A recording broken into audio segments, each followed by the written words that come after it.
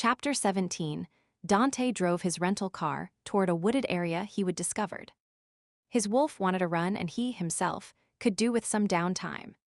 Not that he would likely be able to lose himself completely in the wolf. He had too much to think about, Gwyneth being near the top of the list. "You kissed her." Again. His wolf pointed out the obvious. It was part of the plan. It was. Of course. After this many years, the ways of a con are as natural as breathing. The animal looked at him doubtfully. He sighed. That was the problem with having an inner animal. You really could not lie to them.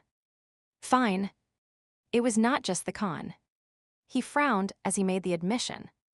If it had been, ending the kiss would have been easy. Instead, he would have to force himself not to press closer and delve into the sweetness of her mouth. His body stirred in her presence, their verbal battles an aphrodisiac. She was quick, clever, and kept him on his toes. It was not often he met someone who could do that. The wooded area was ahead. He pulled off the main road and bumped down a potholed track, finally parking in a small graveled clearing.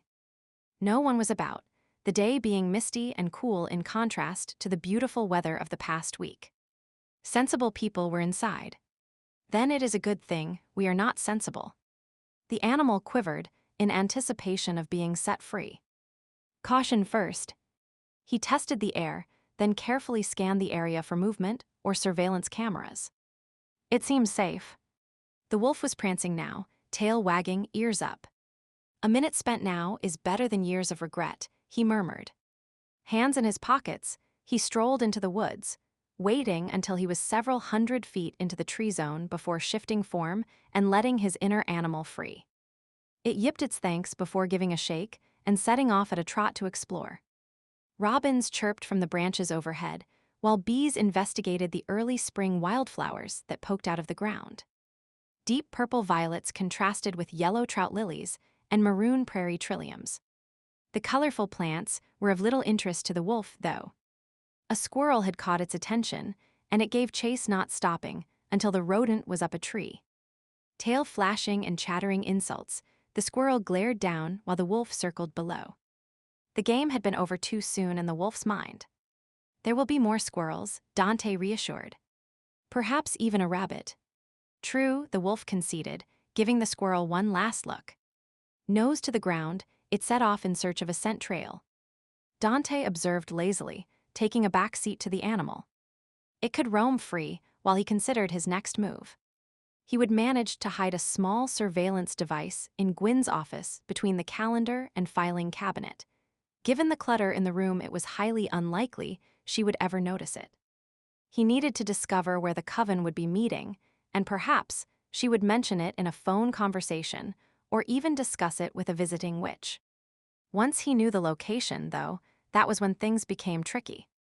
Defeating a member of the Universal Coven would be almost impossible, but taking one off guard increased the chances in his favor. And where else would a witch be most likely to let their guard down than when surrounded by their own kind? If things went as planned, the malefic witch would be eliminated, Lycan Link's hands would appear squeaky clean, the alliance meetings would continue undisturbed, and the entire incident would be classified as the actions of a rogue wolf. And if he was lucky, he would make it out alive. It was dubbed a suicide mission, but he would survive worse odds. Not much worse, of course. Thankfully, he had a knack for finding and successfully using every slim chance there was.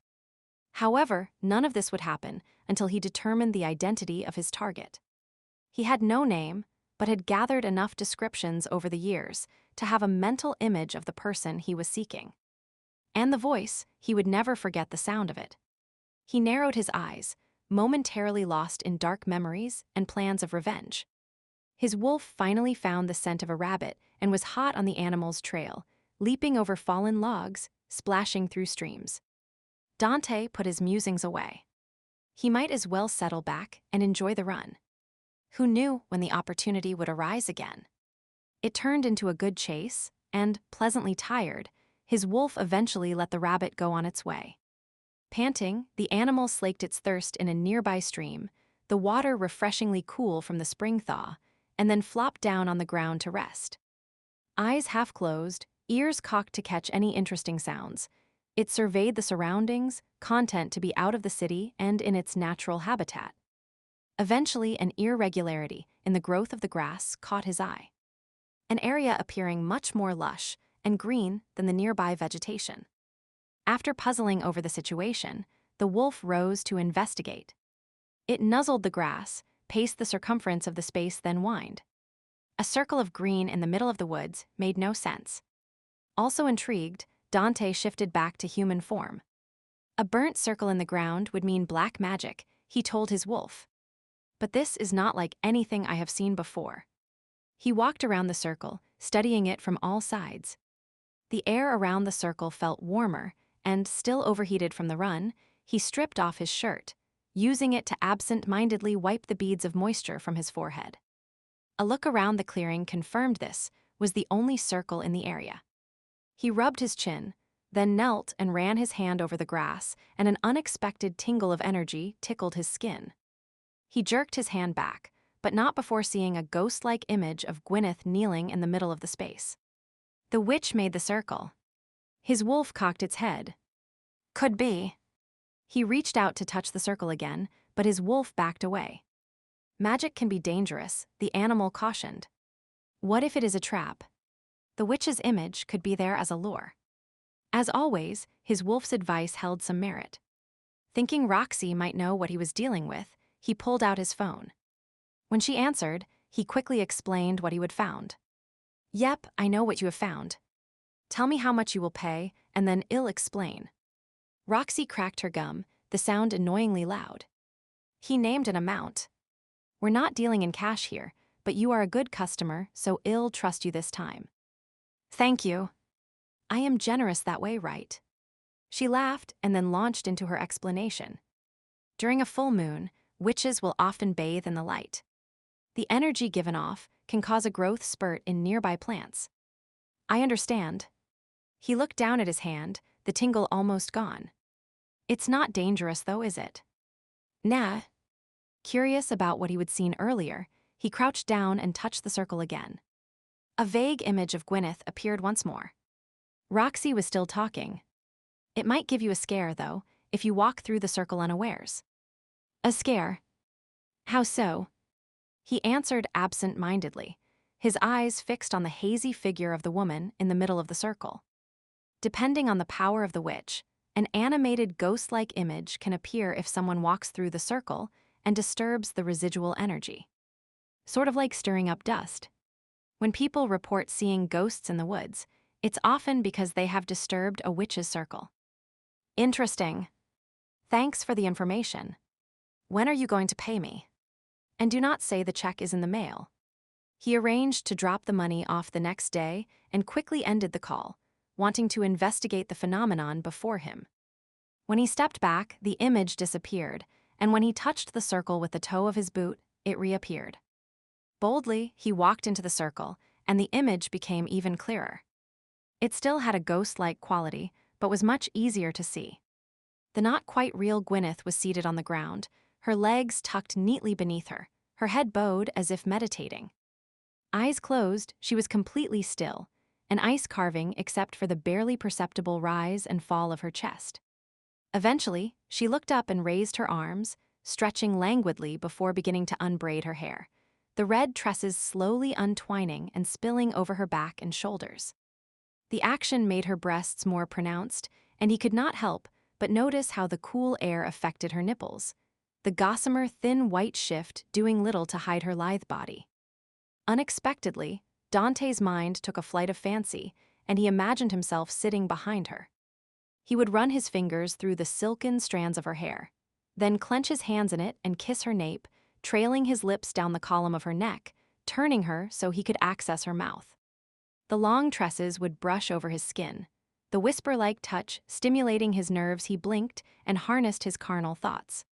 Focus on what is happening in front of you, not some fictional scenario, he chided himself. Gwyneth was kneeling now, raising her arms to the moon, tilting her face up towards the cool rays.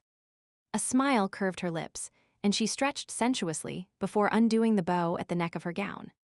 The material slowly slid down her body, catching at her hips before giving way to gravity and pooling at her knees, leaving her naked. The sight was like a kick to his gut. He inhaled sharply, his body hardening in response to the nude woman before him. His gaze traced her moonlit frame, noting the curve of her hip, the indent of her waist, the jut of her breasts and slope of her shoulders. His hands clenched into fists as the throbbing of his body responded to the vision in the clearing. The urge to step closer, to take her in his arms, was strong, and when she finally stood and turned his way, her face was radiant with contentment and joy. She opened her eyes, blinking slowly, almost sleepily, before she noticed him.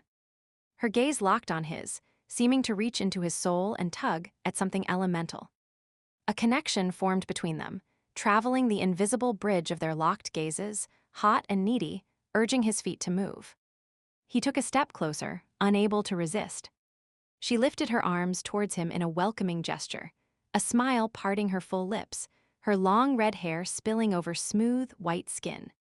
A small imperfection caught his attention, a crescent-shaped scar over her heart, the blood spell mark Roxy had mentioned. Abruptly he stepped back, exiting the circle, and the image faded from sight. The scar had reminded him he had a job to complete. And even though Gwyneth was not really there, he had no right to spy on her. He forced himself to turn and walk away, despite his body's protests. Sometimes having an attack of ethics sucked. Sam pushed her way through the crowds at Club Mystique. Now that she was pregnant, alcohol was off limits, and with her friend Tina no longer working at the club, the place no longer held much interest to her. She did, however, have business here. Matt was supposed to have stopped by the pack house today to go over some renovation plans. Ever since her grandfather's death last year, she and Damien had slowly begun making changes to how the pack was run, starting with housing arrangements.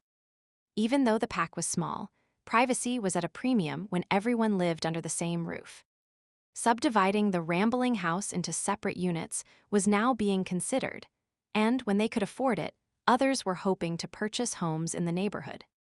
All that was on hold, though, since Matt had not shown up for their appointment. She hoped to be able to talk to him tonight and reschedule.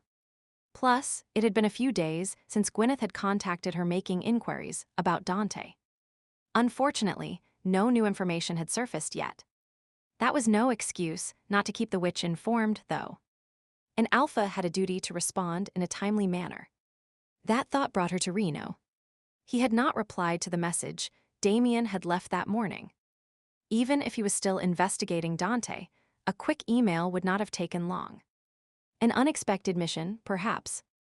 Or something to do with Brandy. A grin broke out on her face. Brandy had said they were hoping to start a family soon. Maybe that is what was keeping Reno from his research. She chuckled to herself, imagining Gwyn's expression if she said that was the reason there was no news on Dante. Yep, it would go over like the proverbial lead balloon. Pausing in a corner, she scanned the room once more looking for Gwyn, but saw only a sea of heads. The bouncer, however, was nearby, so she made her way over to him. "Hey, Ruddy." "Sam." The burly bear glanced down at her and grinned. "Surprised to see you here. It's been a while. I have been keeping busy." His gaze dropped to her waist. "I hear congratulations are in order." "Thanks." Word travels fast. A pregnant alpha is something of a novelty. Yeah, I guess so. Female alphas were rare, so she supposed she was a novelty, but she wished people would quit making a big deal out of it. She was happy about the baby, of course. It was just that as an alpha she was concerned how the two roles were going to mesh. And what did she know about being a mother? Since she was a child, she would been trained to be an alpha, but motherhood was a mystery to her. It was supposed to be instinctive, was not it? The only problem was those instincts had not been stirring yet. Her expression must have conveyed her feelings, or perhaps Ruddy was perceptive to feelings, as were many of the bears she would met. Either way, he did not pursue the topic. She scanned the room looking for his cousin. "I do not see Matt here tonight. He was supposed to stop by the house today and give a quote on some renovations we want done." Ruddy frowned. He did not show up for his shift either. Perhaps he's sick. or there was a problem at another job site. Matt always let me know if he cannot make it to the club. Ruddy shook his head. I called him. No answer. And his truck is still parked in the same place it was last night. Do you think there is something wrong? Her alpha instincts kicked in. I could send a patrol out. Thanks, but no. He rubbed the back of his neck. I believe he and Gwyn have parted ways. She said as much when I asked if she knew where Matt was. Perhaps he needs some time by himself. It's the way of our people to mourn alone. Well, when you hear from him, tell him to give me a call. He nodded and took a deep breath, then smiled at her. Were you here just for Matt, or can I help you find a table? Actually, I am looking for Gwyn. Over there. Watch yourself, though. She is in a mood. He gestured towards the back, where Gwyn was helping clear a table. Thanks. She nodded and began to make her way towards the witch. When a male patron tried to chat her up, she shot him a drop-dead look that had him quickly backing off. Patting the slight swell of her belly, she grinned and murmured to her unborn child. No worries there, baby. Mama's got that part covered. If anyone ever bothers you, I'll kick their ass. Noticing Gwyn was now heading to the bar with a loaded tray, Sam altered her path to intercept her target. Gwyn, got a minute. The witch looked at her and tightened her lips before nodding. Follow me. After setting the tray down on the bar, she led the way to a relatively quiet corner. What do you want? Sam narrowed her eyes. As pleasant as always. I have no time for idle chatter. Neither do I. Sam hooked her thumbs in her belt loops and widened her stance. The other woman had come to her for help, but you would never know it from her attitude. At least she was not gushing about the baby, as some in the territory had done. Sam was sure if one more person tried to touch her stomach, she would punch them. Well, Gwyn folded her arms and tapped her foot. I thought you might want an update on Dante. Interest flared in the woman's eyes. What did you find out? He's here on some unofficial Lycan link business. Gwyn sneered. I already learned that on my own. Really? How? He told me. Plus, there was an email from Lycan link. Email? That is what I said. Now if you do not have anything more to say. No, that was it for now. Gwyn rolled her eyes. I thought Lycans claimed to be so efficient and organized, always knowing where everyone was and what they were up to. We try to keep tabs on our people, but not all Lycans comply. Dante is one of the ones that likes to slip through the cracks. Sam forced herself to reply politely. I have someone looking into the matter, but wanted to ensure you knew I was not ignoring your request. Fine. Gwyn brushed past her, and Sam frowned as she watched her walk away. An email did not match the initial information Reno had given Damien. It had sounded as if Lycan Link did not want to acknowledge an official connection to the man. Were they talking about two different Dantes? Not likely. It was hardly a common name. She hoped whatever Dante was up to, it was not going to cause problems and he would soon be gone from their lives. Calm, quiet, ordinary, that is what she wanted from life right now. Damien was skittish enough about her being pregnant. Adding Dante to the mix was the last thing they needed. Reno, what is the matter? You have been staring at that report all night. Brandy stood behind his chair. Sliding her arms around his neck, she pressed a kiss to his cheek. Emma. He glanced up at her. That report. You have been reading it over and over, mumbling to yourself for the past 2 hours. Yeah. Sorry. He set the papers down in his lap and rubbed his eyes. I have been looking at this so long I am seeing double. What is so fascinating about it? I have been researching a girl Dante was involved with back when he was at the academy. A girl? What was her name? Carlotta. And she moved to sit on the arm of his chair. She and her entire pack were murdered. She stared at him aghast. How could that have happened? It was a very small pack. They lived south of the border in a very rough area. The official report says they were caught in a drug war. She cocked her head. You do not sound very sure. It does not feel right. He flipped open the file again. The autopsies put the dates of deaths of the members as much as a week apart. Quick executions were more in keeping with a drug war. What do you think really happened? He shrugged. At the time, the locals were whispering about an evil force, the return of the ancient ones, dark magic. A bunch of rumors and superstitious stories from the sound of it. The sort of stuff you use as a DC to hide the activities of careless Lycans. Right. She gave him a knowing look. Of course, there is often a grain of truth to rumors. Yeah. He rubbed his neck. The whole thing is odd. How does Dante fit into this? It seems she and Dante had an affair during spring break. Her family found out and banned her from seeing him. His official ranking was still listed as Omega at the time. Brandy nodded. Wolf pups took on the ranking of their parents until they reached adult status and found their own place within the pack. How sad that they never got to see each other again. We're not clear on that. He went there directly after graduating from the academy. The pack died shortly afterwards. A chill ran over her.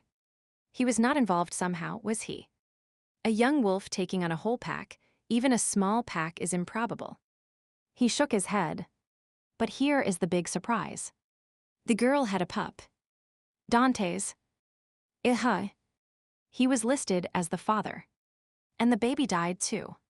She felt her eyes prickle with tears, thinking of the innocent child. That is the mystery. A child's body was never found. So it might be alive somewhere. Could be. I wonder if Dante knows what happened.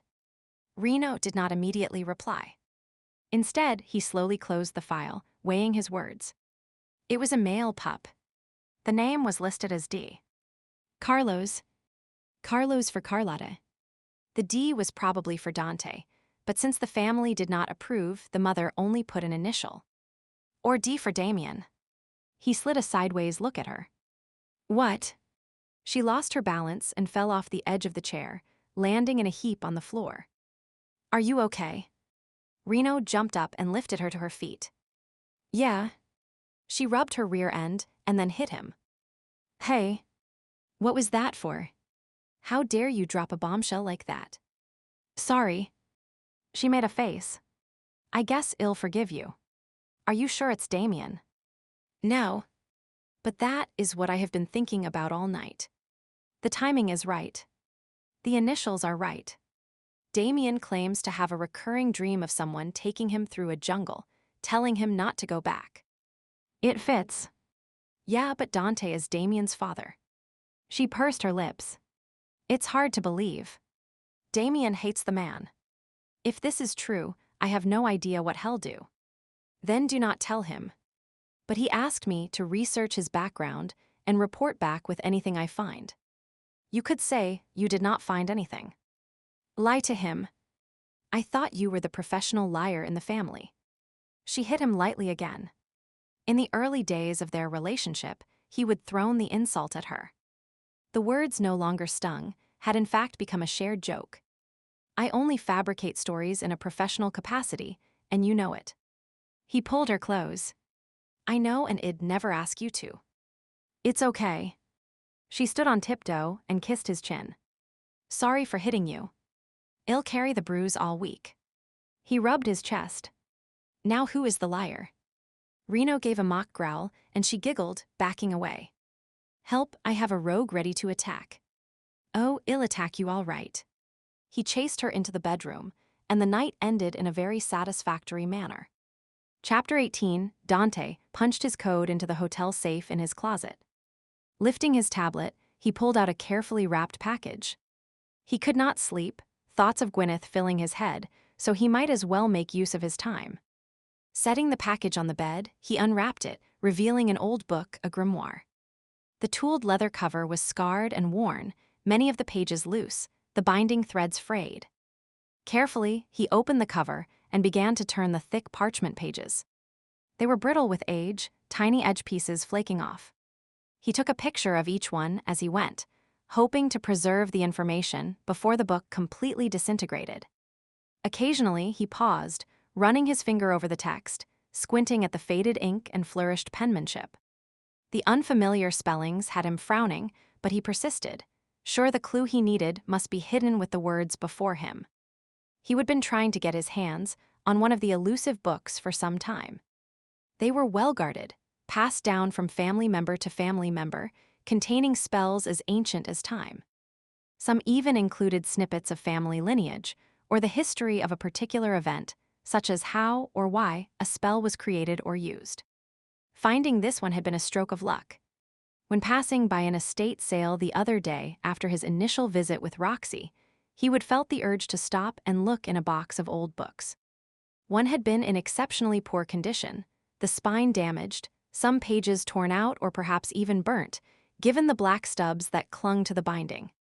But it had been the cover that had caught his eye. The pentagram and runes carved on the front had made him realize the worth of what he had found. For the past few days, he had been studying the tome, hoping to arm himself with some insight into black magic before entering the coven.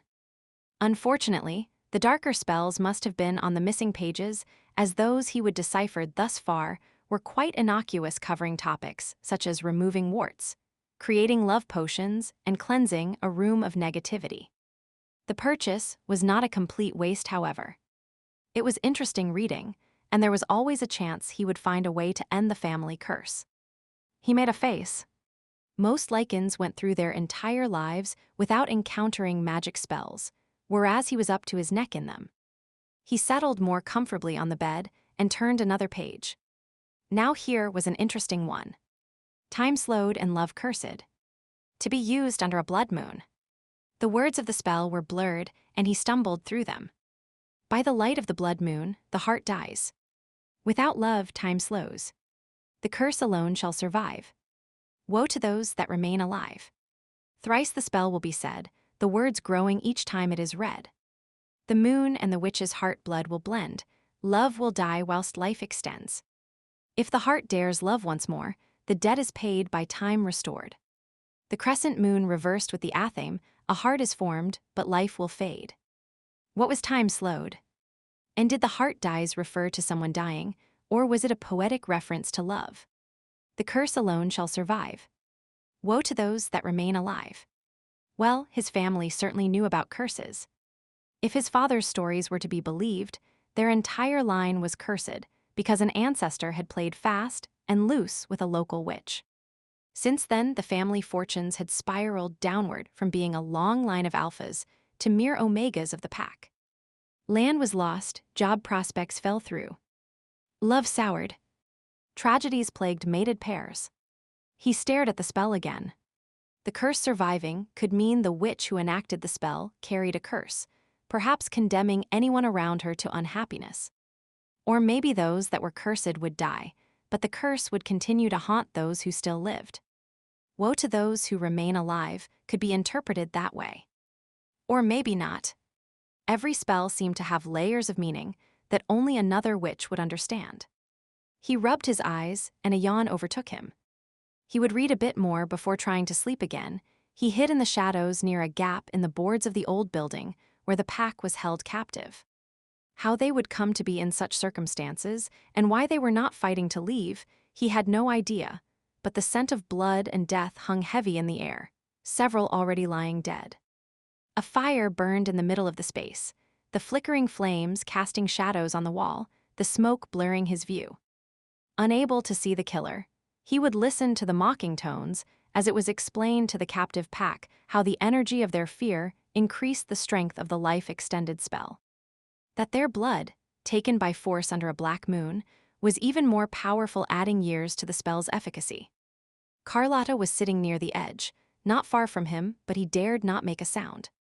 A light breeze stirred, ruffling his hair, causing errant strands to fall into his eyes. He pushed them away, keeping his focus on what was happening inside the building. Whether it was his movement or his scent carried on the wind, he could not say, but she suddenly turned her head his way. Across the distance, he could see her eyes widen, a soft gasp escape her. Shaking his head, he would press a finger to his lips. She nodded in understanding, then glanced down to the bundle she held in her arms. A child. When she looked back at him, he could see the uncertainty in her eyes. He tightened his lips, swallowing hard before forcing a faint smile and nodding. He would heard in town that she would had a child she would named Damian Carlos, the father a tourist who had never returned. Despite being shocked, he would had no doubt the child was his. Carlotta's phone calls had hinted there was important news, but damn. She should have told him. He would have come for her. A deep breath, and he pushed his feelings to the side. Now was not the time for recriminations. Getting her out of this mess came first. Slowly, she would edge towards him, 1 inch then another, always with an eye to the individual at the front. He gripped the edge of the board, pulling on the rotten timber. The faint screeching protest of rusty nails had him freezing in fear. The killer did not seem to have heard, but he dared not try again to make the opening bigger. He would flick his gaze between Carlotta and the gap in the boards. She would fit barely. A distraction would be needed, perhaps a rock thrown through the window. He mimed his plan. She shook her head and lifted the child slightly. She wanted him to take the babe first. The opening was big enough, why not? Please. She mouthed the words. Save the child, yes. But leave his love behind. He shook his head. No, the very idea unthinkable. Her pleading eyes filled with tears, and reluctantly he agreed. When she was close enough, she bent her head and whispered to the child, then pressed a kiss to its head. She eased the tot from her arms and gave it a gentle push towards him. He reached for the child, pulling it through the opening and then quickly gathering it to him so its face was pressed to his chest, stifling any sounds it might make. He did not look at the boy, the flesh of his flesh. The child clung to him, trembling, but he would kept his own eyes on Carlotta. Lips pressed tightly together, she looked at him, tears slowly dripping from her eyes and trailing down her cheeks. Her grief had spanned the distance between them, tearing at his heart. Go. Save our son. The words on her lips were as clear as if she would spoken them aloud. No. I love you. He breathed the words, wishing he could touch her, kiss her. You have to try. For me. For the child. I love you too. She flicked a glance at the front of the room and then back at him, finally nodding. He stood, the child in his arms, and threw a rock at the window. Even as the crash sounded through the night, he turned and tore at the board he would already loosened. She crawled through the opening. He bent and pulled her to her feet with his free hand. Shouts and cries sounded inside the building. Come on. Run. He took off, half dragging her behind him. Her movements were sluggish, as if she were drugged or being held back by some invisible force. They barely made it 20 yards when a blinding flash of light surrounded them, and with a cry, Carlotta fell to the ground. He stumbled, turned. She was dead. A gaping hole in her chest. Blood everywhere. Spattered on his pants, pooling on the ground around his shoes. His knees almost buckled, his eyes riveted on the sight. An aching black chasm seemed to be filling him, stealing his breath, holding him frozen in place. Only the weight of the child in his arms kept him from giving in and collapsing beside the woman he loved. The killer was approaching, the air chilling as evil invaded the space. Go. Save our son. Carlotta's words echoed in his head, her voice urgent, pleading, breaking the spell that threatened to entrap him. With one last look at Carlotta's face, he turned and ran, crashing through shrubbery, stumbling over roots, the child clutched to his chest. He ran until he was exhausted and out of breath, and then continued on, afraid to stop. To turn back and see if he was being followed, a thud had him awakening with a jolt. He would fallen asleep, the grimoire on his lap, only now it was on the floor. He groaned as he moved, his neck stiff, his eyes gritty. It was not the first time he would relive the events that had set him on his current path. It probably would not be the last either. Maybe avenging Carlotta's death would finally give him some peace, or maybe not. Scrubbing his hands over his face, he forced himself to throw off the remnants of the dream. Light was streaming in through the curtains. It was time to get moving. He got up and gathered the book back together. It was so old it could not withstand much rough treatment. Wrapping it up, he carefully placed it back in the safe. A glance at his watch on the bedside table showed he had an hour before he had to meet Gwyneth. Good, there was enough time for a shower. Yawning, he headed to the bathroom, eager to climb under the hot, pulsating stream. He was sluicing the water from his hair when awareness had him stiffening. Something alerted him he was not alone. Easing back the shower curtain, he stepped out from under the spray, purposely leaving the water running so as to not alert whoever was in his room. After wrapping a towel around his waist, he pressed close to the door to hear over the pounding of the water behind him. Someone was definitely out there. Fuck. Shifting into a wolf, without knowing what species one was facing, was not advisable. There was a chance it was housekeeping, not likely, but caution was needed. He scanned the room for a weapon. Shampoo, his shaving kit, towels. He grabbed the shaving kit and slung a towel over his shoulder. If need be, he could throw the kit at the intruder. Most individuals automatically recoiled from a projectile lobbed at them. And a snapped towel could knock a gun from a hand. Not his preferred weaponry, but better than nothing. Armed, he placed his hand on the doorknob and eased it open a mere crack. It was enough to suit his purpose. A scent reached him, and he relaxed his tense muscles. Gwyneth. Leaving the shaving kit on the counter, he flicked off the shower and then strolled into the bedroom area.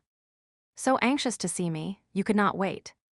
Gwyneth turned from her study of the items on the dresser. You are late. Late? It's barely. He picked up his watch and glanced at the face. Damn. It was the same time it had been before the shower. My apologies, the battery must have been defective. That is what you get when you buy knockoffs on a street corner. I do not buy knockoffs. He used the towel over his shoulder to dry his hair. And speaking of the word knock, you obviously do not know how. You are over half an hour late. I was concerned. Her attempt at looking innocent made him laugh. Bull. You thought you saw an opportunity to do some snooping. You said you did a search of my background. Turnabout is fair play. How did you get in? No. Let me guess. He noticed a hint of purple in her eyes, the sign a witch had been using magic. You cast a spell on a member of housekeeping, or she shrugged. A simple door-opening charm. Handy. You will have to teach me that one day. Unless you have witch blood in your background, it would not work. Shame. He dropped the towel he had been using on his hair and reached for the phone. What would you like to eat? I thought we were going to a rooftop restaurant. You are here. I am not dressed yet.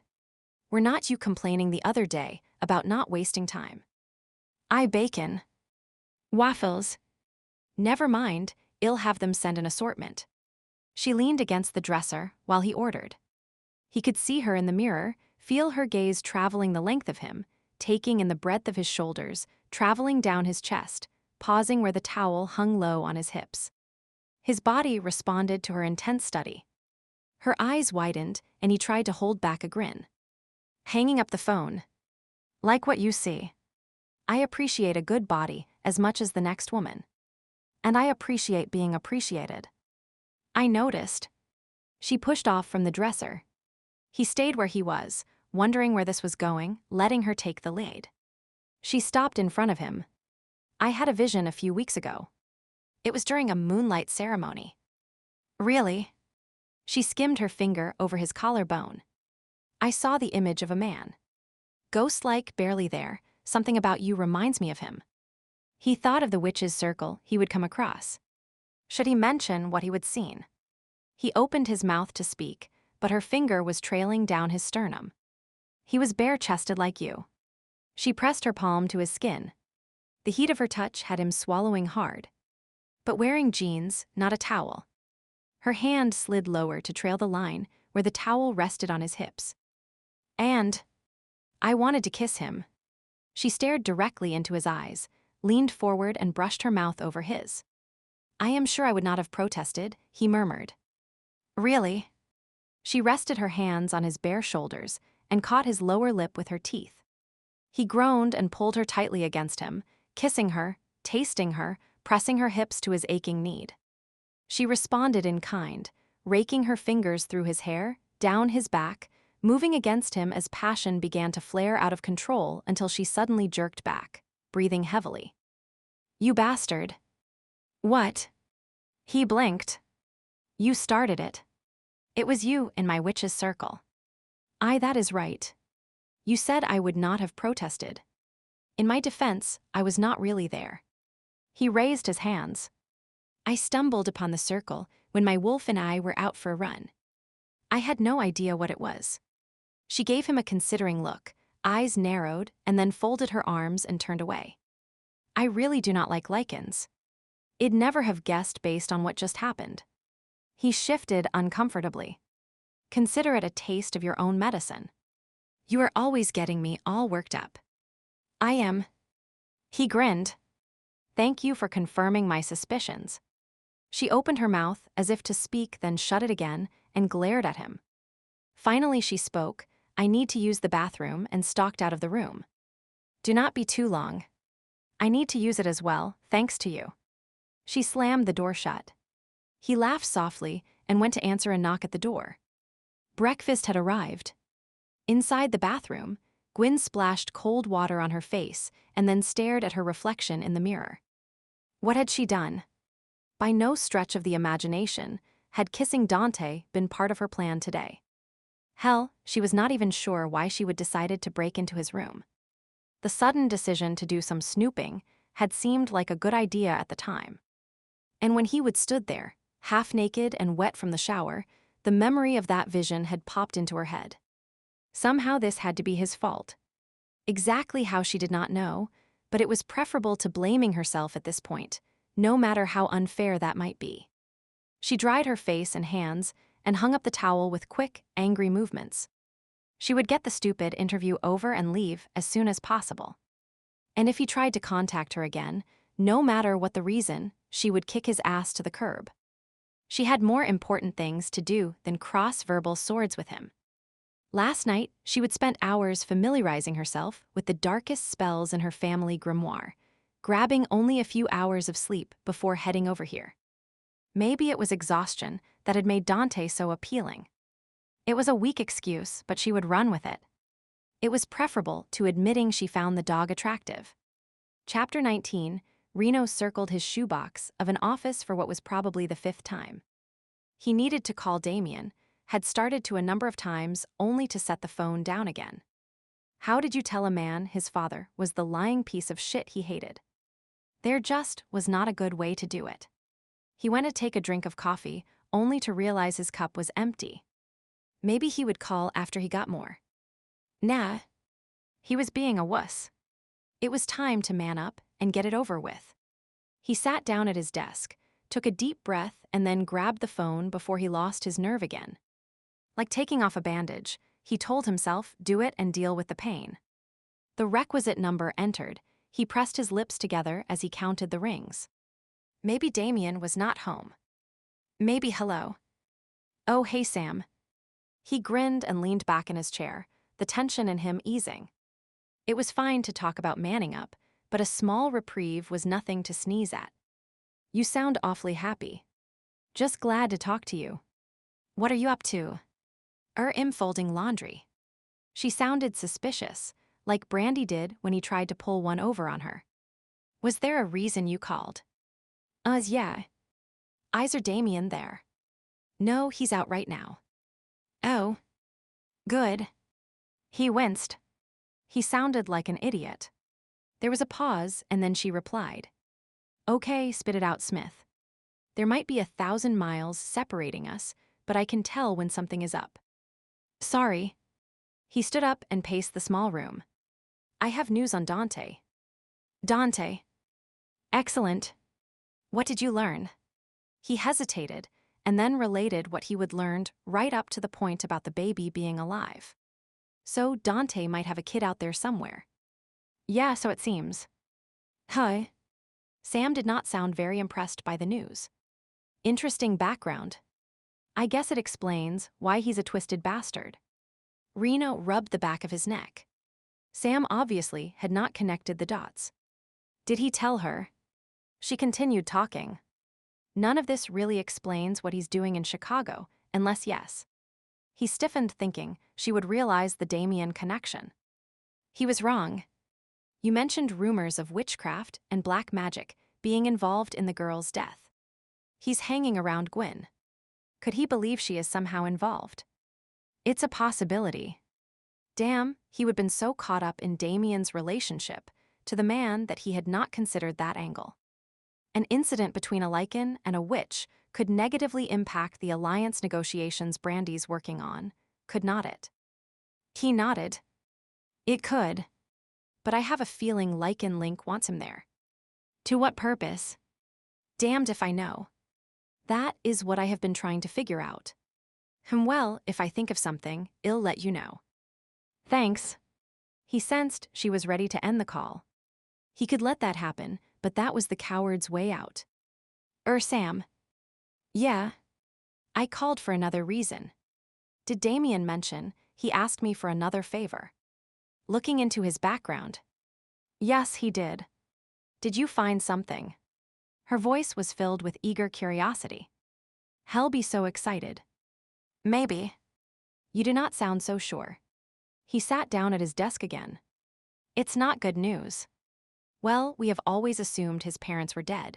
There is not much worse news than that. Actually, there is. He took a deep breath.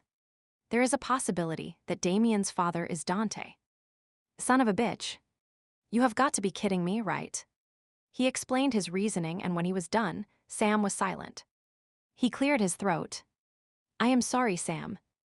I know this was not what he was hoping to discover. That is an understatement. Telling him is not going to be fun. The background sounds gave him the impression that she was pacing the room. Those kick-ass heels she favored clicking on the wooden floor. Sam. I feel responsible. Even though he asked me to go digging, I am the one that uncovered the rat's nest. Can you hold off telling him? Brandy and I are flying to Chicago in 2 days. You and I could tell him together. Okay. He gave a bark of laughter. You agreed awfully fast. If I am going to face the firing squad, I might as well have company.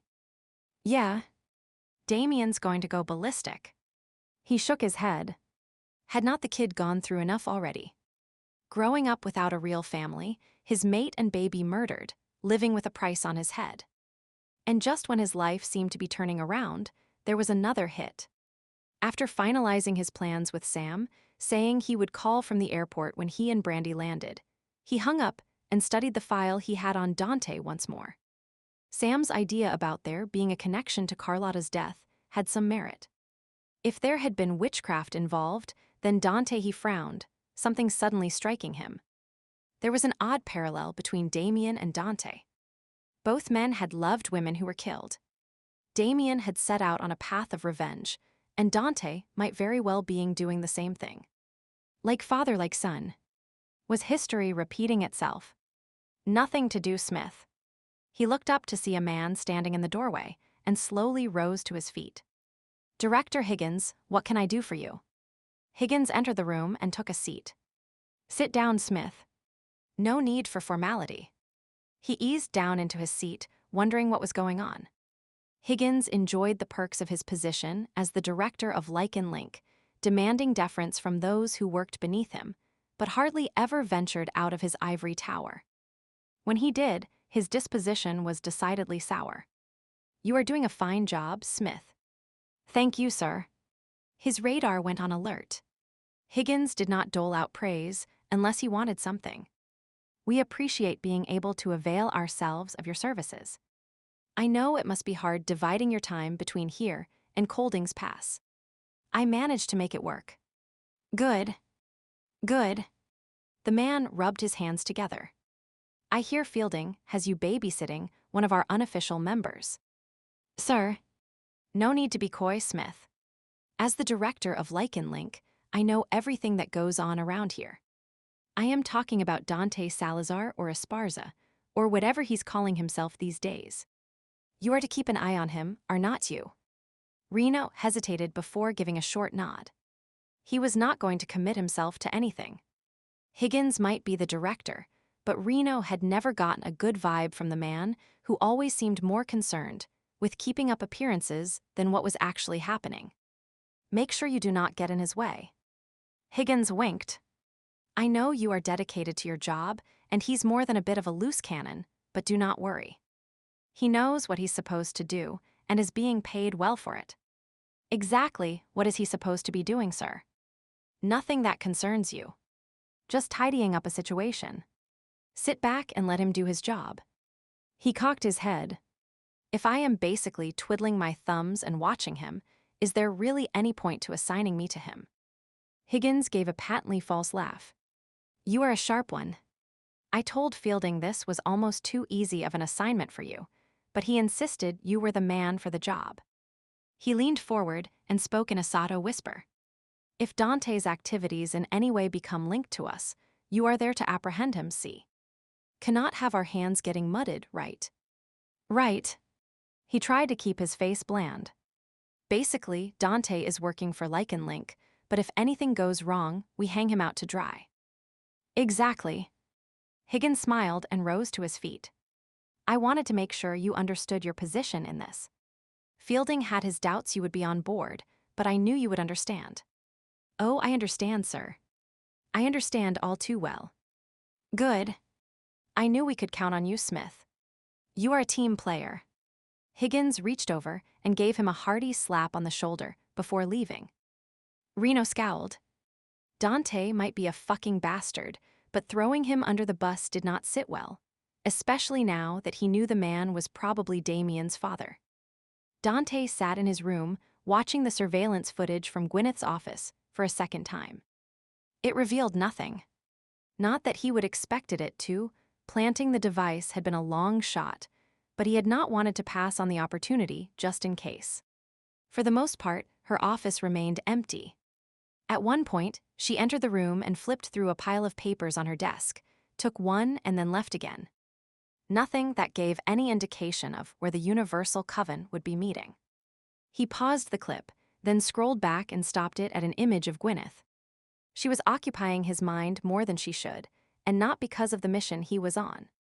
It was the woman herself that held his attention, despite the fact he knew it was dangerous to lose focus, to see a mark as anything beyond a mark. Their unexpected encounter had affected him more than he liked to admit, rendering the supposed interview over breakfast pointless. By the time he would got his game on again, she would been leaving, and he would not gained any new information on the Coven. Not a tragedy, it only made the timeline tighter, but it was not like him. Something drew him to Gwyneth O'Donohue. Her quick wit, the way she challenged him, that was an obvious appeal, but there was more to her than met the eye. They were alike in that respect. And he would seen hints of a softer, more vulnerable side, which she tried to keep hidden. He wondered why she would close that side of herself off. His phone rang. It was Higgins. Yes. I told Smith to back off, like you asked. Good. I do not need him breathing down my neck. Get the job done soon. He's not going to turn a blind eye for too long. Man's got too much damned integrity.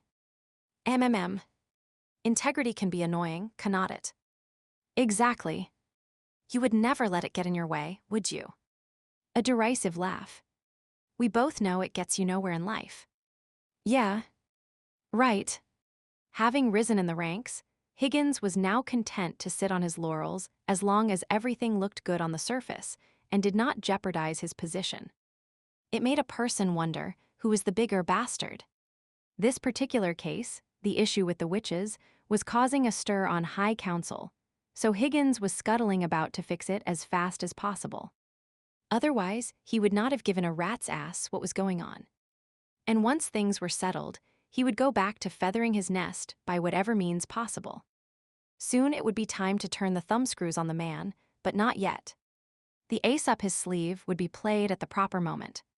For now, he would let Higgins bask in his supposedly safe ivory tower. Chapter 20. Matt woke, every muscle in his body aching. He felt like he would been on a 3-day bender or hit by a truck. Or maybe both. He latched on to that cheery thought, preferring it to the current situation he was in. Unfortunately, he needed to empty his bladder, and he was forced to open his eyes. Reality came crashing down as he stared at the steel bars across from him, then the concrete floor he was huddled on. Yeah, it was not a dream. He was still captive in a jail-like cell in some sort of industrial building. Dim light fought to penetrate the filth-covered skylight, letting him know it was morning again. He pulled a set of keys from his pocket and scratched a line in the flaking paint that covered the floor. It was the start of day 3 of his captivity. Slowly, he rose to his feet, working the kinks from his body. Sleeping on the floor left a lot to be desired.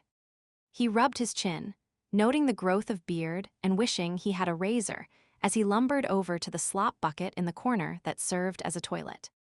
Funny the stuff you missed. Simple things like flushing and washing your hands were a luxury right now. His stomach grumbled, and he stared at the empty tin tray near the door. His captor was hit and miss when it came to food, and had no idea how much a werebear could eat. Not that it probably mattered. Seems he was going to be used in a sacrificial ceremony in another few days. He paced the cell, trying the door, attempting to bend the various bars with his animal strength. Why he continued to test them, he had no idea, but it had become a ritual of sorts. Get up, pace the cell, test the bars, then hunker down by the wall again. He did the latter, and began to use his keys to scrape away at the wall where the steel bars were embedded. Progress was slow, but it was the only means of escape he would been able to come up with, and it kept him sane in this insane situation. A distant sound caught his attention. His captor was coming for a visit, hopefully with food. Footsteps approached, a door squeaked opened. He put his keys in his pocket and stepped away from where he had been working on the wall. Not that his captor ever appeared to care. There was a rustling of material as the witch approached wearing long robes. His inner animal raised its head, sniffing the air, a low grumble sounding from deep within. The overhead lights flared, and he squinted in the sudden brightness. Gwyn looked up from her computer screen and cocked her head. The front door of the club was opening. That was strange. She knew the door was locked. It was over 2 hours before Mystique opened for business. A smile brightened her face, thinking maybe it was Matt. He would been missing for the past few days now, and she would been getting worried despite Ruddy's suggestion that Matt was in solitary mourning over their breakup. If so, it was a good thing she would ended the relationship. She had nothing to give him beyond friendship and sex, and even that would not last for much longer. After 10 years of running the bar, her time here was coming to a close. It was one of the drawbacks of living for so long. She aged so slowly that after a while people began to notice. Another few years, and she would have to close up shop and move on. She pushed back her chair and stood, planning to talk to Matt before the rest of the staff started to arrive. Surprisingly, Sherman jumped off the filing cabinet, gave a pleased meow, and hurried from the office into the main part of the club. It struck her as unusual, since the cat had never shown a particular attachment to Matt before. Sherman treated everyone with an equal amount of disdain. Perhaps absence really did make the heart grow fonder. As she traversed the few feet that separated her office from the main part of the club, the sound of a soft, husky laugh drifted towards her, and she paused. Not Matt, but Dante. The dog must have picked the lock as payback for her breaking into his room the other day. Pausing in the doorway, she folded her arms. You know, it would serve you right if I sent a chair crashing down on your head. That is what I would usually do with an intruder. He looked up from petting Sherman, the cat perched on top of the bar. If you did that, you might injure your cat. A scowl settled on her face. Do you have a comeback for everything? Pretty much. She walked over to where he stood. Are you bribing my cat with tuna? Crab. Dante showed her the tiny container he held. Any particular reason? I like cats. He set the remaining food on the ground. Unusual preference for a dog. Dog. Are we back to that again, after all we have shared? Her mouth turned downward. She would been hoping he would not mention that. Nothing has changed. We kissed. It was a mistake. Is that really how you feel? There was no mocking in his voice. It seemed to be a genuine question. She was not sure what to say. The sincerity in his gaze tugged at something inside her. He stepped closer, and she could feel the energy between them. When he reached out and tucked a stray curl behind her ear, she struggled not to lean into his touch. There is something between us, Gwyneth. I do not like Lycans. I know. There are some I do not like either. I can say the same about humans, the fae, and even witches." He shrugged. Blaming a whole race for the actions of one is pretty narrow-minded for someone as intelligent as you. She looked away. It was not a new argument. He waited a beat and then continued. "You are a stubborn woman, Gwyneth, but well worth the effort." In the meantime, with one finger on her chin, he urged her to look his way. A small gift-wrap package rested in his hand. "Happy birthday." "What?" "It's your birthday."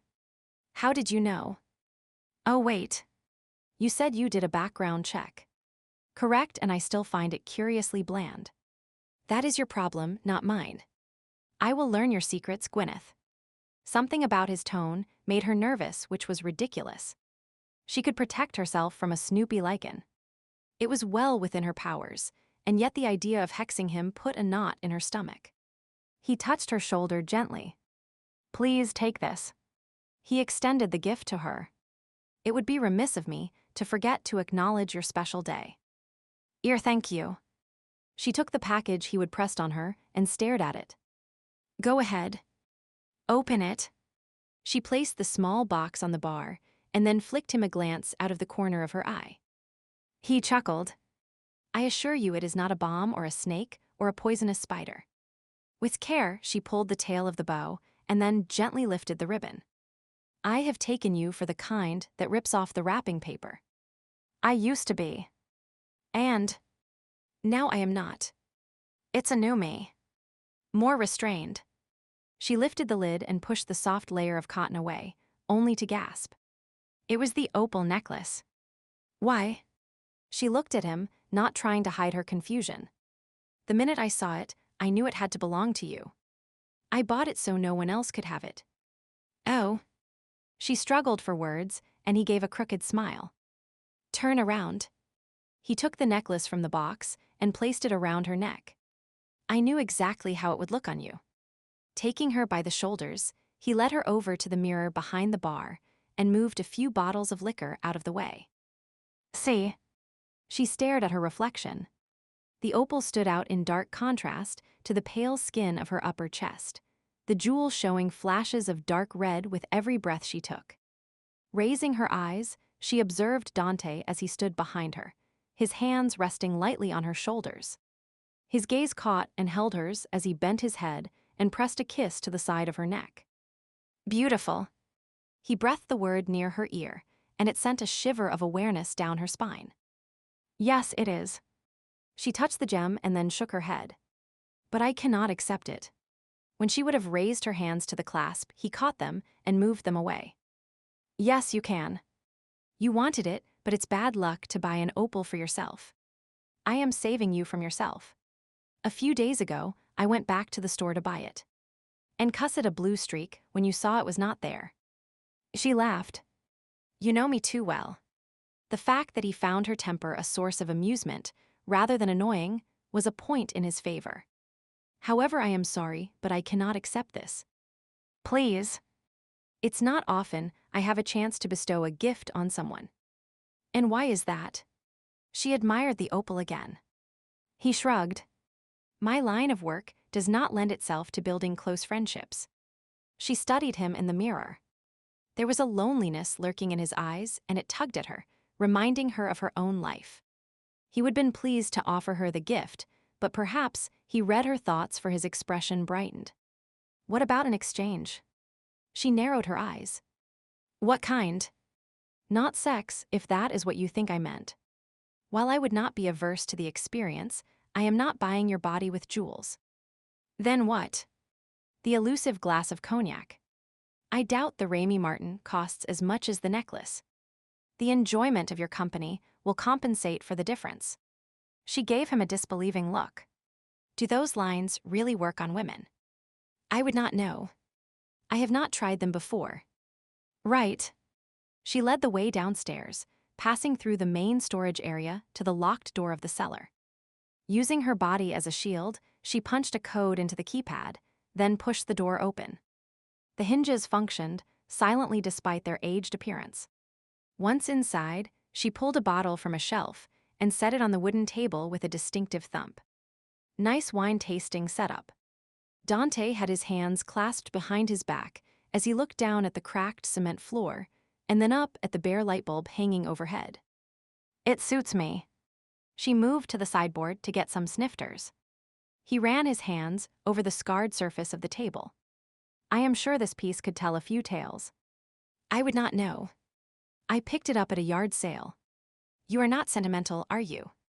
"Things mean very little to me." She poured a finger of liquor and handed it to him. "I do not need fancy anymore." Rather than taking the glass, he put this hand over hers so they were both holding the vessel. "But maybe you deserve fancy." He stared into her eyes, holding her gaze until she finally looked away and shook her head. "Been there, done that." This, she freed her hand and swept it outward to encompass the cellar, is much easier. He leaned against the table, slowly swirling his drink. "I picture you in silk, seated in a brocade Queen Anne wingback chair, diamond earrings, a crystal glass in your hand." He raised the glass and narrowed his eyes, noting how the light played through the amber liquid before testing the aroma. "Designer perfume and fine cognac, with an opal at your throat." Gwyneth gave a cynical laugh, and the corner of his mouth quirked. "You laugh, but you know quality." This, for example, he took a sip of his drink, is excellent. "Knowing a good drink does not mean anything." "No, it does not. But there is more to you than meets the eye. You are not just the owner of a bar." "I am a witch." "Of course, there is more to me than outward appearances reveal." She looked at him over the rim of her glass. He made a non-committal sound. "And what about you? You are more than a regular Lycan." "What do you mean?" "You are not part of a pack, or at least not a normal pack. And you are not really a member of Lycan Link, are you?" "How do you know?" "You are too what?" "I am not sure what the word is." "Cultured." "I prefer to think of myself as a Renaissance man." "A Renaissance rogue." She purposely switched the last word, noting how the corner of his mouth twitched in response. "I suppose it's as good a term as any." He inclined his head in mock bow. "Thank you for bestowing me with such a noble name." "Yeah. Right." She set down her now empty glass. "Are you done?" He savored the last sip. "I am now." They would reached the top of the stairs when there was a rattling sound at the club door. Hope flared in her and she quickened her step, heading towards the main room. "Matt." Her momentary elation quickly disappeared as Ruddy entered the room. "Gwyneth." The bouncer acknowledged her as his eyes scanned the room. "Matt is not here." "No." She shook her head. "You have still not heard from him." Ruddy shook his head. "I have been by his place, his current job site. Tried his phone and left messages. It's like he's disappeared." Dante interrupted. "This is the other bouncer." She nodded. "He left here 3 nights ago, and no one has seen him since. I have even checked the local hospitals in case there was an accident." Ruddy began to pace the room. "This is not like him, not at all. Maybe I should call Sam. Her wolves might be able to track him." "Good idea." Dante rocked on his heels, frowning. "It's a small pack, but they have some good trackers." Gwyn looked at him. "How do you know? You never even registered with them when you came to Chicago. Checking up on me, were you?" He gave her a quick grin, then checked where Ruddy was. The man already had his phone out and was moving to the far side of the room for privacy. "Thank you for the cognac. I am sorry the birthday celebration has to be cut short. Perhaps another time." She nodded, her hand moving to the necklace. "Thank you for this. It was very thoughtful of you. Thanking me seems to stick in your throat. I take it I have not yet changed your opinion on Lycans." "No." "Then I'll have to keep trying." His gaze locked with hers before he leaned in and brushed a soft kiss over her lips. The contact was fleeting, yet enough to send tingles down her spine and make her want to call him back as he took his leave. She rubbed her hand over the scar on her chest as it gave a dull ache. As the door shut behind Dante and Ruddy approached putting his phone away, she sighed. How did her life suddenly get so complicated? Dante stood outside the club frowning at the news that Bendov was missing and had been for several days.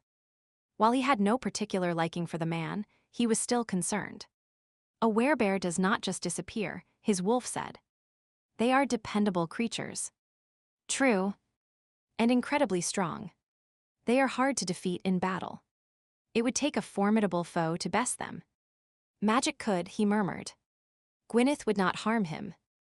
I agree. Unless he paused, thinking. You are wondering again if she is somehow associated with the malefic witch. It's important to keep an open mind and not dismiss possibilities simply because I have developed an interest in the woman. I sense no malice in her. Nor do I. Wary, contrary, caustic-tongued but not malicious. At least not purposeful. But who knows what forms of deception a witch is capable of?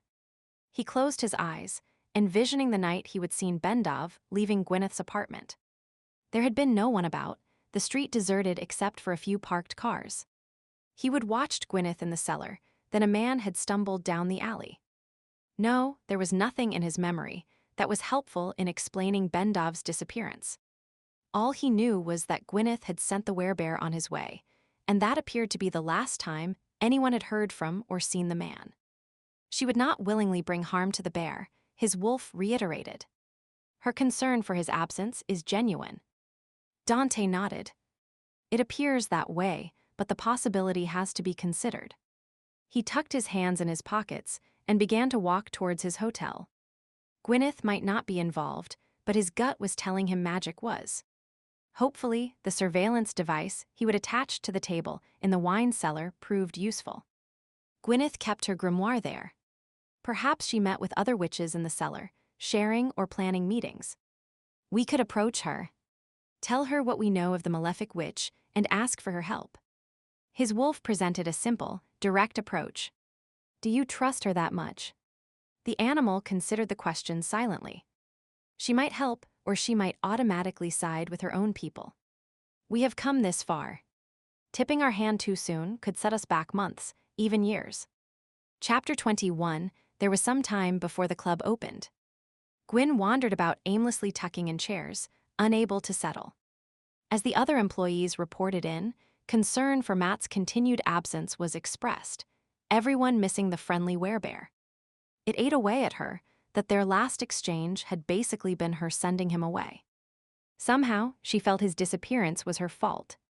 Hoping some solitude would help her regain her equilibrium, she headed to her office only to have her gaze fall on the calendar Dante had been staring at.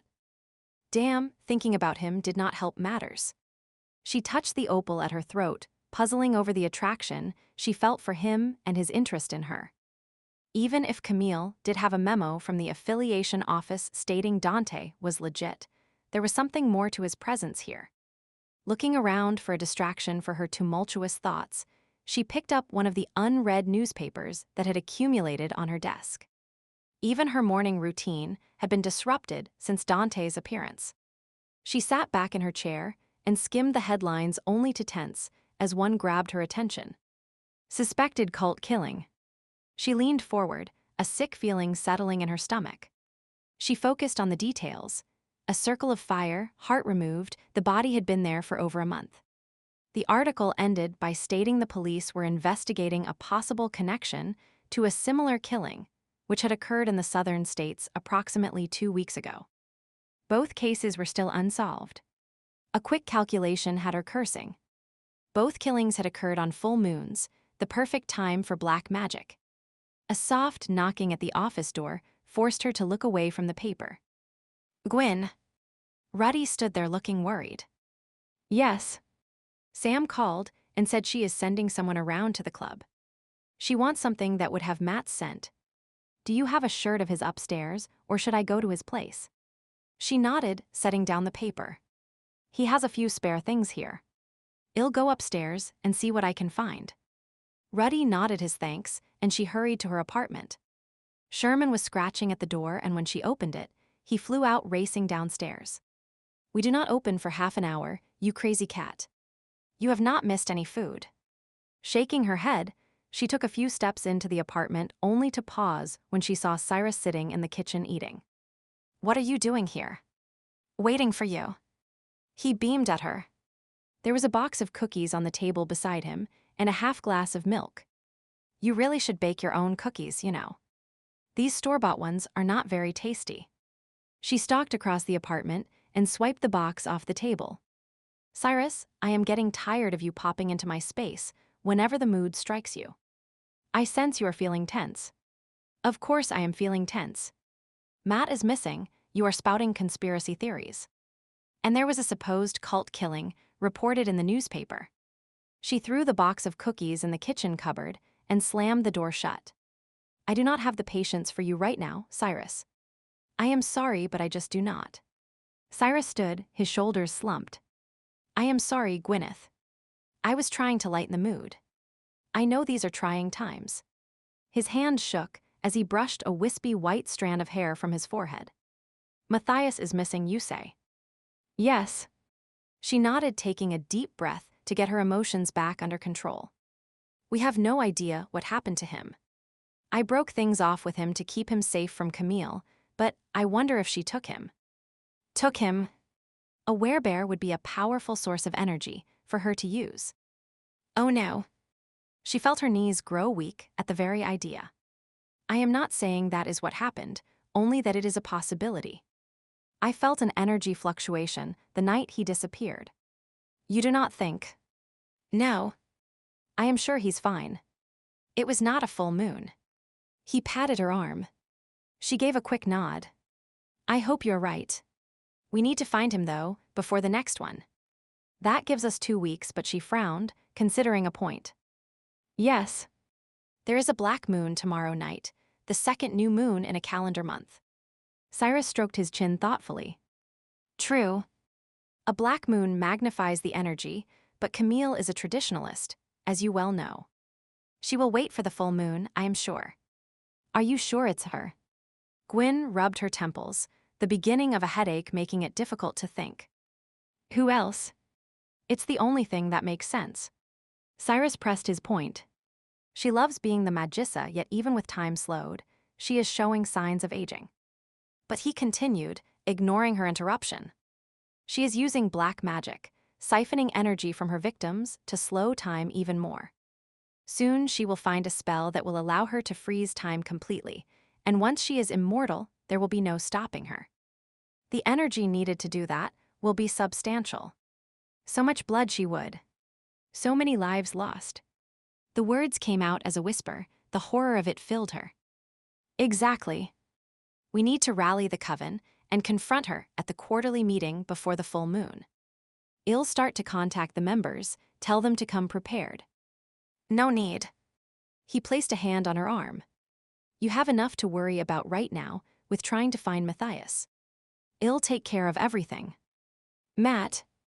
Right. She looked around the apartment. I am supposed to be getting a piece of his clothing for the wolf pack.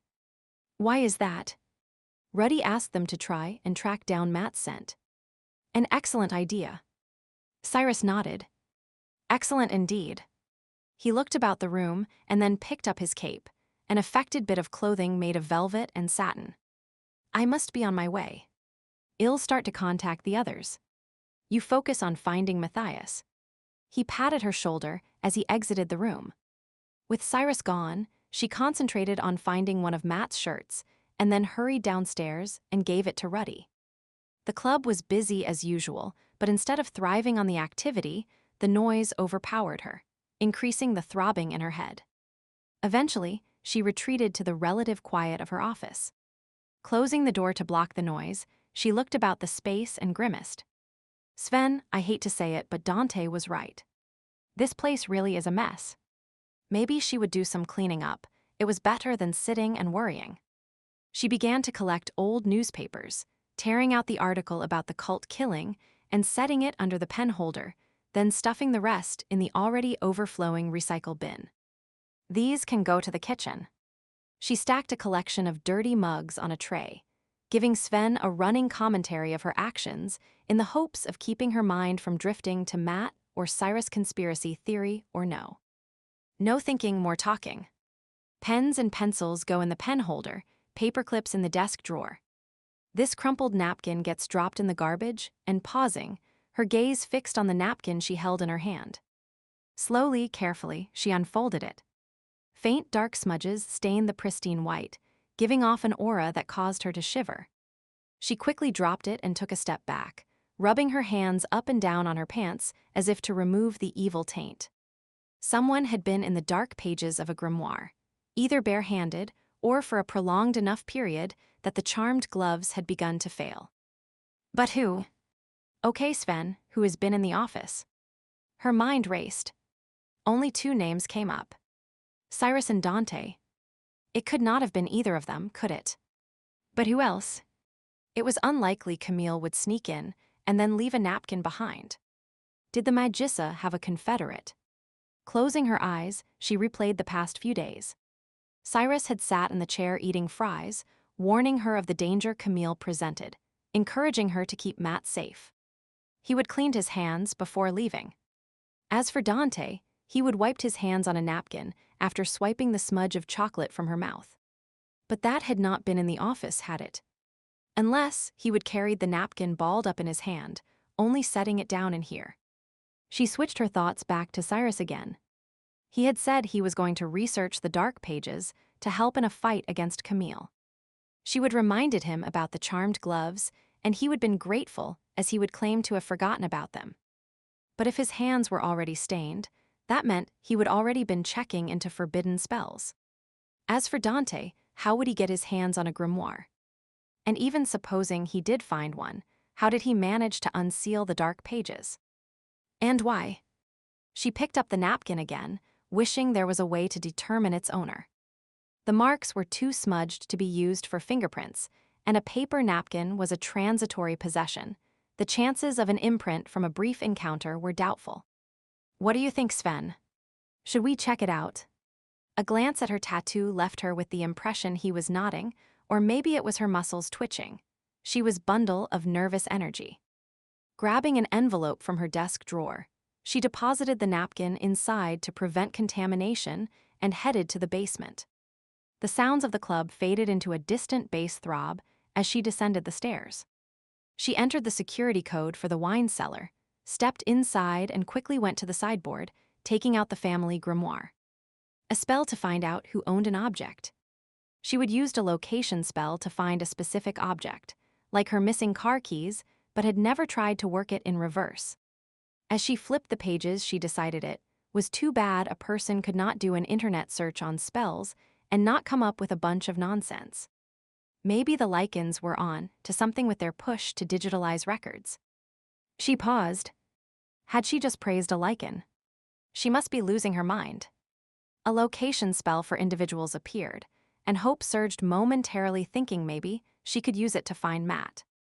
Her eyes raced over the text, interpreting the subtle nuances of the words. Spells were not always easy to understand, the language tending towards the archaic, the phrasing poetical, and often using metaphors or containing ironic twists to trip up those who had no rightful business using them. Damn! The spell was to locate one you loved, and she loved no one. Not even Matt. Her chest ached faintly, and she absent-mindedly rubbed her scar. Was it a blessing or a curse? Sometimes she wondered.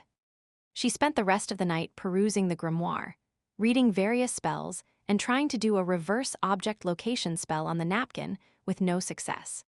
The object had to be in the possession of the individual for some time before it would be of any use. At some point, she must have dozed off, for she woke with a start, feeling shaky and disoriented. The vision she would had a week ago had been replaying in her head as she slept. The circle of fire made sense now given what she would read in the newspaper, and the wolf could be Dante, but why was he attacking her? She would done nothing wrong. And the crying child and woman, the path of light, their meaning was still a mystery. It suddenly struck her that everything was silent, no sound coming from overhead. A glance at her watch showed it was 4 a.m. The staff must have closed the club for her. Stretching, she rose to her feet and carefully put the grimoire away before stumbling upstairs. Reno took his seat beside Brandy on the plane, grumbling about the lack of legroom. It's like flying in a sardine can. That is what you get when you fly coach. Brandy eased her legs over. You can use some my space. Sorry. Excuse me. A woman with a baby came to sit in the same row, Reno stood up in the aisle for her to pass by, and Brandy squeezed back into her seat as much as she could. The pilot spoke over the PA. Then a flight attendant gave the usual spiel about escape routes and flotation devices. Brandy did not pay much attention, having heard the same message dozens of times before. Instead, she scanned the other passengers. Most appeared bored, a few tense as if they hated flying, and some had the look of excitement of those who were embarking on a great adventure. The woman beside her was cooing to the baby in her arms. After talking quietly to Reno for a while, she pulled out her tablet to reread the minutes of the last Alliance meeting while Reno closed his eyes and tried to doze. It was an early morning flight, the sky still dark, and many of the passengers were resting. She never was able to sleep on a plane, so always tried to use the time to get some work finished. When she would finished with the meeting notes, she noticed a tabloid paper had somehow been left behind in the magazine pocket of the seat. The rags were always filled with sensationalized stories, but could be as addictive as eating popcorn. She pulled it out and soon became absorbed in the latest Hollywood scandals and unusual happenings from around the world. One article in particular caught her attention since it had supposedly happened in Chicago. She was reading intently when she suddenly felt a tug on her hair. The baby beside her had taken hold of one of her curls. The mother was leaning against the window, eyes closed. Brandy smiled at the baby and gently disengaged its hand, only to have it latch on to her finger. "Oh, I am sorry." The mother opened her eyes and sat up. "I hope he's not being a bother." "No problem." Brandy smiled. "I like babies. Do you have any of your own?" "Not yet, but we're hoping." She glanced at Reno. The woman nodded and shifted in her seat. "Could I impose on you to hold him while I use the washroom?" "Of course." Brandy took the little one, settling it against her chest as the mother eased herself out of the seats. Reno opened his eyes. "I see you have a new friend." "Yeah. Cute little guy, is not he?" "Cuter than me." Well, Reno chuckled and leaned in for a kiss, only to stop and frown as the baby grabbed his nose. "Hey, little fella. That is private property." He loosened the child's grip and then rubbed the offended member. "He's strong, is not he?" Brandy bounced the baby in her arms. "That he is." Reno glanced around before continuing in a voice lowered to a mere whisper. "He'll make a fine alpha one of these days." He brushed a finger along her cheek. "I like seeing you like this. Holding a baby. I cannot wait until it's ours." "Me either." The baby grabbed her necklace and began to gnaw on it. She watched indulgently before speaking again. "Reno, check out this news article I was reading." She passed the paper to him. He glanced at the title and made a face. "Why are you reading this crap?" "Some people enjoy these papers," she admonished. "Put your prejudices away for a minute and read it." "The killing sounds like some magical ritual to me." He frowned as he read. "I thought the witching community had issued a public condemnation of that sort of stuff years ago." "They have. I was talking to Bianca, the witch's envoy, about it the other day." She frowned. If this is true and word of this gets out, other members of the alliance we're trying to form might get skittish. The Fae are already leery. "Wait a minute." Reno sat up straighter. "I think I have got it." "What?" "What Dante is up to. When his girlfriend was killed, there were rumors of black magic being the because. He's in Chicago because of the quarterly coven meeting, I am sure of it. Perhaps he thinks someone on the Witch Council is responsible. Bianca said they are all extremely powerful." Reno compressed his lips into a straight line. "Higgins told me to back off, to let Dante do his job." "But what is the job?" Maybe to find and assassinate a certain witch, the one responsible for the killings." "Gwyneth. Or someone she is connected to." "But why would Lycan Link approve of that?" "I mean, it's awful if a witch killed Dante's girlfriend, but it's one incident that happened years ago. Seems quite a while after the fact." "I know. But if this article is true, and the witch is killing again," she nodded. "They might be trying to prevent a string of deaths. Only, I have not heard mention of Lycans being killed, have you?" Nothing has crossed my desk. Unless Higgins has managed to keep it under wraps, and he's sending Dante in to fix the problem before it blows up in his face. If our theory is correct, Dante will be lucky to make it out alive. The Universal Coven will not take kindly to interference from outsiders. And if he does survive, Higgins has me waiting in the wings to bring him in. But you said he's probably Damien's father. Reno rubbed his neck. Yeah, I know. Chapter 22, I am returning this necklace, Sven. Gwyn stood in the elevator that would take her to Dante's hotel room. Yesterday, she would have been too surprised by the gift, and then Ruddy had arrived looking for matter at least, that is the excuse she was using. It's a lovely piece, but far too expensive. And he's a Lycan. It does not feel right accepting a gift from him. Sven did not argue with her, of course. That was one of his most endearing qualities. When he would been alive, it had been a different matter. He had been an opinionated man, and they would had a number of heated arguments. A reminiscent smile curved her mouth before she sighed and returned her mind to the present. After returning the necklace, she planned on questioning Dante about possibly possessing a grimoire. The owner of the stained napkin was still a mystery. As expected, she had no luck doing a reverse search to see who had owned it. The chances that Dante had a grimoire were astronomically small, but she would put nothing past him. If he did indeed have one, she would insist he hand it over to the Universal Coven. She made her way to his room and knocked on the door, recalling the last time she had been here. There would be no kissing this time. Her fingers idly played with the opal. She would allow herself the guilty pleasure of wearing it one last time. Why he would bothered to give it to her was puzzling. According to her gut, his assertion that he worked for the affiliation office was complete and utter bunk, so there had to be another reason for his interest in her. And she was not so foolish as to believe it was romance. The door finally opened, just as she was raising her hand to knock again. Gwyn. This is a pleasant surprise. He took her hand and led her in, brushing a kiss across her cheek. I have come to return the necklace.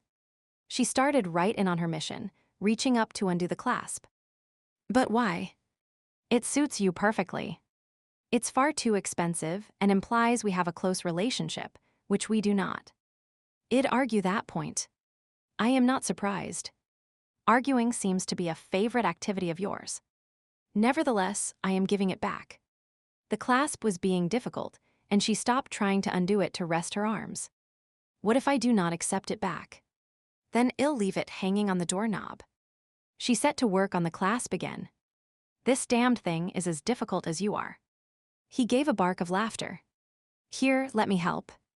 The way you are tugging at it, you will break the chain. Stepping up behind her, he moved her hands out of the way. His fingers brushed softly against her skin, his breath warm on her nape. She could feel the heat of his body down the length of her, bringing to mind the previous time she would been in the room with him. There, it's undone. His hands moved to the front of her, each holding one end of the chain. The opal pendant slid down her chest, resting in her cleavage for a mere moment before he lifted it away. She turned, encircled in his arms, and looked up at him. They were close, so close she could see the green and blue flecks in his irises, the faint lines on his face that spoke of a man who had lived a hard life. They had that in common. Her life had not been easy either. The corners of his mouth turned upward, and then he leaned to press a gentle kiss to her lips. It was soft, sweet, and warm, testing rather than demanding. She found herself moving closer, parting her lips, one hand resting on his chest where she could feel the steady beating of his heart. His hand cupped her neck, his thumb stroking her cheek, and she leaned into his touch. Common sense returned all too soon. She stepped back, feeling her cheeks growing warm. He smiled at her and held up the necklace that was now dangling from his hand. I'll keep this for now, but it was made to be worn by you. When the time is right, I'll return it. She did not argue, even though her brain was telling her there would never be a right time. Instead, she took a deep breath. And speaking of returning things. Yes. He moved to the dresser, placing the opal there. I believe you have something that does not belong to you. He quirked a brow. Dare I ask if it's your heart? No. She snorted and shook her head. I mean a grimoire. Grimoire. A book of spells. Now why would you think that? Let us say I have reason to be suspicious. He leaned against the dresser, arms folded. And if someone were in possession of such a book, what would you do? Demand its return so it could be handed over to the Universal Coven. From there, we'd determine who owned it. If there were no surviving family members, we'd decide if it contained historically significant information or unique spells. That being the case, it would be archived. Otherwise, we'd likely have it destroyed to keep it from falling into the wrong hands. Interesting. She eyed him carefully, but had no idea if he was lying or not. You know, you have not actually asked me if I have one or not. I'd admit, do you have one? There, you see. That was not so hard, was it? Just answer the bloody question. Yes, I did come upon one. He walked over to the closet and slid open the door to reveal the room's safe. I bought it at an estate sale about a week ago. Entering the code, he removed a wrapped bundle from the interior. It was interesting reading, though I could not make heads nor tails out of most of what was written inside. Why are you handing it over so easily? A gesture of goodwill. If you had found a copy of our Book of the Law, I'd appreciate you returning it to me. He handed the package to her. It was in pretty rough shape when I purchased it. His cooperation had her mentally off balance. She would expected an argument or a heated discussion at the very least. This wasn't anticlimactic. Well, I thank you on behalf of the coven. And you are very welcome. Anything to help improve relations between our species. Heat sizzled through her, the double entendre of his words creating an erotic mental image. She stumbled through asking for the address of the estate sale so the coven could investigate the grimoire's lineage, and then left as quickly as possible with the package held carefully to her chest.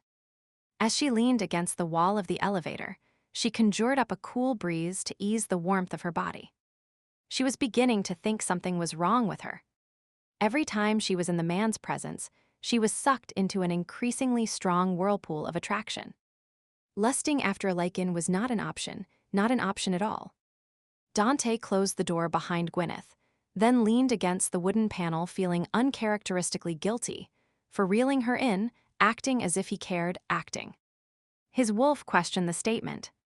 You do care, and that is the problem. Yeah. He rested his head back against the door. Even though I am not sure I trust her. We have a job to do, just like we have had many times before. The wolf cocked its head. But this one is different. And therein lies the problem. He pushed off from the door. I care about Gwyneth, but I need to avenge Carlotta and stop the malefic witch. If Gwyneth and the malefic witch are somehow connected, then we have a big problem. He walked over to the closet and closed the safe where he would kept the grimoire.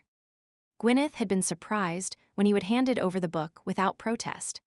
She did not realize its physical loss was not an issue for him since he would finished taking pictures of all the pages last night. He took out his phone and skimmed through the images in the photo gallery. The spells were not really useful to him. As long as he had his lockpicks, a spell for opening doors was superfluous, and unless he wanted to give the malefic witch a case of hives, they were a curiosity, nothing more. The image of one spell caught his attention. It was the one he would been studying the other night. Why it kept drawing him back, he was not sure, but he would learned that such occurrences usually meant something. He sat down to read it again, then looked at the title once more. Time slowed and love cursed. Was this the blood spell Gwyneth had used? And could time slowed be somehow related to the malefic witch's search for immortality? Once again, he wondered if she was implicated. His gut was telling him no beer is in the fridge. TV remote is on the coffee table. Sam pointed out the amenities to Reno. He and Brandy had arrived about an hour ago, and after the initial greetings, Brandy had proposed they go shopping for baby things. I'll be fine. You girls have fun. I'll wait here for Damien to get back. Reno took a seat on the sofa. Oh, and feel free to dig through the kitchen for food. Sam frowned, trying to recall exactly what was in the kitchen to eat. Kitchen duty really was not her thing. I am sure there are munchies in there somewhere. He'll be fine, Sam. Brandy stood impatiently by the door. Reno reached for the remote. Go. There is a game on TV. I'll call you when Damien gets back, and we can meet for dinner. The sound of a horn honking let them know the cab was there, and the two women left, idly chatting about Brandy's job. So, you are officially here to meet with the Magissa. Sam gave a low whistle. That is pretty impressive. I guess so. After a while, though, you realize most of the dignitaries are just regular people. That is true. I am really glad the Universal Coven is having their quarterly council meeting in Chicago this year. It will give me the chance to meet with several of the council members without having to fly all over the world. You do a lot of traveling with your new job. It must be exciting. Brandy shrugged. It was at first. Now I am only too happy to have a chance to stay home. Reno and I hardly ever see each other. That is rough. It is. Especially since we have been trying to start a family. Something in Brandy's tone caught Sam's attention, but after they entered the cab and gave directions, Brandy changed the topic, so the moment was lost. They spent the next hour looking at rattles and rocking chairs and dozens of other items that every store clerk declared to be essential for a well-stocked nursery. Brandy understood all the paraphernalia, and Sam tried to listen and enthuse over the benefits of various teething rings and diaper brands without her eyes glazing over. Internally, her stomach gave a twist as she wondered what was wrong with her. Why was not she fascinated like Brandy was? Why did not she know about all this stuff? Brandy sounded like an expert, and she was not even pregnant yet. Her attention wandered yet again, and she found herself scanning the area as if out on patrols. Something kept niggling at her, a twitch between her shoulder blades as if she were being observed. Alpha mode kicked in. Brandy. Sam spoke to the woman beside her. Brandy looked up from a baby monitor she had been studying.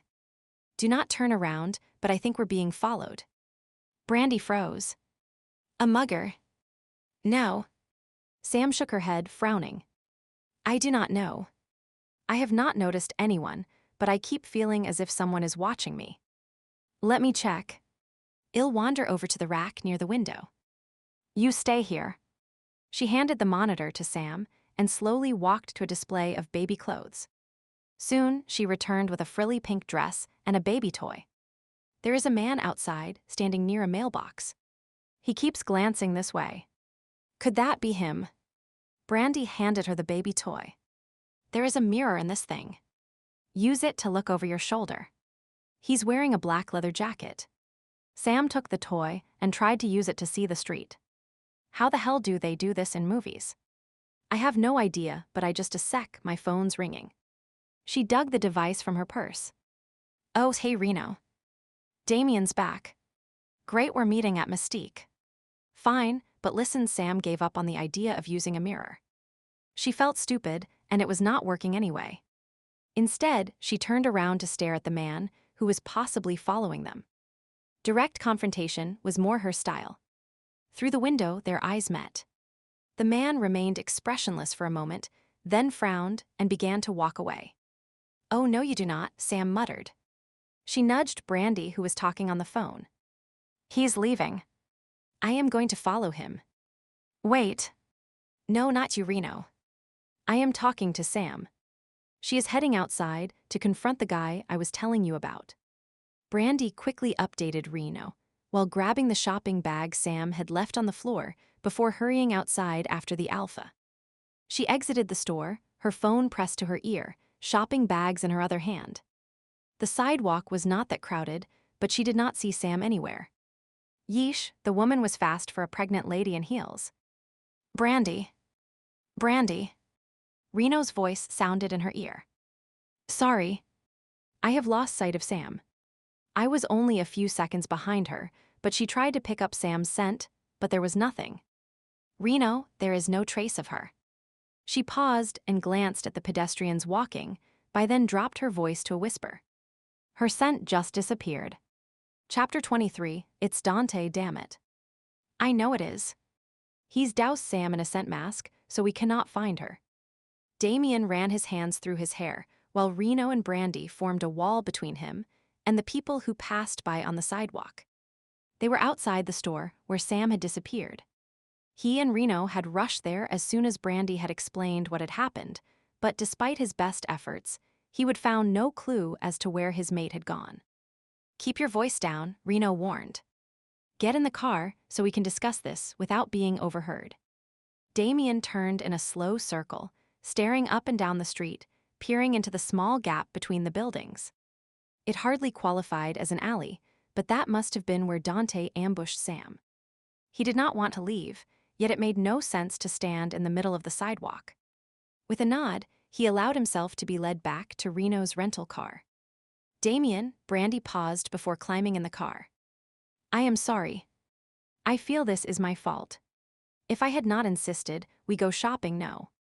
It could have happened any time. Dante's been in town for a few weeks.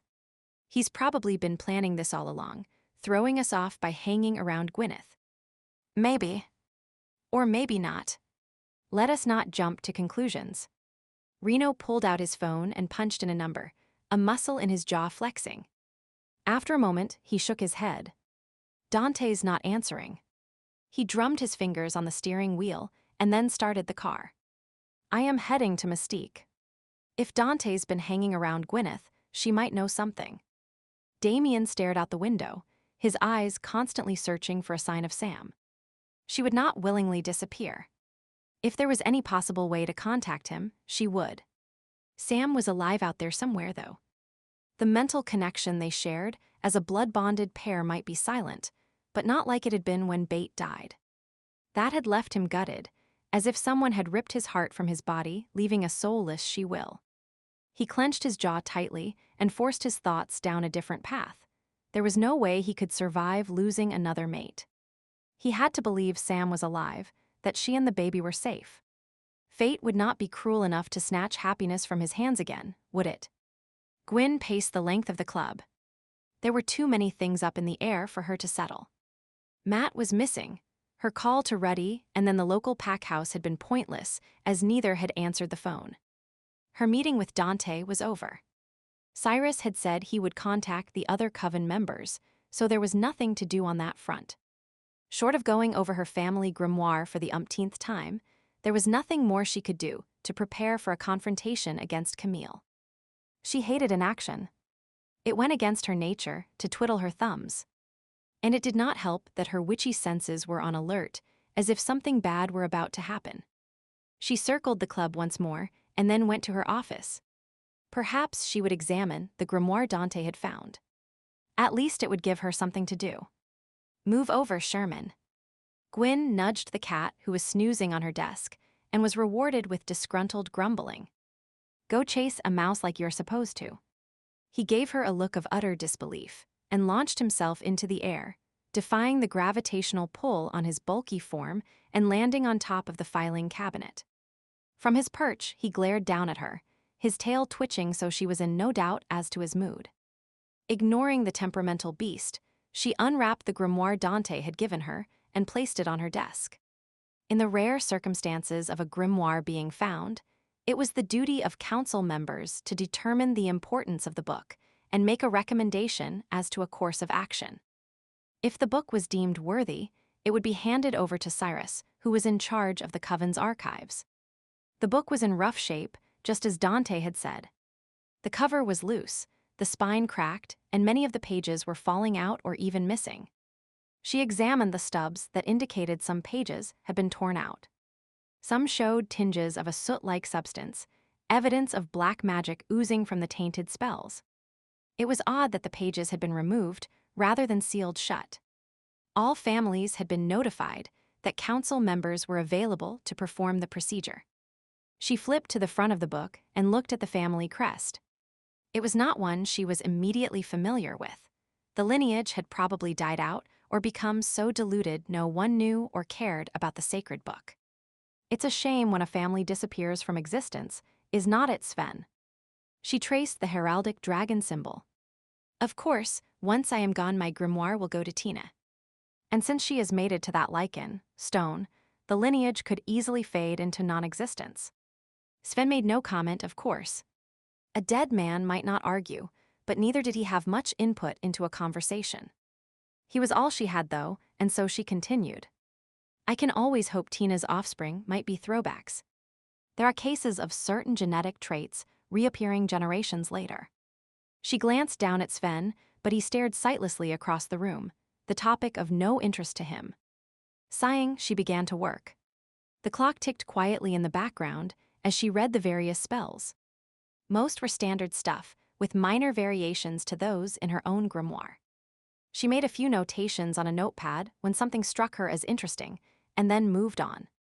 Halfway through the book, she sat up straight, her eyes locked on a page. There it was, the blood spell she would used. And it was complete. A quivery feeling came over her. It had been so long since she had seen the second half of the spell. Her eyes scanned the words. Yes, as near as she could remember, that was how the second half went. The last line in particular caught her attention. A heart restored, but life will fade. She frowned, considering the nuances of the line. You know, Sven, not that I am interested in love, but if I ever was, hey. Something had suddenly smacked her on the head. She spun around and saw the calendar on the ground, and Sherman staring down at it from his perch on top of the filing cabinet. He must have been batting at the calendar, where it hung on the wall, and knocked it off. Muttering at the cat, she picked up the calendar and went to put it back in place, only to stop and frown. Something was attached to the wall near where the calendar had been hanging. A small black device, barely the size of her fingernail. She pulled it off, noting double-sided tape had been used to adhere it. It was not something she would put there. She turned it over, examining it carefully before beginning to curse. It was a surveillance camera. Who would have? No, she did not even need to finish the question. It was Dante. It had to be him. He was the only person who could be responsible. He would bugged her office the day he would brought the picnic lunch, sending her to get water for the coffee while he hid this device. No wonder he would been staring at the calendar. You fucking bastard. Her temper flared as she considered how he would deceived her. All his flattering words and soft kisses had meant nothing. To think she would begun to caw, she cut off the thought. No, she did not care about him, and it was a damned good thing. He would been playing her all along, just as Tomas had done. Of course, Tomas had wanted to get under her skirts. Dante's motive was well. She had no idea what he was up to, but she would squeeze the information from him in the most painful way she could think of. Pulling out her phone, she went to call him only to pause, her finger hovering over the screen. They would never exchanged phone numbers. How had that happened? The pox-ridden cur had kept her in such a spin, she would never even realized all she knew about him was the hotel he was staying at.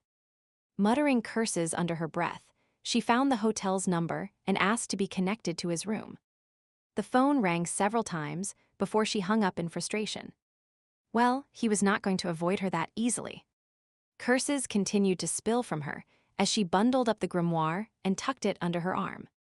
Then, with the small device clenched in her fist, she began to make her way to the cellar. The napkin had not been in anyone's possession long enough to imprint on an owner, but Dante must have had the bug tucked in his possession for several hours. With any luck, she would be able to use it to find him. He would regret the day he would ever tried to spy on her.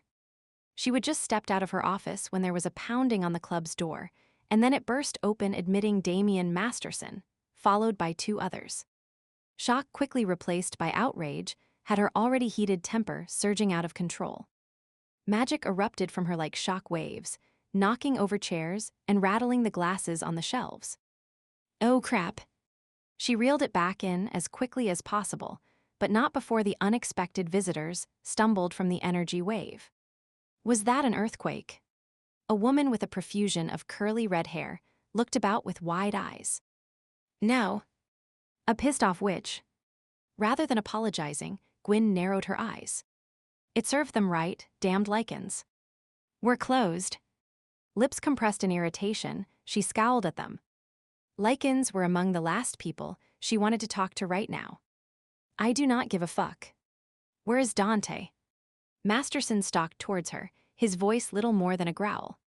The wolfish posturing did not scare her. She lifted her chin. I have no idea, but get rid of the attitude before I do something about it. Damien.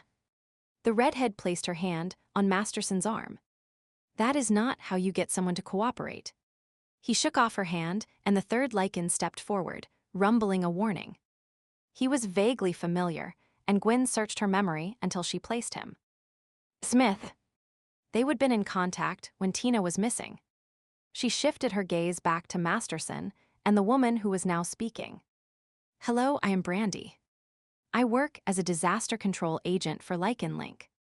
And I am Reno Smith. We spoke last, I remember. And you can stick the pleasantries where the sun does not shine.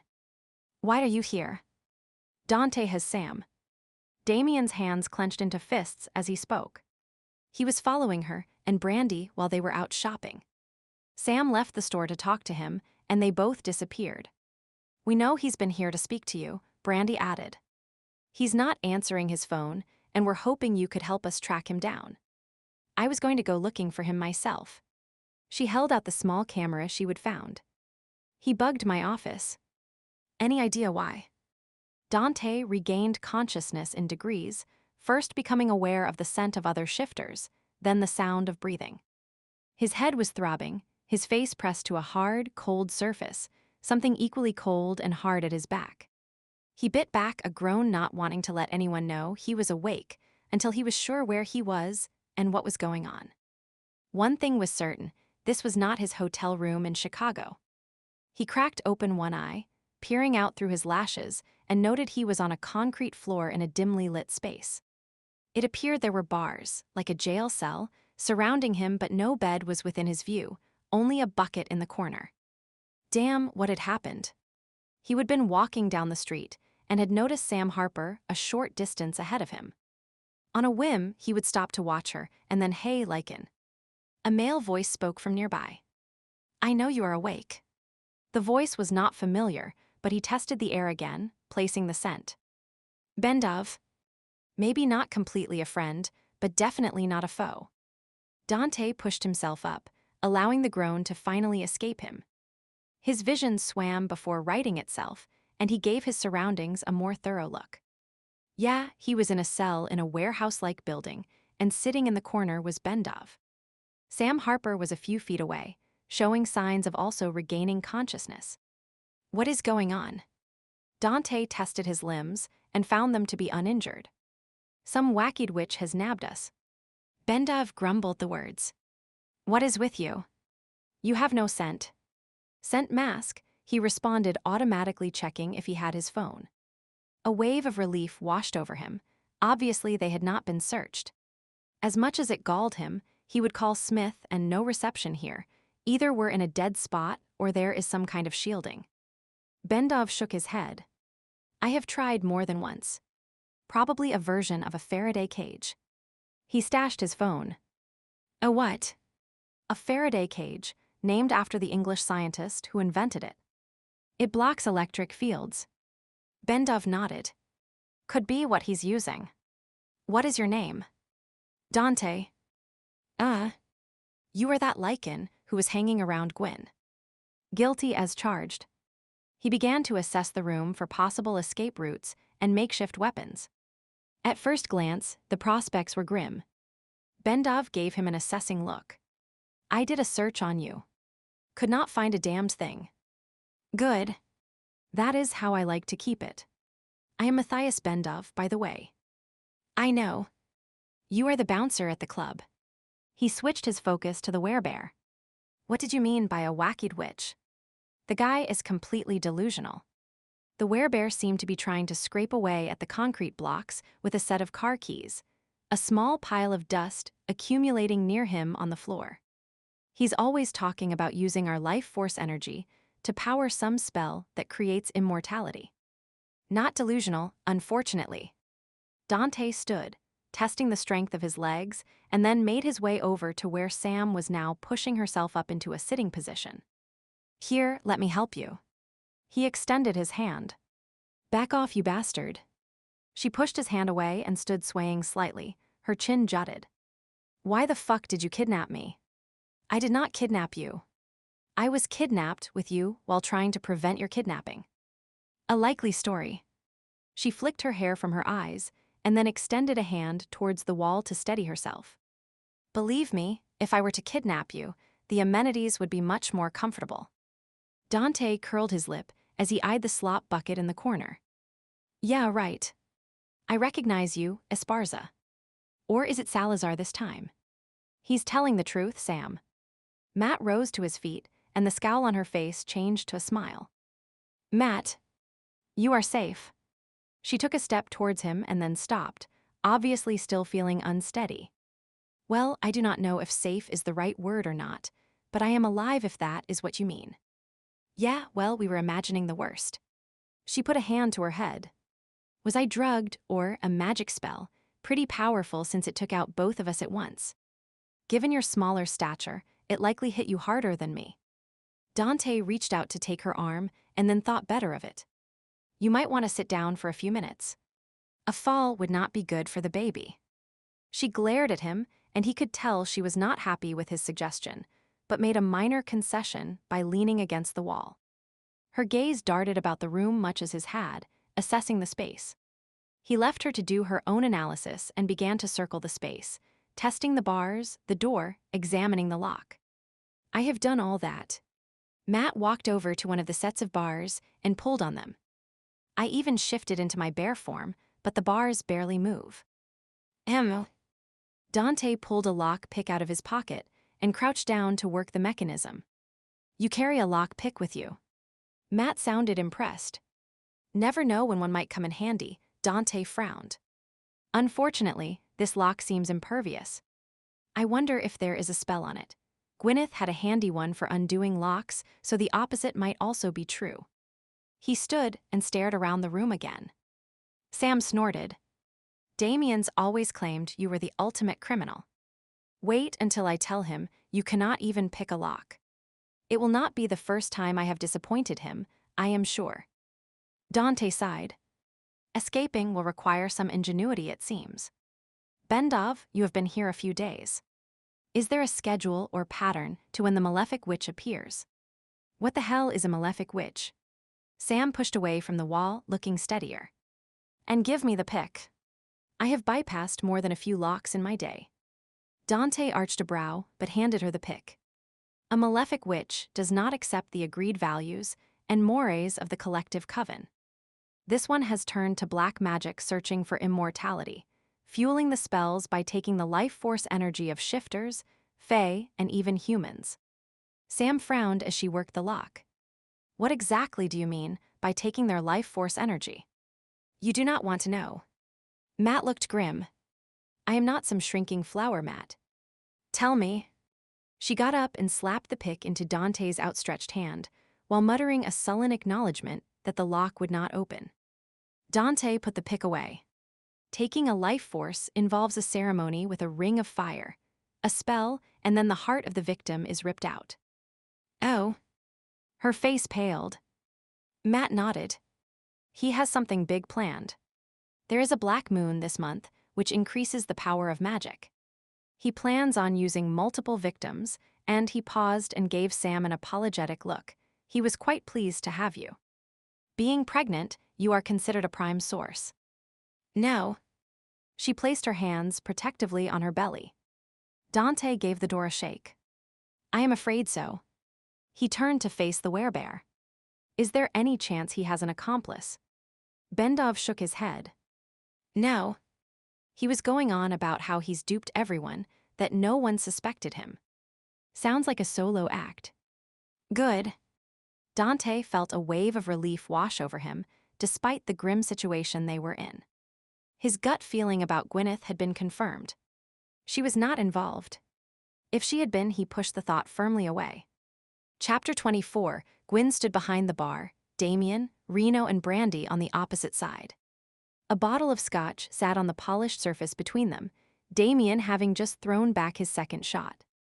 She would insisted he have a drink in the hopes of calming him down enough to have a rational conversation. Cooperating with a bunch of Lycans went against the grain, but she wanted to deal once, and for all with Dante and working together was the most efficient means of reaching her goal at this point. As Reno and Brandy finished explaining their theory as to why Dante was in town, she downed her own drink and set the glass down with a decided thud. Lycan Link has no business interfering in the Universal Coven. If there is an issue, it should have been brought to our attention. It's all speculation, Reno cautioned. And this is exactly why we need to regularize relations under the auspices of the Alliance, Brandy added.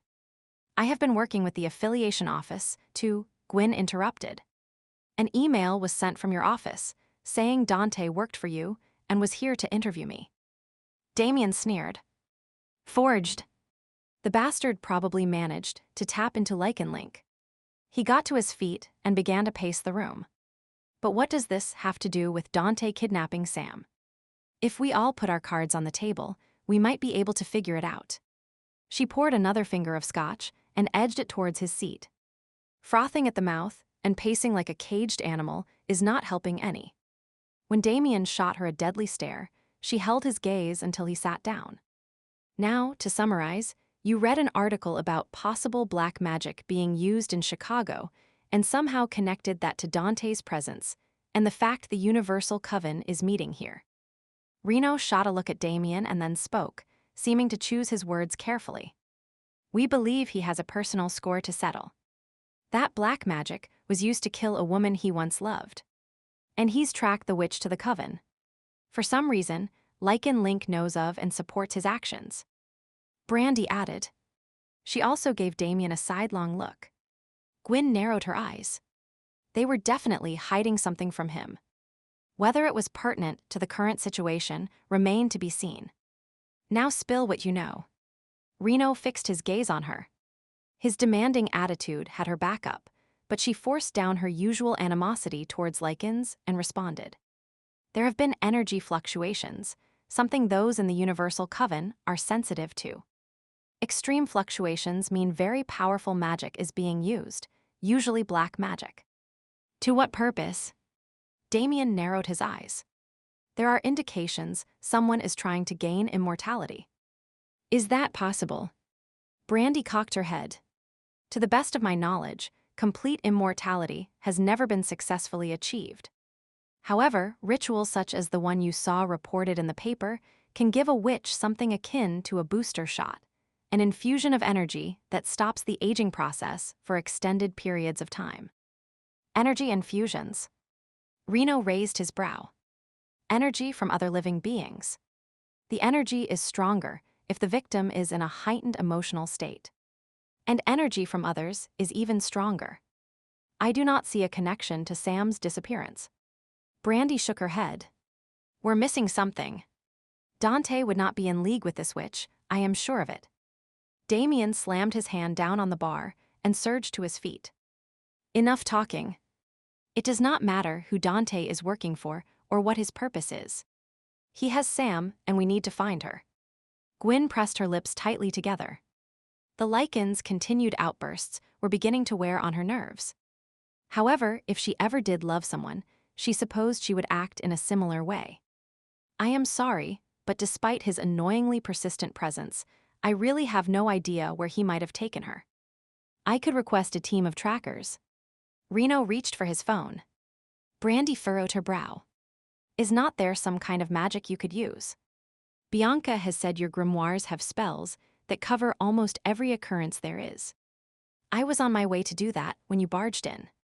The bug Dante planted in my office should work. It was probably in his pocket for a while. The longer the contact, the greater the possibility of success. It's worth a try. Brandy nodded. Gwyn picked up the grimoire she would left on a nearby table when the Lycans had burst into the bar and began to lead the way to the wine cellar. Normally, Lycans would not be privy to this, but given your personal involvement, I'll make an exception. That book you're carrying looks familiar. Damien gestured towards the grimoire she was carrying. It's a book of spells. Gwyn spoke over her shoulder as she descended the stairs. Dante found it at a sale and then handed it over to me. I think it's the same book I found on the shelves at the pack house. Gwyn turned to look at him. Why would Lycans have a grimoire? Damien shrugged. It was in a box of books Sam's mother had left behind years ago. We were cleaning out the closet in what is going to be the baby's room. We dropped the whole bunch off at a used bookstore. Did not you say Sam's mother had some witch blood in her? Reno asked. Yes, her purple eyes. Gwyn answered before Damien could answer. She plays the part of a wolf so well, I often forget her heritage.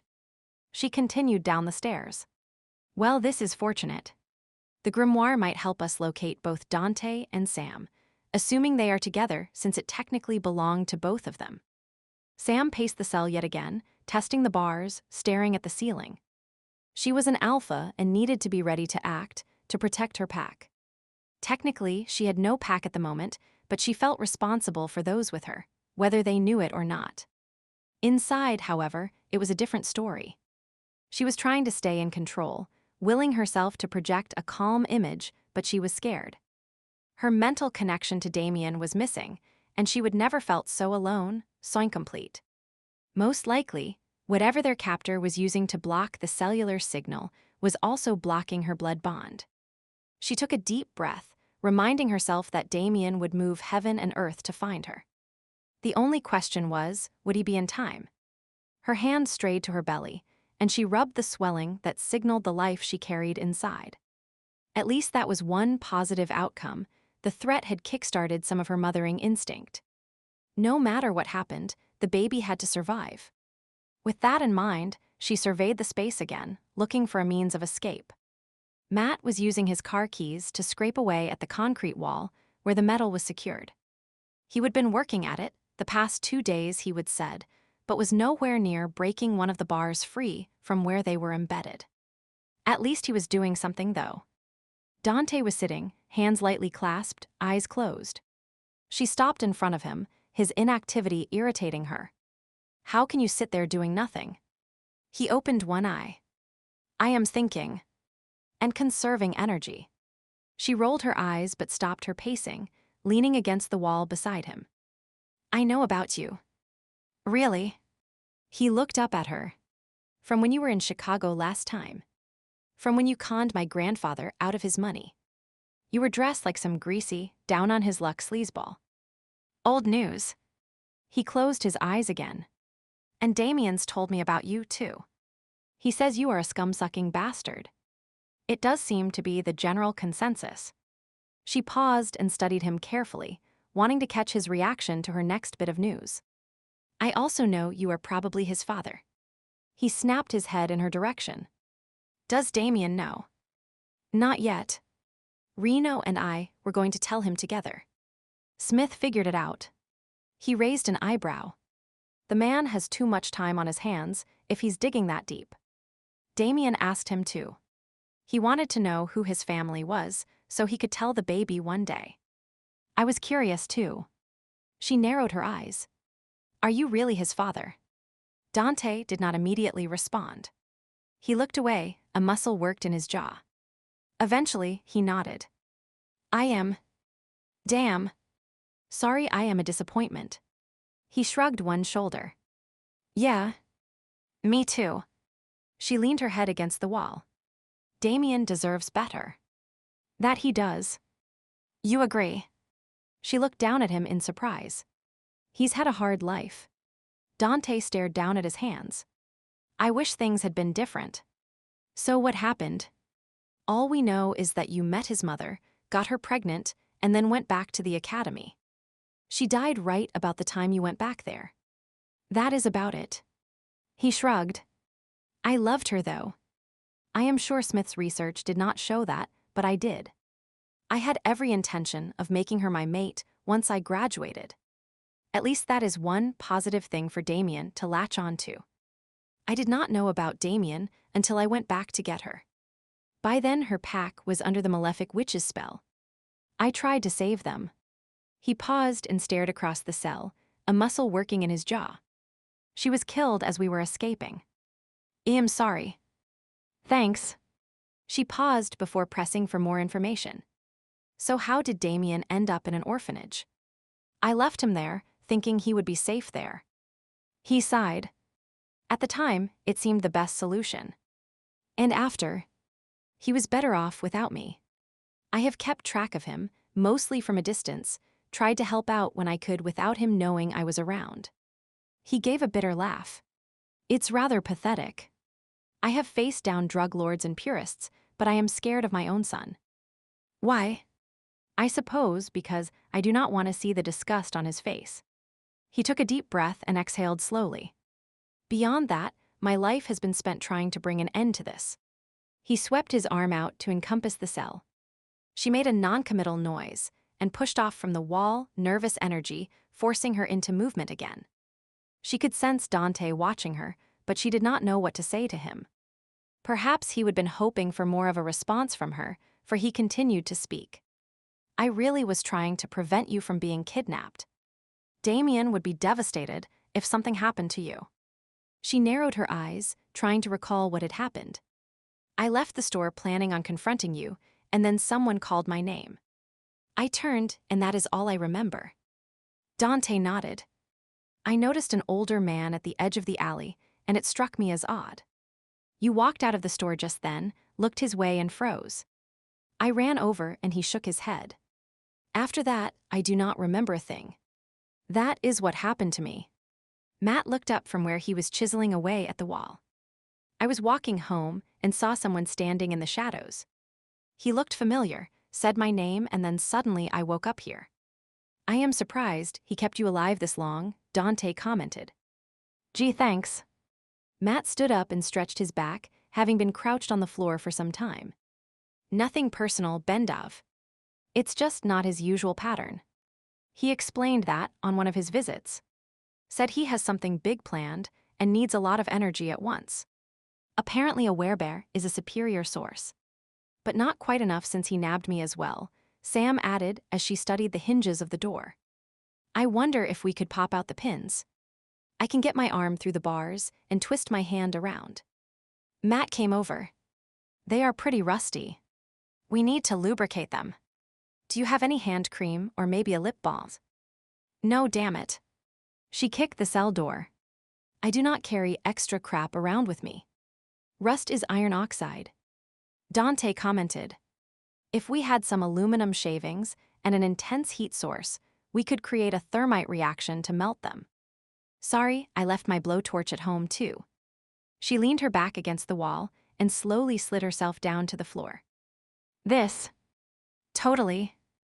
Zucks. Damien clenched his jaw, trying to hold himself together. The animal inside was fighting to get out, wanting, no, demanding, they take action and find their mate.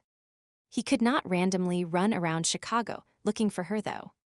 With no scent trail and no blood bond to guide him, he would be wasting his time. Their only hope was Gwyn being able to use a spell to trace Dante's location. If circumstances had been different, it might have been interesting to observe a witch at work. As it was, he struggled to hold back a demand that she hurry the hell up.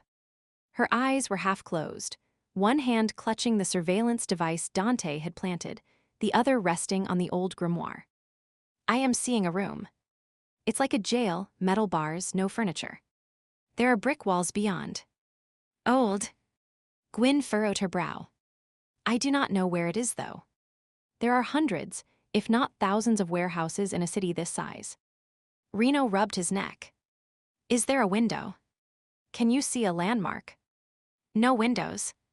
Wait, there's a skylight. That is not much help. Frustrated, Damien held back a growl and gripped the back of a chair, the old wood creaking in protest. What about something on a wall? A poster.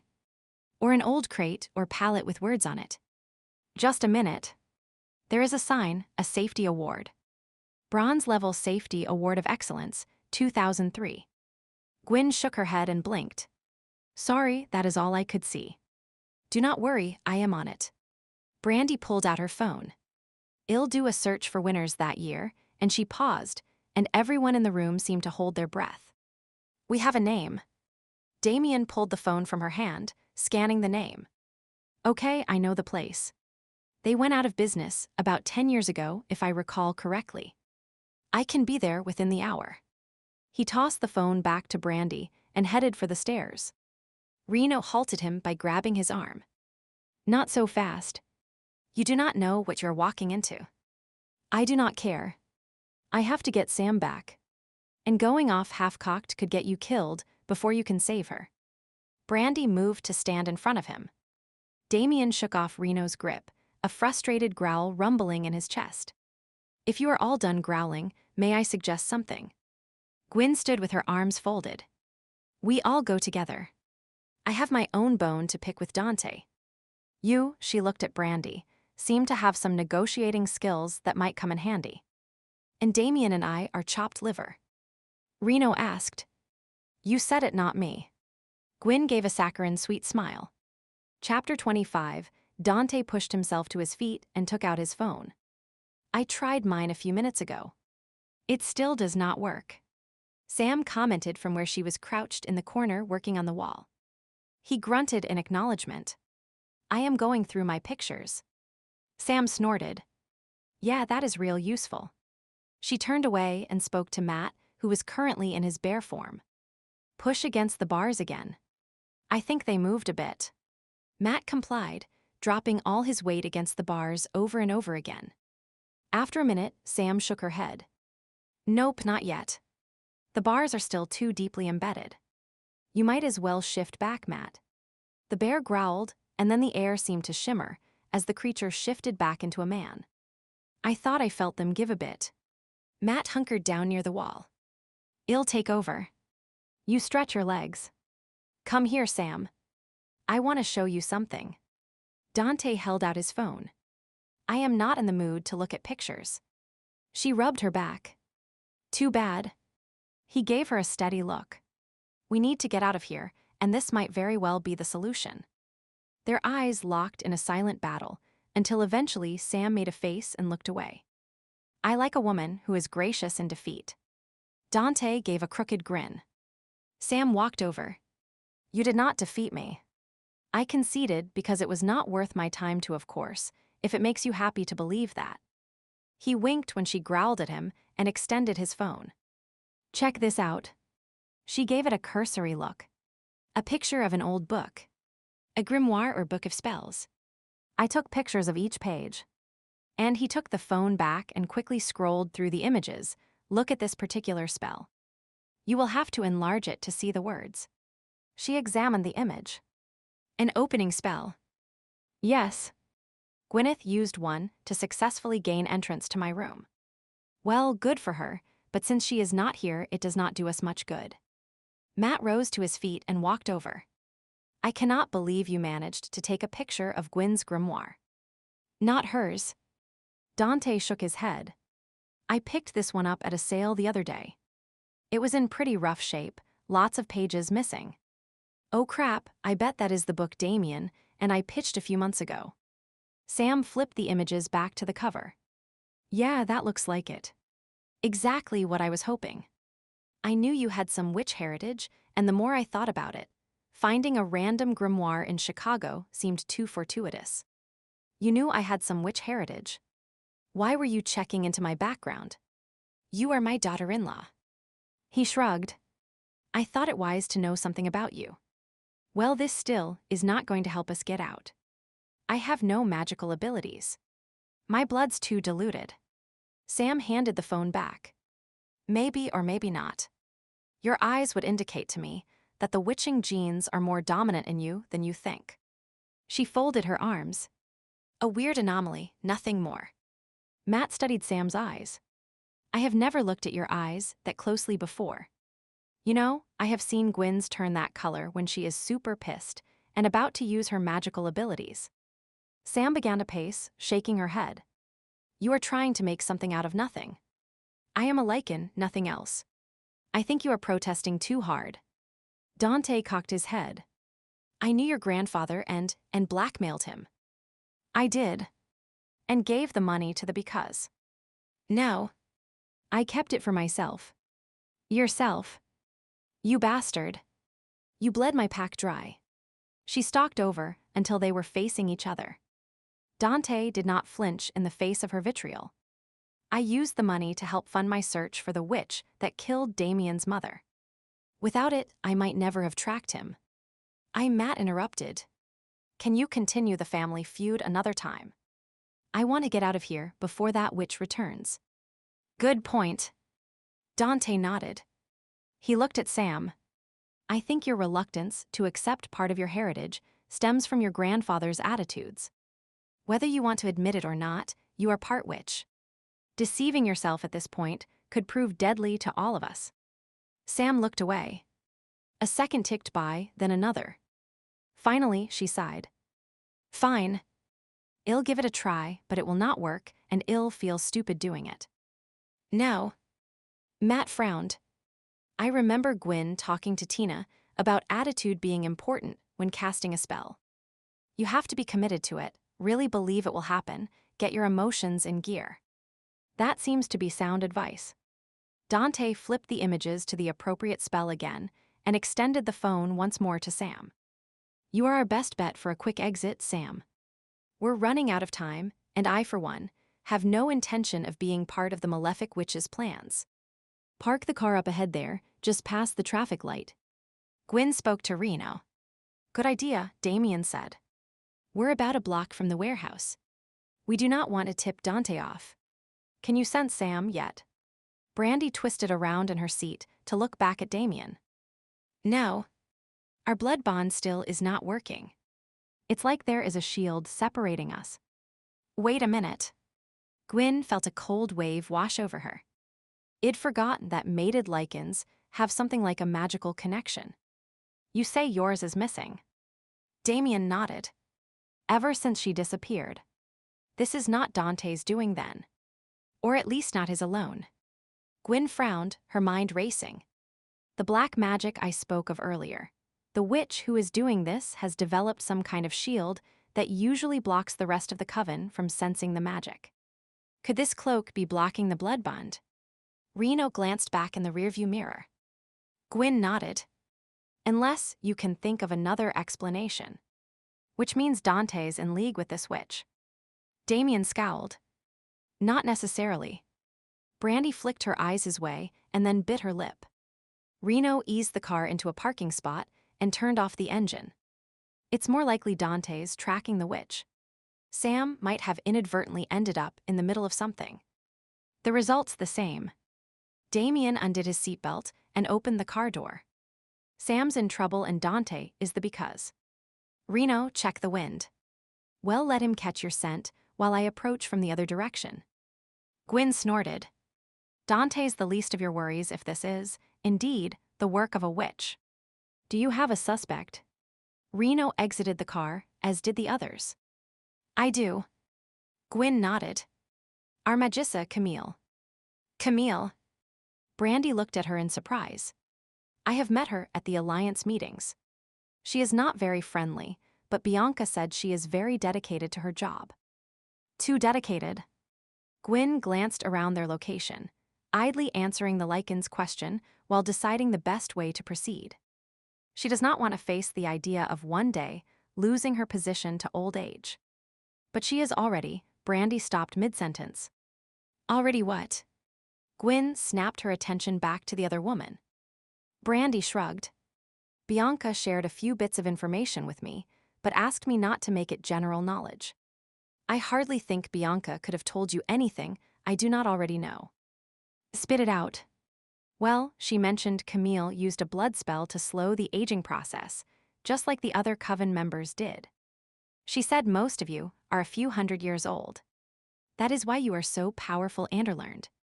Her voice slowed, obviously, sensing the information was not being well received. Bianca has a big mouth and will be dealt with. Privately. Gwyn compressed her lips. Regardless, what is our best strategy? Reno had his hand on Damien's shoulder, the other man almost vibrating with pent-up energy. It's a black moon tonight, so it's imperative we free them now. Black moons magnify the power of magic. Cyrus felt she would choose the full moon, but given she already has a powerful victim, it's logical she will act now. Cyrus. Reno raised a brow. Another coven member. He was the one who brought Camille's activities to my attention. We have 3 hours before sunset. Damien glanced at his watch. Gwyn nodded. It's unlikely she is here now. There was a formal luncheon scheduled today, and she should still be there. However, I do not think she would leave this building unguarded. You mean other witches? Reno asked. No. A spell that would warn her of anyone entering, perhaps even delivering a shock to trespassers. Like an electric fence. Brandy suggested. Similar. With that in mind, I'll go in first. Gwyn set off at a brisk pace. After a beat, the others followed. She chuckled. Not used to playing second fiddle, are you? No. Damien groused. It's good for you. You Lycans have too high an opinion of yourselves. And sadly, many Lycans feel the same way about witches, Brandy added. Lycan, witch, fae, none of it matters. Damien scowled. Most of the problems in the world are because one group feels superior to another. Gwyn was silent for a moment and then nodded. Well spoken for a dog. Reno opened his mouth as if to protest and then gave a bark of laughter. Good save, Ms. O'Donohue. You would not want anyone to suspect there was any softness under that crusty exterior. There is not, Smith. Right. Reno nodded. That is why you were so worked up when you thought Tina was dead. I put a lot of effort into trying to help her develop her skills. Losing her would have meant my time had been wasted. She quickened her pace, ignoring the soft chuckles coming from behind her. The building they were looking for stood on a corner. As abandoned buildings went, it was not in too bad a state. She narrowed her eyes, trying to pick up any hints of magic. It appeared safe, but Cyrus had suggested Camille had developed a means of hiding the use of magic. Well, Damien shifted his weight, clearly anxious to rush in. I cannot be sure. Gwyn shook her head. There could be something like a magical cloak around the building. We cannot stand around doing nothing. Sam's in there, she needs my help. And if you walk into a magical trap and get yourself killed, you will not be much use to her, will you? Gwyn did not look at him, instead beginning to slowly approach the building, hands slightly extended in front of her. I am not sensing any energy being used, but if there is something there, I have a greater chance of surviving it than any of you. Sam stared in disbelief as the cell door slowly swung open. I cannot believe I did that. Dante rubbed his chin. I am a bit surprised myself. She snapped her head around to look at him. You were the one who said it was sure to work. One of us had to be positive, right? Attitude is everything. He gave a crooked smile. And it only took 17 attempts, Matt chuckled. Not that I was counting. Regardless, let us get out of here. She pushed the door open and stepped into the main room followed by the others. Which direction did our captor usually come from? Over there. Matt pointed at a stairwell that led downward. I would have thought stashing us in the basement would make more sense, she commented as they descended. People often assume hostages will be in a basement, which makes an upper floor less likely to be searched first, Dante explained. In the intervening time, he could have erected extra barricades or mounted a defense. He told me he needed a room with a skylight. Seems he wanted access to moonlight, Matt added. It was important for the magical ritual he had planned. Huh? Not as clever as you thought, Dante. Sam tossed the comment over her shoulder as she reached the bottom of the stairs. The exit was a few feet away, and she began to stride towards it, her hand reaching out to grab the handle. No. Dante rushed forward and grabbed her by the shoulders, pulling her back. She struggled and he stumbled, his arm hitting the door. A blue flash lit the room and he gave a shout of pain, crumbling to the floor. Chapter 26. A flash of light suddenly emitted from near the door of the warehouse, and Gwyn jerked back, shaking her tingling palms. Fucking shit, there was a magical shield in place. Are you okay? Brandy stepped over, her face full of concern. A minor shock, nothing to worry about. Luckily, whatever happened inside has given us a window of opportunity to get in and out safely. Camille will be aware something has happened, but it will take her a few minutes to slip away from the gathering and reinstate the spell. Damien nodded. I am going in. He would taken but a few steps when the door to the warehouse flew open and a diminutive woman appeared. Sam. Damien rushed forward, gathering her in his arms. Are you all right? Is the baby okay? Brandy and Reno gathered around, echoing his concerns. I am fine and so is the baby. Dante, yes, I know the bugger kidnapped you. Damien cupped her face and kissed her. No, she pulled away. He did not kidnap me and he's hurt. Matt appeared in the doorway behind her, supporting Dante. We need to get him to a doctor. Everyone turned their attention towards the pair that were now exiting the building. No doctor, Dante mumbled. He appeared pale and was cradling his hand.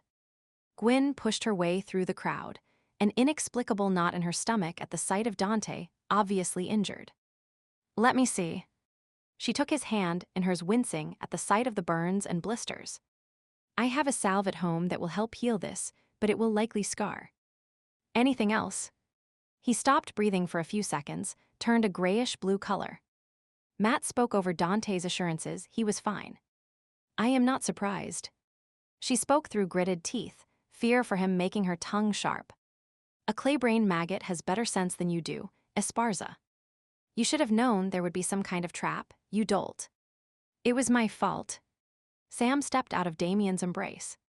I was reaching for the knob, and Dante pulled me away. I think I knocked him into the door. You should have known better, too. She glared at Sam, needing to give vent to the feelings that were building inside her. Do not think I am unaware of the heritage that runs in your blood. A modicum of research into your background would have prepared you for a situation like this. Not her fault, Dante murmured, beginning to sway on his feet. Could not let her or the baby be hurt. Get him to the car. Reno moved to take Dante's other arm. Gwyn took a deep breath, trying to quell the quivering feeling inside her. Take him to my place. I have some herbal tinctures that will help him recover. This particular spell is like an electric shock. Burns and a jolt to the heart. An adult in good health has some chance of surviving. She shot a look at Sam. Your baby might not have been so lucky. Damien's face went pale and he wrapped his arms around Sam, his hands resting on their unborn child. Thank you. We're in your debt. Sam looked Dante in the eye. He gave a slight nod. I could not let anything happen to either of you. His gaze flicked towards Damien and then shifted away, his face turning gray. I think I would not mind sitting down. The car is about a block away, Reno said. Give me the keys, I'll run ahead and bring it this way. Brandy held out her hand for the keys. No. I am not an invalid. Dante straightened. Gwyn rolled her eyes. Do not be a bigger imbecile than you have already been. I need you to live long enough so I can rip your balls off for bugging my office. Being angry with him was easier to deal with than the fear that had filled her earlier. Found that, did you? He gave a soft laugh. I hate to disappoint you, but you will have to wait to wreak your vengeance until I have taken care of a malefic witch. Huh? You can barely stand, you full-born barnacle. She turned to Brandy. Go get the car. Matt, Dante, and I will take it to the club. There is not room for everyone. Smith, call a cab for the rest of you. Reno appeared about to make a comment. She pinned him with a glare. Have you ever wanted to be an amphibian? No. Then I'd shut my mouth if I were you and do as you're told. Listen to the woman, Reno. Brandy gave him a quick peck as she collected the keys. I might be a princess, but I am not kissing you if you turn into a frog. Back at the club, Dante watched as Gwyneth dealt with his burnt hand. Her head was bowed, the nape of her neck exposed. It beckoned to him, and he had to resist the urge to press a kiss there. While in that damned cell, he doubted he would ever see her again, and the need to celebrate the fact felt more pressing than tending to his injuries. Unfortunately, she did not appear to feel the same way. Her silence filled the room like an Arctic blast. He watched as she applied a sticky, golden substance to his palm. What is that? Honey, you do not think I am sweet enough already. Stuff it. Sorry. He considered his next words. She would not spoken to him since calling him a fool-born barnacle when they were outside the warehouse. Correction, she had given him a clipped follow me and sit. Hardly scintillating conversation, though. Obviously she was pissed, but about what? The optimist in him hoped it was concern for his well-being. The realist nixed that idea. Most likely she was pissed over the bug he would planted in her office. At least she had not ripped him a new one or tried to poison him. That was a positive. Or maybe she just had not figured out where to hide his body and was keeping him alive until then. Well, it was doubtful he could make the situation worse. Might as well try again. I thought aloe was the go-to remedy. It is.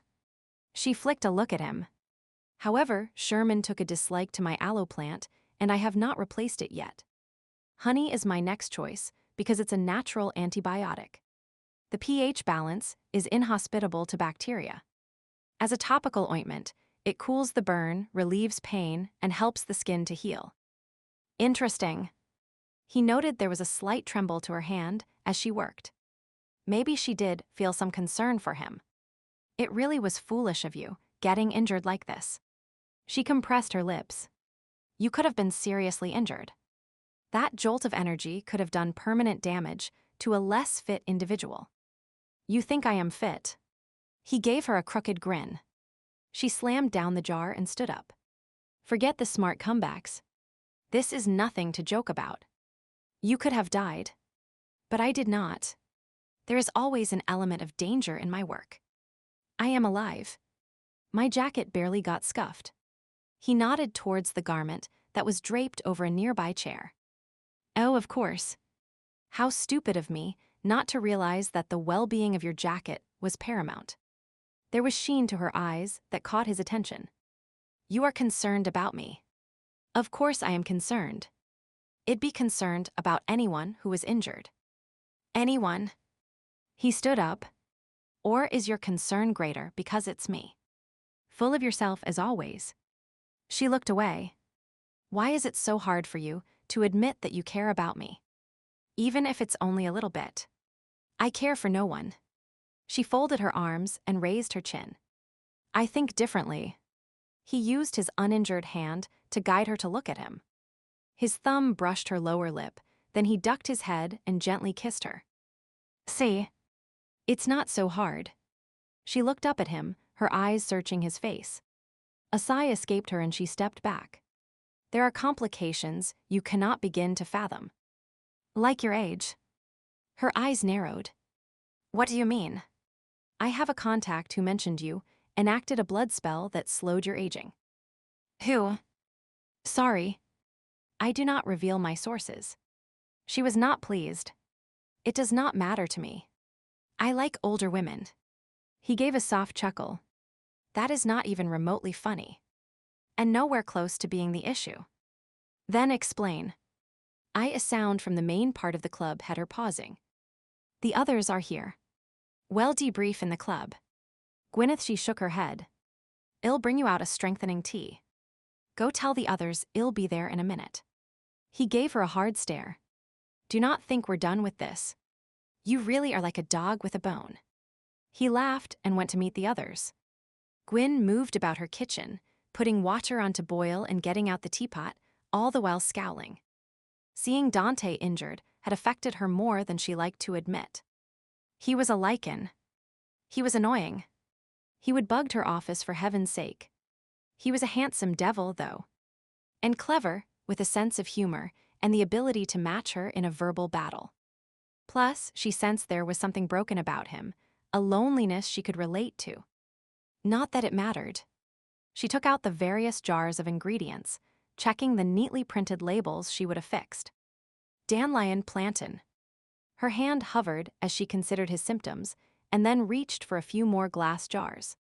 Fresh picked leaves would have been preferable, but she would gather these herself and dried them carefully to ensure maximum potency. Her concern for Dante was inexplicable. Not for the first time did she wonder if some external force was drawing them together. It was a ridiculous notion, though. Lycans could not cast spells. She added the various teas to the pot and poured the boiling water over them, then found a mug. It was curious that she and Dante should end up almost working together.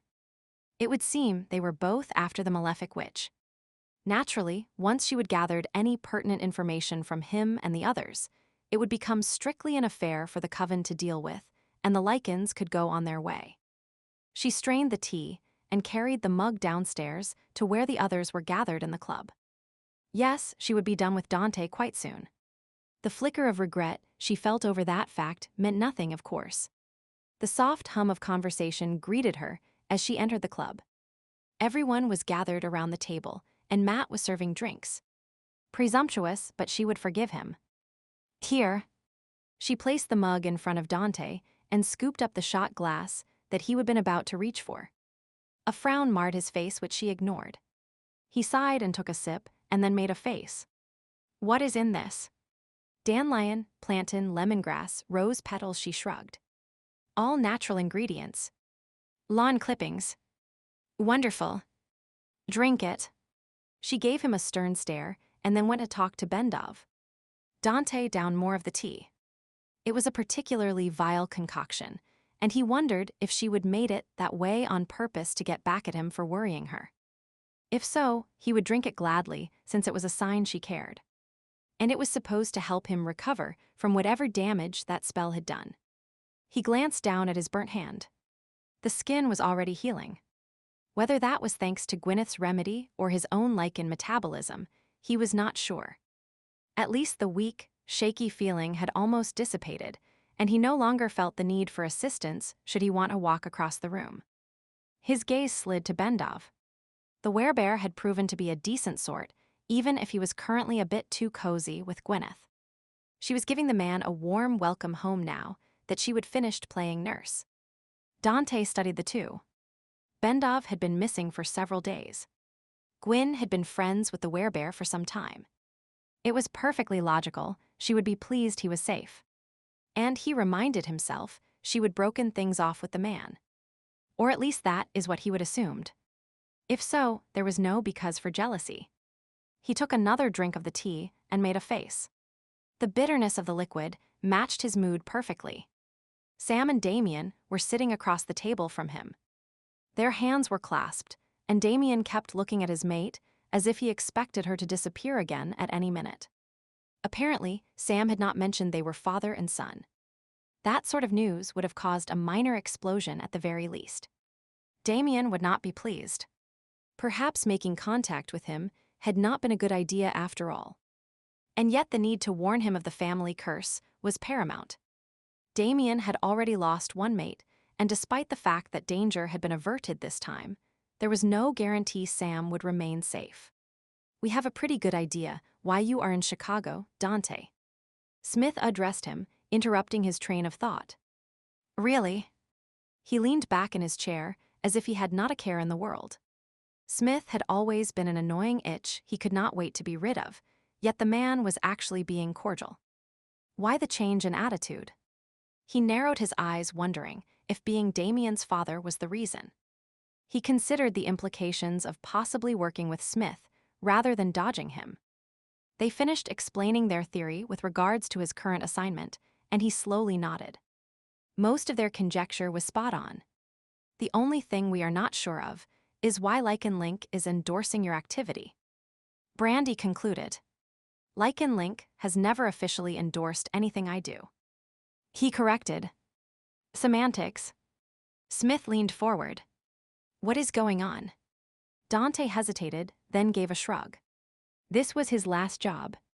He had Higgins pinned neatly in a corner. What did it matter if he shared what he knew? For years now, the malefic witch has been killing people. Humans, shifters, fae, and Higgins has managed to keep it swept under the proverbial carpet until Nosomion is noticing the bump. The killings have become more frequent for some reason, rumors are circulating, and High Council members are asking questions. He wants the witch gone before this becomes public knowledge and jeopardizes the alliance. And you knew nothing of this. Brandy swung her gaze to Gwyn. No. She has managed to use some kind of cloak to hide her activity. The few energy fluctuations we have noticed were always explainable. See? Dante narrowed his eyes. Who are you referring to? Gwyneth raised a brow. Camille. The malefic witch, of course. He shook his head. No. It's a male. This matter has to do with my people. I dare say I know more about what is going on in the coven than you do. She gave him a dismissive look, and it was like a match to his fuse. Not this time, sweetheart. Dante set his drink down with a thud. I have been tracking this witch for years.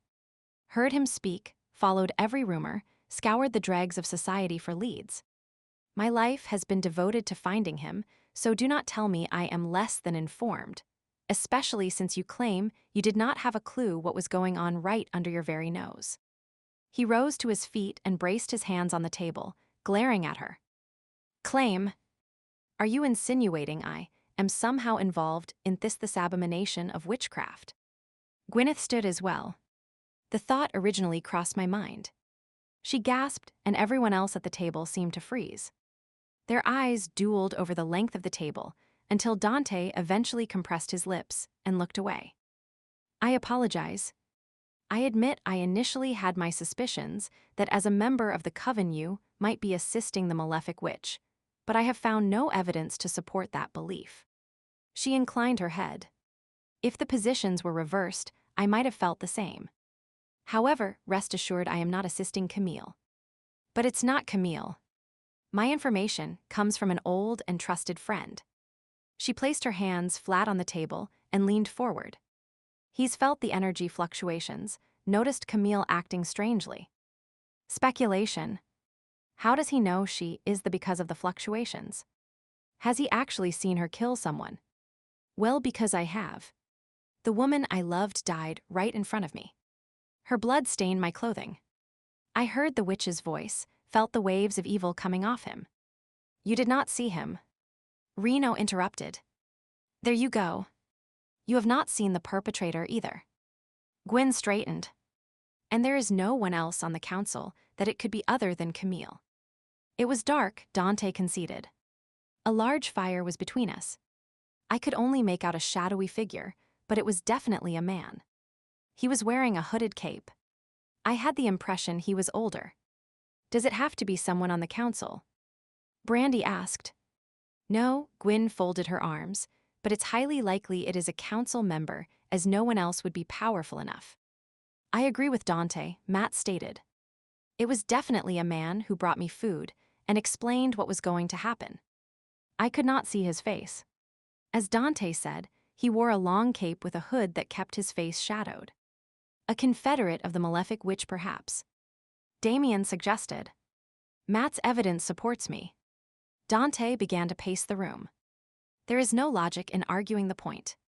Whoever is responsible, we have to act soon. He will have noticed we're missing from the warehouse and either come looking for us or go find another victim. Matt leaned forward, clasping his hands on the table. I think we need to meet with Camille, invite her here and present her with what we know. Damien shook his head. If Camille is the culprit, Gwyneth could be in danger. But it is not her, Dante pointed out, which earned him a scowl from Damien. Can you summon her here? Reno asked. With all of us here to back you up, Gwyneth snorted. She could wipe all of you out with a flick of her little finger. But she will not, Dante said. Because she is not the malefic witch. Dante, you're so full of shit. Damien rolled his eyes. I believe him, Sam leaned back in her chair. He would not endanger the baby by inviting Camille here if he had any doubt. Dante inclined his head, barely keeping his features under control. Thank you. Sam, we need to talk. In private. Damien surged to his feet and jerked his head towards the front entrance. At the same time, Gwyn also spoke, gesturing towards her office. Dante, we need to talk. In private. As both couples left the room, Reno stretched his arms out and, fingers laced, put them behind his head. Anyone care to make a wager on the outcome of those discussions? Matt reached for his wallet. I am in. Chapter 27, I have sound reasoning for suspecting Camille. Gwyn stood with her arms folded. At first I had my doubts, but Cyrus had several valid points that eventually swayed my belief. And those valid points were. Dante quirked a brow. She is worried about keeping her job. So is half the population. And she was the first to mention the energy fluctuations, she pointed out. Then why would she incriminate herself by mentioning them? To deflect any suspicion from herself. If she is mentioning them, no one would suspect her of being the source. Dante nodded slowly. A rather twisted logic, but plausible. It seems you are not as thick as a brick after all. I did not say you would convince me. You have merely made an interesting point. Anything else? Cyrus mentioned she has been acting suspicious, twitchy he called it. She began to pace, then realized her small office was not suited for the activity and settled for sitting on the edge of the desk. She has been questioning the suitability of members, even my relationship with Matt. It sounds like she is being vigilant. And if she has felt these energy fluctuations you mentioned, then she is looking for the culprit. I am sure I saw black marks on her hand. Black marks? She explained about the sealed pages of grimoires. In fact, that is how I knew you had a grimoire. I do not follow your logic.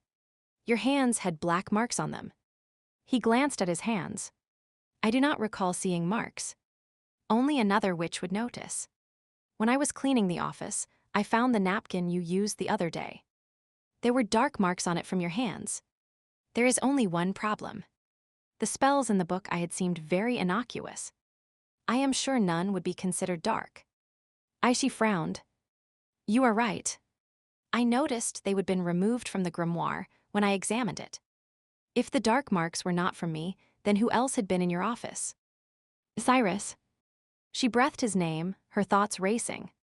I reminded him about the gloves, and he appeared confused, but surely he would have followed such a basic procedure.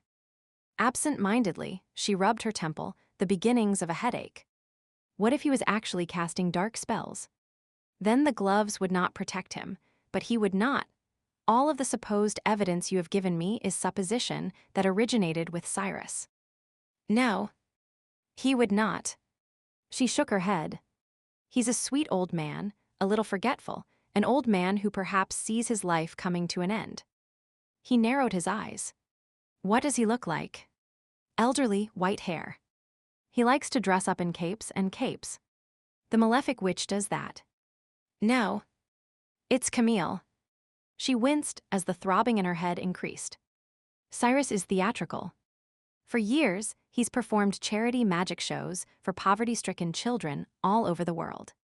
A perfect cover for hiding his activities. He came and went, no one connecting an aging magician with a string of missing persons.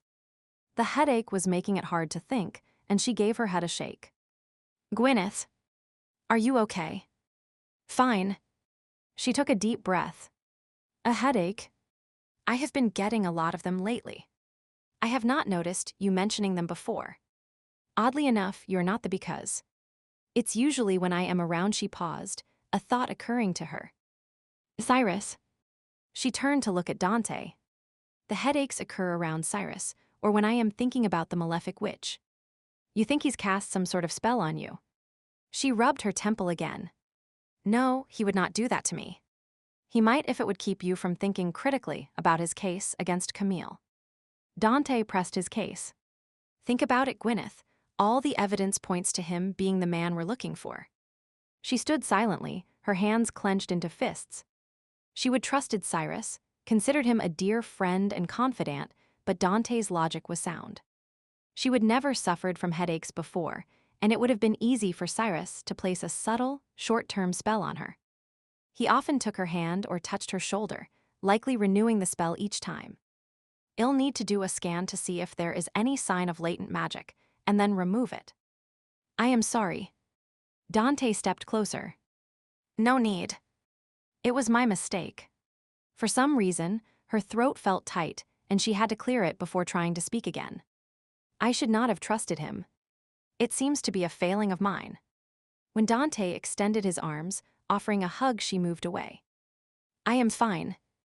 Go tell Sam and Damien we have discovered who the enemy is, and we will deal with him. We? Yes.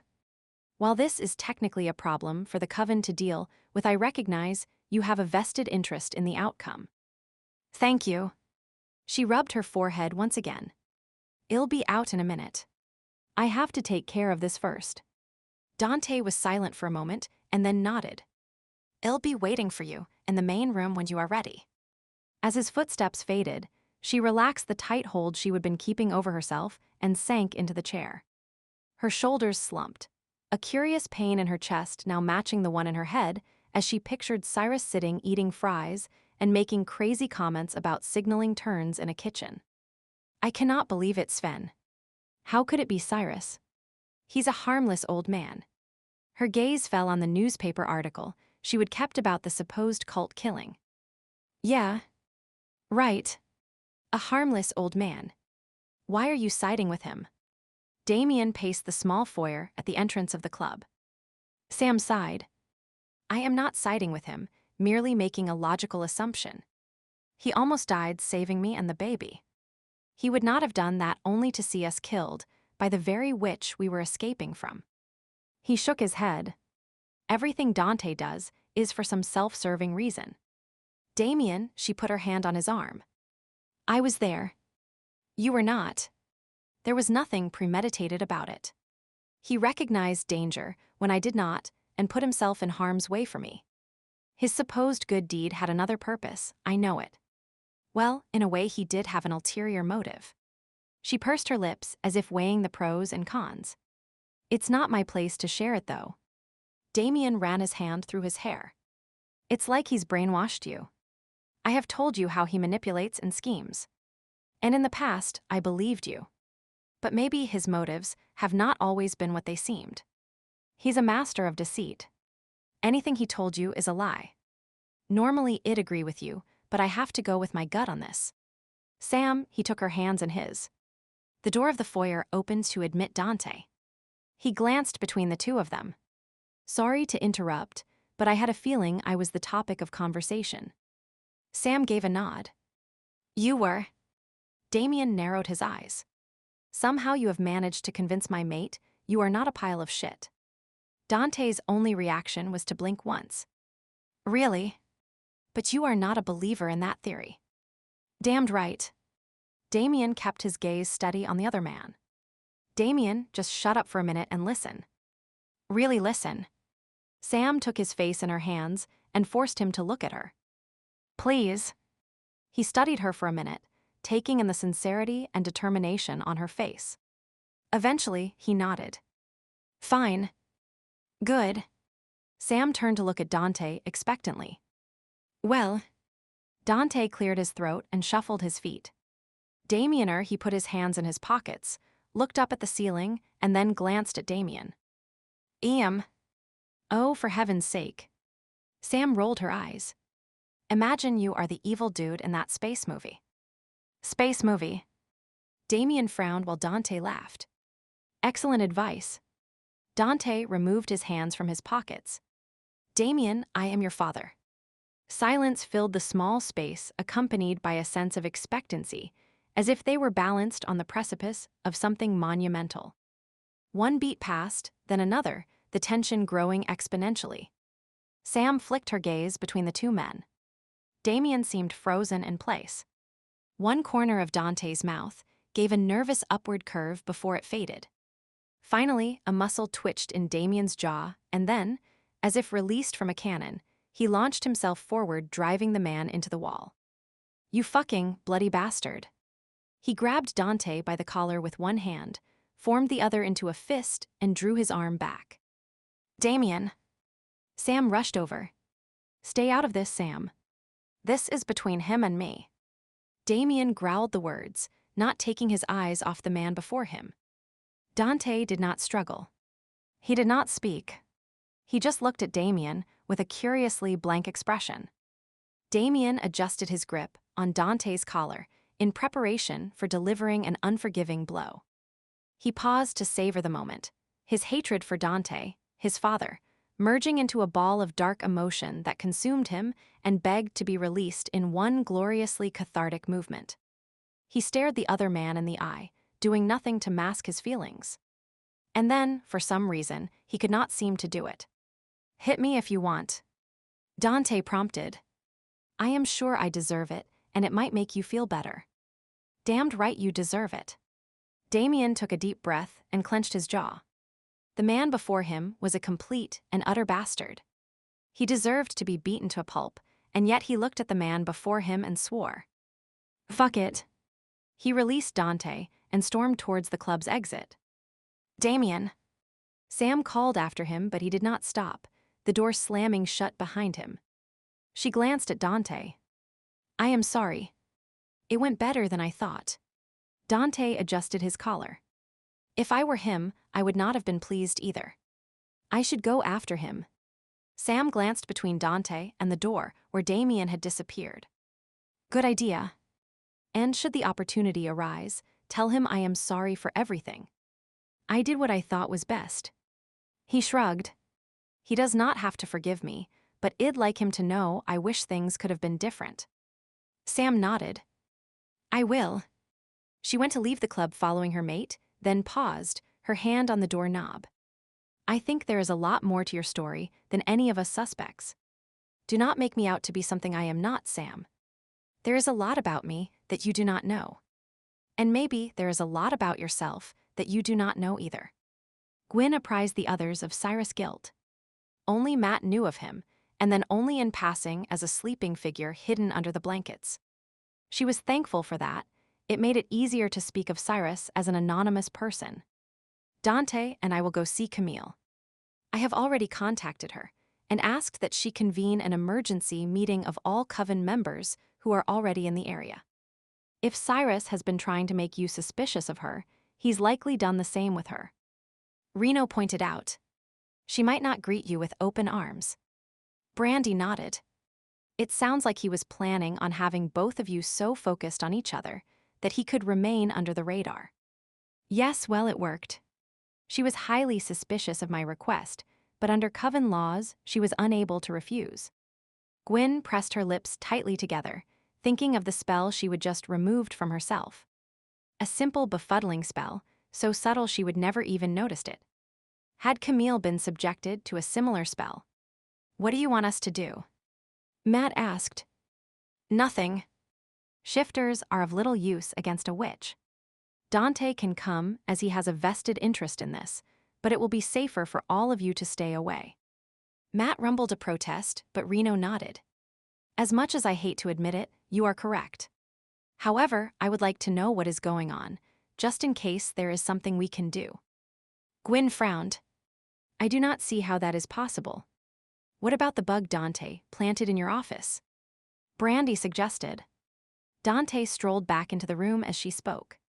Wearing a bug to the meeting is an excellent idea. He took out his phone and offered it to Reno. Switch phones with me. I have an app on mine that connects with that bug. You will be able to hear everything that goes down. Where did Sam and Damien go? Reno glanced towards the door. Something came up. Dante shrugged. All for the best. Sam needs to be kept safe. Do not let her hear you say that, Brandy murmured. An hour later, Dante and Gwyn stood in the entrance of the sprawling building Camille had acquired for the Coven's meetings. Unimposing from the exterior, inside it was a lavishly appointed convention center. He stood beside Gwyneth in the foyer as she recited a magical spell that acted as a password. Dante gave a low whistle. Nice Daker. He glanced at the chandeliers, gleaming hardwood floors and plush furnishings. Camille does not believe in sparing expense. Gwyn cast a look around the space. A bit too much white for my taste. Rich jewel tones would suit you better, he murmured. She rolled her eyes. We go this way. As a non-witch, it's expected you will follow behind me. Gwyn seemed intent on completing their mission as quickly as possible, so he confined himself to responding with a raised brow before following in her wake. The building was strangely silent, their steps echoing as they passed by a variety of meeting rooms, halls that appeared to lead to suites for the Coven members to stay in and several common rooms for special events. Everyone will have gathered in the council room. Gwyn spoke over her shoulder. I'll enter first. You stay in the doorway until I obtain permission for you to enter. She paused in front of a set of double doors, took a deep breath, and then pulled them open. He glanced over her shoulder, getting a general impression of white. White columns, white drapery. A white tile floor. There was a chair on a raised dais, not quite throne-like, but more ornately carved and padded than the other seats that formed a semicircle on either side of the room. A woman stood in the center of the space. There was an autocratic air about her, from the tilt of her chin to the way she wore the long silvery gray gown. Gwyneth. Magissa. Gwyn gave a small nod of respect. The gesture did not seem to meet with the other woman's approval, for she frowned, her lips tightening. Your request for an emergency council meeting came as a surprise. Most emergencies are. Gwyneth gave a tight smile and looked around the room. None of the others could attend. They are here. Invisibility is the new fashion. I have asked them to wait in the anteroom. Your message was rather cryptic. I felt it was safer for everyone concerned if I were to initially meet with you in private. Safer. Dante stepped into the room. The verbal dance the two witches were enacting was getting them nowhere. She thinks you are the malefic witch, Gwyneth. Cyrus probably fed her the same cock and bull story he told you. Who is this? An autocratic expression formed on Camille's face. An acquaintance. Gwyn shot him a look. Who does not hear instructions? I prefer to think of myself as a friend. He smiled at Gwyneth. And I heard your instructions perfectly well. I merely chose not to follow them. Enough. Camille strode towards them, her silken gown rustling as she walked. Who are you, and what is this about Cyrus? My name is Dante Esparza. I have been tracking a certain malefic witch for a number of years, and I believe it to be Cyrus. Nonsense. The man's in his dotage. That is what I thought, Gwyneth admitted. But recent events have led me to believe otherwise. As succinctly as possible, Dante and Gwyneth outlined the facts while Camille paced the room, occasionally interrupting with questions. In the end, she nodded. It would seem he was playing both of us. He recognized your mutual antipathy. It made both of you more willing to believe his story. Dante pointed out. You speak the truth, Lycan. Camille looked him up and down. I'll forgive you for ignoring proto-cult his time. He swept his hand to the side, making an elegant bow. From the look on Camille's face, it improved her opinion of him. I assumed you were here to launch an attack against me, Camille admitted, which is why the other members are not here. You put yourself in the way of danger to protect them. Gwyneth sounded impressed. Camille snorted. You are assuming you could ever be a threat to me, but yes, it is my job to put the needs of the Coven ahead of my own. Unlike you. And with that comment, our moment of accord is done. Gwyneth's expression morphed back to one of barely suppressed dislike. We would not want to upset the status quo too much, would we? Camille murmured. Whatever would the rest of the council gossip about if we should become friends again? Dante barely suppressed a laugh before returning to the matter at hand. What will we do about Cyrus? I will summon him before the council. He will be tried and punished. Punished? Enough, Lycan. Your presence here is a huge breach of protocol, and I should expel you. You may remain and take a seat near Gwyneth provided you do not interfere. He will behave. Gwyneth gave him a warning look and then led the way to a seat. A spare chair suddenly slid into place, brought in by a young woman who seemed to appear out of nowhere. Thank you, Bianca. Gwyneth gave her a brief smile before turning her attention to the individuals who were filing into the room. Dante watched with equal interest. Most nodded at Gwyn, no sign of suspicion or animosity evident. Apparently, Camille had not mentioned Cyrus' suspicions to them. That fact raised the Magissa in his estimation. She might not be easy to get along with, at least according to Gwyneth, but she showed good leadership skills. Not all the seats were filled, but the majority of the members seemed to be present. Camille took her place on the dais and began to speak. As you are all aware, the practice of black magic was abolished based upon council recommendation, and the dark pages of all grimoires were subsequently sealed. Unfortunately, I have grave news to share. It has come to my attention that one of our members has chosen to ignore this most fundamental rule, using black magic numerous times for personal gain, in direct defiance of our laws. A wave of whispers and shocked gasps filled the room, and it took some time for the gathering to settle. When it did, Camille spoke again. Before we pass judgment, are there any questions? Various hands went up, and Camille addressed each. No one asked who the guilty party was, but the empty seats were eyed speculatively. When there were no more questions, Camille rose to her feet. I will ask this question of each of you. Based on the evidence presented, and if proven to be true, what is the punishment for this offense? The same answer circled the room. Death. When it was Gwyneth's turn to speak, she answered as the others had, but Dante noticed her hands were clenched, the knuckles turning white. So be it. Camille sat down again.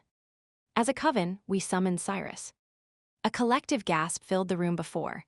As one, they repeated Camille's words. As a coven, we summoned Cyrus. There was a flash of bluish light, and the man who must be Cyrus appeared in the middle of the room.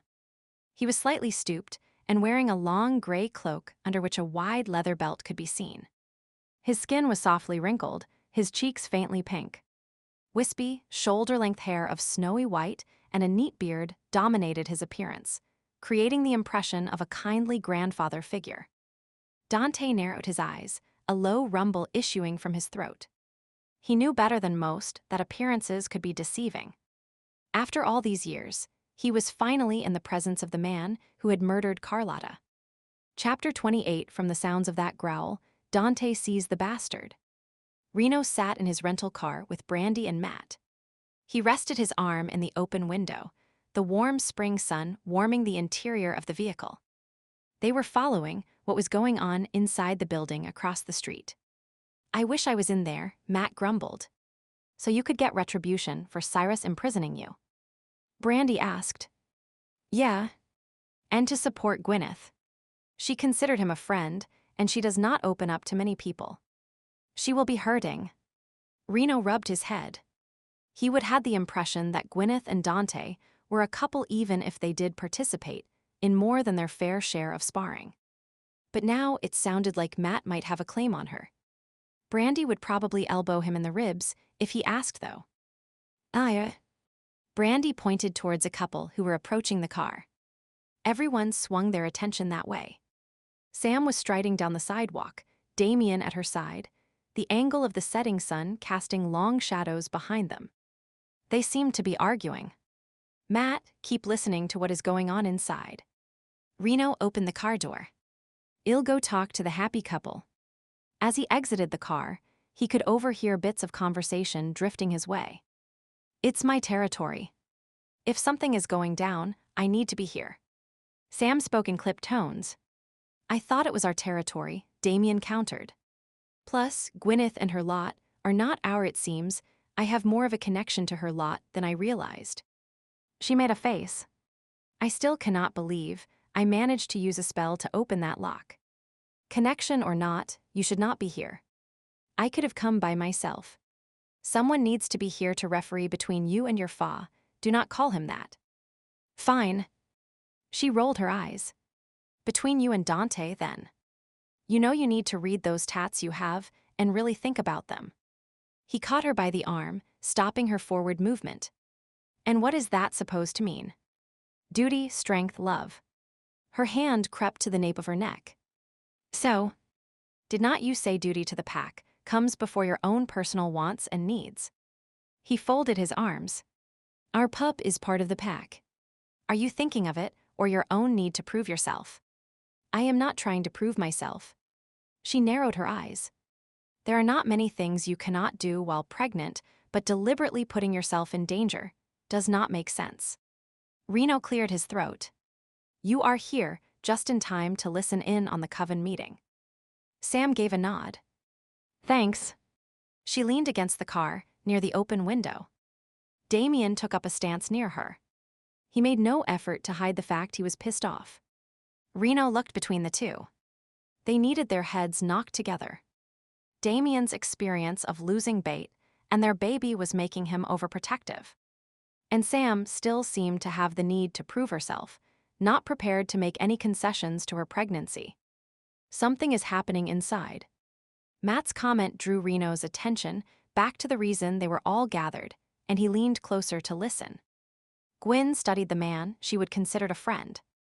They would known each other for ages, shared stories of their pasts, had laughed and drank together. She could not quite believe he was the malefic witch Dante said he was. Well, this is a surprise. Cyrus glanced about the room, a bewildered expression on his face. Am I late for a meeting? He shook his head. My memory is not what it should be anymore. He began to walk towards one of the empty seats near Gwyneth.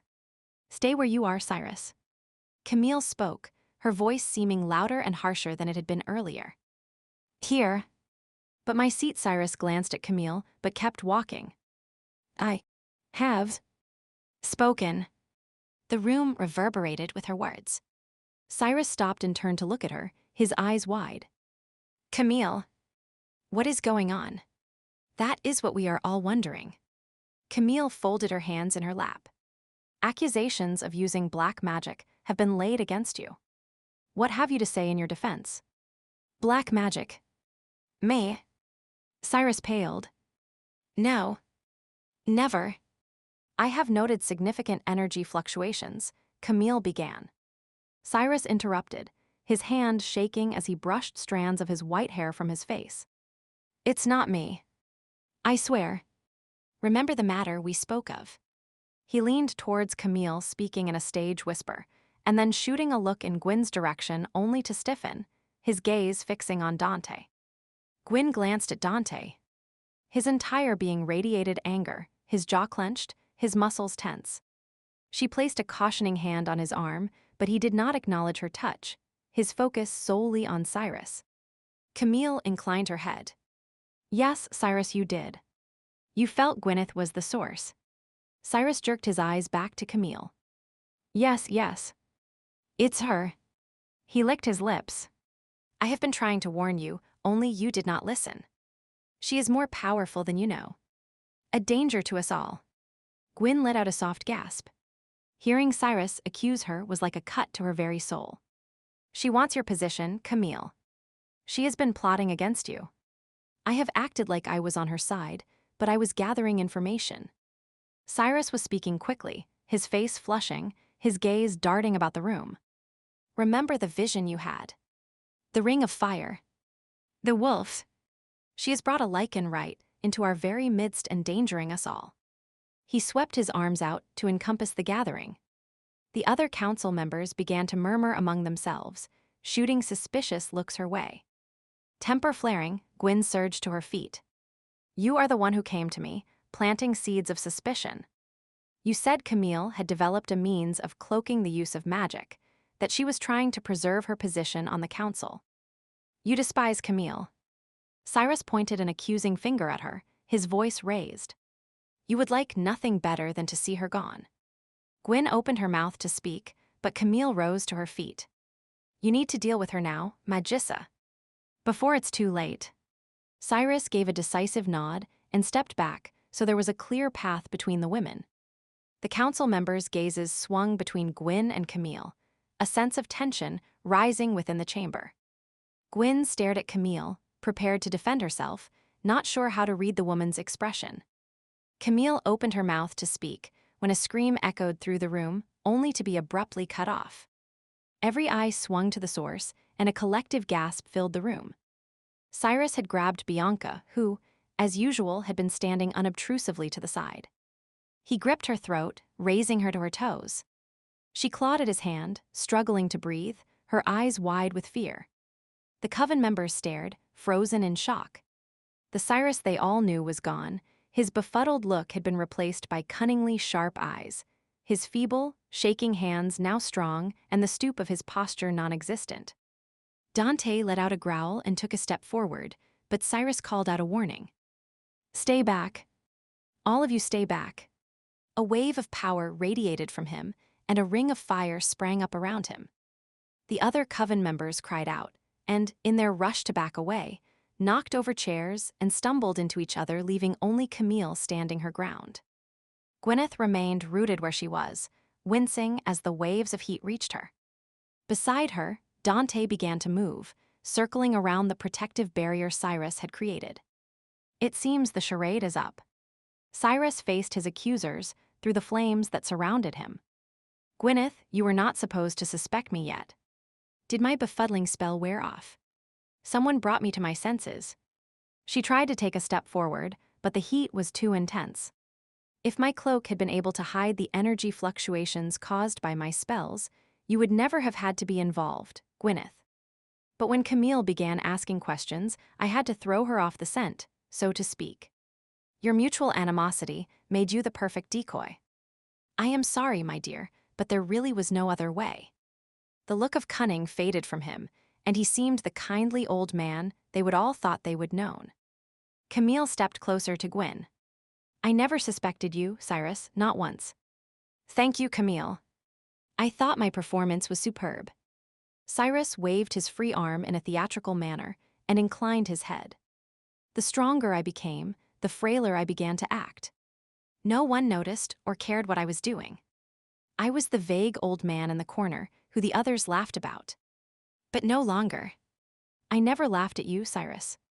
Gwyn flicked a glance at Dante. He was inching around the circle, moving slowly to avoid notice. You are a sweet girl, Gwyneth. Cyrus smiled at her, then swung his gaze on Camille, his expression becoming hardened again. Are not you going to ask me how and why? That is how the script for these things always goes. Very well, Cyrus. Camille gave a slight nod. How and why? I am the Coven archivist. It's amazing what is tucked away on those dusty old shelves. The immortality spell was an amazing find, though it still needs perfecting. It only stops aging for a period of time, and then needs another energy infusion. I have been experimenting trying to find the correct combination of life force energy and time intervals. That's fascinating. Gwyn flicked a glance at Camille, hoping to catch her eye. Years ago, they would been close enough that they would almost thought as one. If they could work together again, both sending waves of magical energy at the fire wall at the same time, they might be able to extinguish it. Cyrus continued talking. I was going to try a Lycan and a werebear this time. I had you end things with Matthias, so you would not miss him, Gwyneth. He smiled at her benevolently. Unfortunately, my plans experienced some interference. However, I can improvise. He pulled a knife from his belt and pressed it to Bianca's chest. Camille gasped. Cyrus, no. His expression changed once again. The blood of a witch spilled on the night of a black moon. I had reservations about using one of my own kind, but my hand has been forced. Cyrus, you do not want to do this.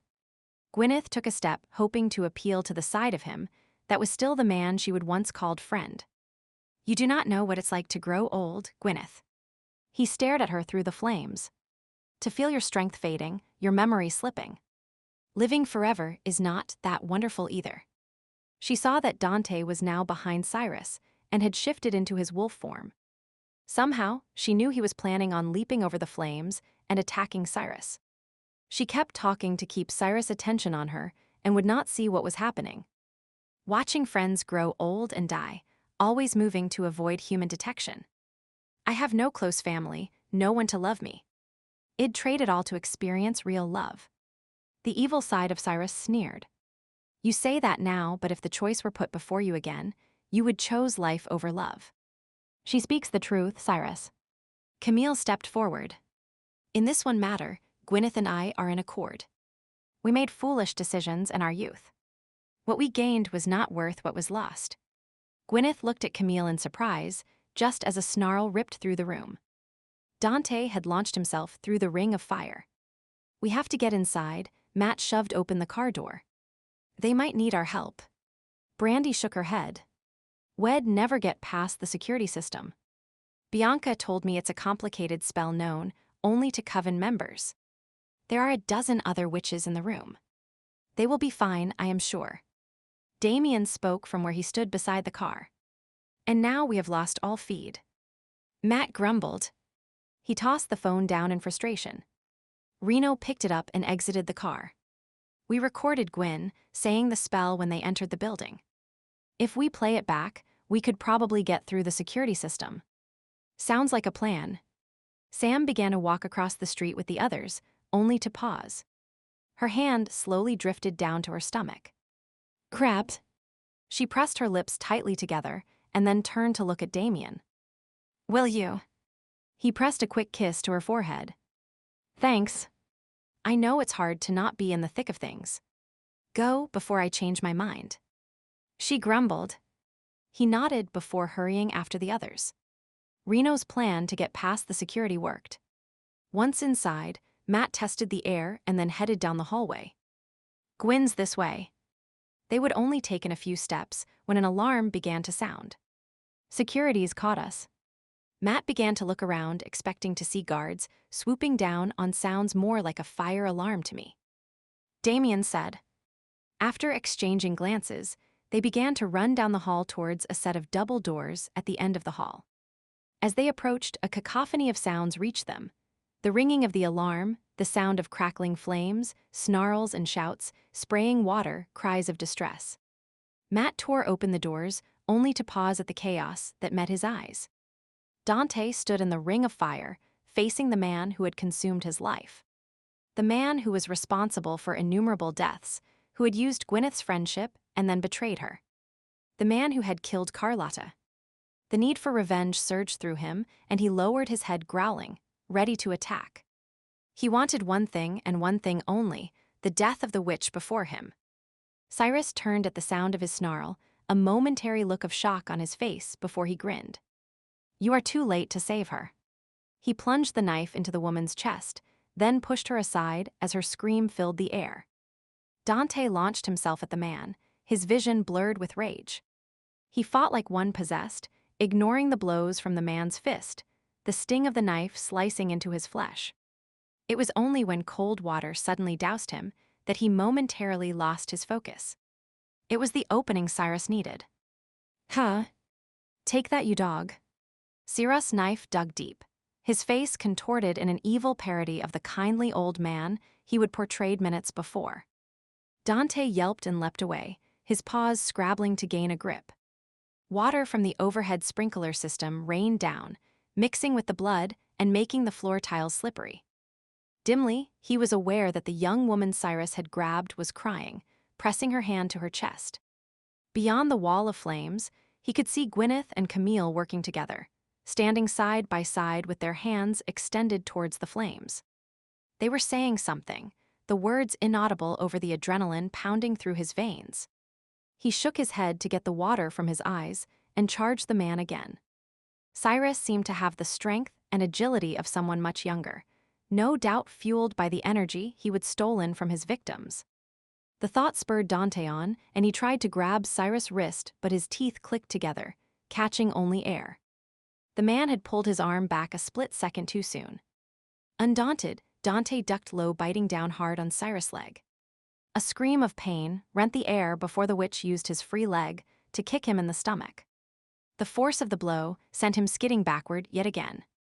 Cyrus charged at him, and he dodged to the side, then twisted and jumped, landing on the witch's back, his weight pressing the man to the ground. With a snarl, he bit down on the back of Cyrus' neck, feeling his teeth strike bone, the metallic taste of blood stinging his tongue. Then he found himself being propelled backward by some invisible force. He rushed forward again, rage blurring his vision to all but the form of the man lying on the floor. This time, a flash of light blasted him backwards, slamming him against the wall and jerking him out of the murderous frenzy that had consumed him. Enough. Camille stood with her hand extended towards him, anger radiating from her. A magical force seemed to be holding him in place. He fought uselessly against it, trying to reach Cyrus before growling in frustration and returning to human form. Blood seeped from his wounds, staining his clothing, but the pain of his injuries paled in comparison to the rage that still burned inside him. His hands clenched into fists at his sides as he addressed the Magissa. It's my right to seek revenge on him for the death of Carlotta. You have no rights within this room except those I give you. Cyrus is dead. Ripping his body to shreds will prove nothing. Camille pinned him with a look. The protest he had been about to make died on his lips. Cyrus was dead. He turned to stare at the unmoving body on the floor. Had he been the one to deliver the fatal blow, or had it been Camille? Some might say it did not matter, but he was not so sure. For years, he would lived for this moment, and now it was over. A strangely hollow feeling filled him, not the glorious sense of victory and relief he had been expecting. He blinked and looked around. Black marks showed where the ring of fire had been, flecks of soot floating in the puddles that covered the floor. Camille was glaring at Reno, no doubt over some offense. Matt had his arm around Gwyneth's shoulder, and Brandy was crouched beside Bianca, along with a few others who seemed to be applying first aid. A movement to the side caught his attention and he turned. Damien was standing there staring at him. There was no sign of Sam, though. He tensed. Had she somehow been injured in the milieu? Panic filled him as he flashed back to the night Carlotta was killed. Could Cyrus have claimed another victim in those final moments? Sam and the baby. They are fine. Damien gave a quick nod. Good. He gave a long, slow exhale at the knowledge his fears were unfounded. Damien continued to look at him. Dante's mind raced. There was so much to be said, and yet nothing seemed appropriate. Finally, Damien spoke. The woman, Carlotta. She was my mother. He nodded. Damien looked past him to where Cyrus' body lay. A muscle worked in his jaw, and his hands slowly curled into fists. Dante cleared his throat. She was beautiful and loved you very much. Your middle name, Carlos, was for her. The D in Damien was for me. Damien shifted his gaze from the dead body, looked at him for a moment longer, and then turned and walked away. Compressing his lips, Dante tried to ignore the ache in his chest. So that was it. The big reunion with his son. He would known it would not go well, but he would hoped for some small sign of acknowledgement. Camille was speaking now. He turned his attention to her. She did not look happy. I will not even ask how you circumvented the security, but I want all of you out of here immediately. The other shifters nodded. Reno glanced his way. Dante, can we give you a ride back to your hotel? The gesture was a pleasant surprise. It was not often anyone offered him a favor. He flicked a glance towards Gwyneth. Matt had already moved away from her. She was standing by herself, a lost expression on her face as if her world had just crumbled around her. He knew what that felt like. No. I'll find my own way back, thanks. I have some loose ends to tie up here. Chapter 29, Gwyneth walked into the club, entering through the back door. Mystique was already open for the night. Thank heaven her staff could operate unsupervised. She would not even given a thought to the business until now. I suppose I should check what is going on. She stood halfway between the stairs, leading to her apartment, and the doorway to the club. Turn left or right. For once the driving need to stay on top of what went on at the club was missing. A bone-weary exhaustion had hit her. The idea of chatting with patrons and answering questions the staff might have seemed overwhelming. Dante put his hands on her shoulders and made the decision for her, gently pushing her towards the stairs. I'll tell Reddy you are upstairs and okay. I am sure Matt's already contacted him. She spoke over her shoulder, concentrating on getting up the stairs. Even her legs needed prompting to move. Excellent. Something in his tone made her believe he felt Matt's efficiency was anything but excellent. Questioning him seemed too much work, though. Dante followed her up the stairs. She had not invited him, and his assumption was ballsy, yet the idea of being alone right now was not appealing either. She opened the door of her apartment, and he followed her inside. Nice place. Dante looked around, walked over to the window to check the view, and then bent to scratch Sherman's chin. The cat purred in approval from his perch on the back of the chair. Have you lived here long? About 10 years. It's not fancy. She started to walk towards the kitchen. Do you want a drink? Tea? Coffee? Something stronger. Definitely something stronger, but I'll get it. You sit.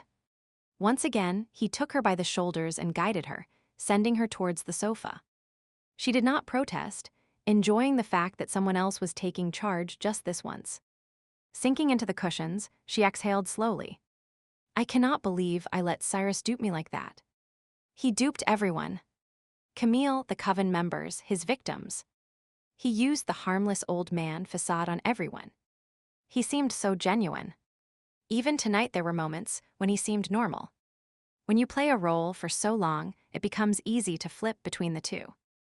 Are you speaking from experience? Yes, he sighed. I am. Maybe that is why you never believed him. She pointed out. Correction, Dante paused in rummaging through her cupboards to find glasses. I never met the man until today. But when he killed Carlotta. That was her name, right? Dante nodded. Yes, that was her name. And no, I heard his voice, caught his scent, but he was a shadowy figure. I never really saw what he looked like. Ever since then, I have always been a step or two behind him. Well, it's a good thing you finally tracked him down here. Dante handed her a glass of wine and sat down beside her, placing the bottle on the coffee table. It was luck I ended up here. The creation of the alliance provided the missing information I needed. He tasted the wine and nodded in approval. Cyrus was getting careless, too. He was getting desperate. The spell he was using extended his life for short periods of time, but the strength was not lasting. Camille and I spoke briefly about it before we left. She stared into her glass. There is always a catch to black magic, something that takes more from you than it gives. This particular spell, once used, has to continue to be used. There is no going back. And each time it's used, the length of time it lasts shortens. Looking back, I think his mind was going. Dark magic is often twisted that way, insidiously affecting those who use it. She took a drink of her wine and sighed. He was probably hoping for a cumulative effect this last time, killing multiple shifters at a time in order to get a huge energy surge. She nodded. It would have made him very powerful for a short period of time. If it'd been him, my plan would have been to divide the council. Half on your side, half on Camille's. The infighting would have kept everyone occupied, while I would waltz in and take over. Evil of you. She slid a look his way. Opportunistic. It's how I have survived all these years. He gave her a crooked smile, and then watched as she finished her wine and poured another glassful. How do you feel about what happened? I do not know. She stared across the room. He was my friend. Or at least I thought he was. No matter how many times I have had to move and start a new life, he was always there, a constant in my life for so many years. I'll miss that. She took a gulp of wine. I am sorry. Thanks. There was a tight feeling in her throat, a stinging in her eyes. I know you hated him, and deservedly so, but that was not the side of him you knew. Right. She sniffed. He could always make me laugh. She downed the rest of her wine, and then leaned forward to pour more. Drowning your sorrows. Dante commented mildly. I think I deserve it after today. I am not criticizing. Just making a comment. He finished his own glass and set it on the table. I feel guilty missing him. He was a monster who murdered people. He was willing to pit the entire council against me. I am glad the man who did that is gone, and yet. I understand. You miss the man you thought he was, not the person he became. Yeah, I guess that is it. She leaned against his shoulder. Dante took her now empty glass and set it down, then put his arm around her. It's okay if you want to cry. I do not cry. She automatically firmed her chin, denying his statement. Then relax against me. You have been through a lot today. He moved so she was resting against his chest, her head tucked under his chin. They sat like that for a while, his hand gently stroking her back. Memories of Cyrus swirled through her head, eating the donuts Matt had given her, sharing a drink, his snowy white hair, his soft chuckles and twinkling eyes. Eventually, the images morphed into her final memories of him, his face contorted, blood staining his clothes. His body dead on the floor. She shivered. What? Dante eased back to look at her. I am thinking of how he died. I do not know which of us killed him. Was it you or Camille and I?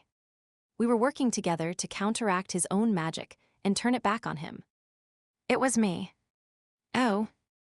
Does it matter? She considered the question. No. If it had been me, I'd know I'd done the right thing, and yet, I'd have had some regret, which is stupid. I am glad it was me. He admitted. I wish I could have torn him to shreds for what he did. Does that make me a cold bastard? No. I'd feel the same if I were you. He gave her a hug. She returned the gesture, only to notice him wince. Damn, she would totally forgotten his injuries. I am sorry. I should have checked your injuries. She sat up and began to unbutton what remained of his shirt. I cannot believe I did not. He stilled her hands, holding them to his chest. I am fine, Lycan metabolism and the remnants of that tea you gave me. Are you sure? I can get some salve. Well, I would not mind your hands on me, but not to apply medication. He caught her chin, tilting her head so their eyes met. I could do with some comfort, Gwyneth. It's been a hard day. She studied his face, seeing the shadows that haunted his eyes, recognizing he was feeling broken, too. I could do with some comfort as well. Slowly, they moved of one accord, their lips meeting in a testing kiss, soft, gentle, retreating and trying again. They separated, eyes meeting to confirm this was what they both wanted, and then she stood to lead him to her bedroom. Faint light from the hallway bathed the room that was otherwise in shadows. It suited the encounter, both of them having dark corners of their life that were not ready to be exposed in the bright light. They undressed silently, watching each other, the whisper of zippers and rustling of material the only sound.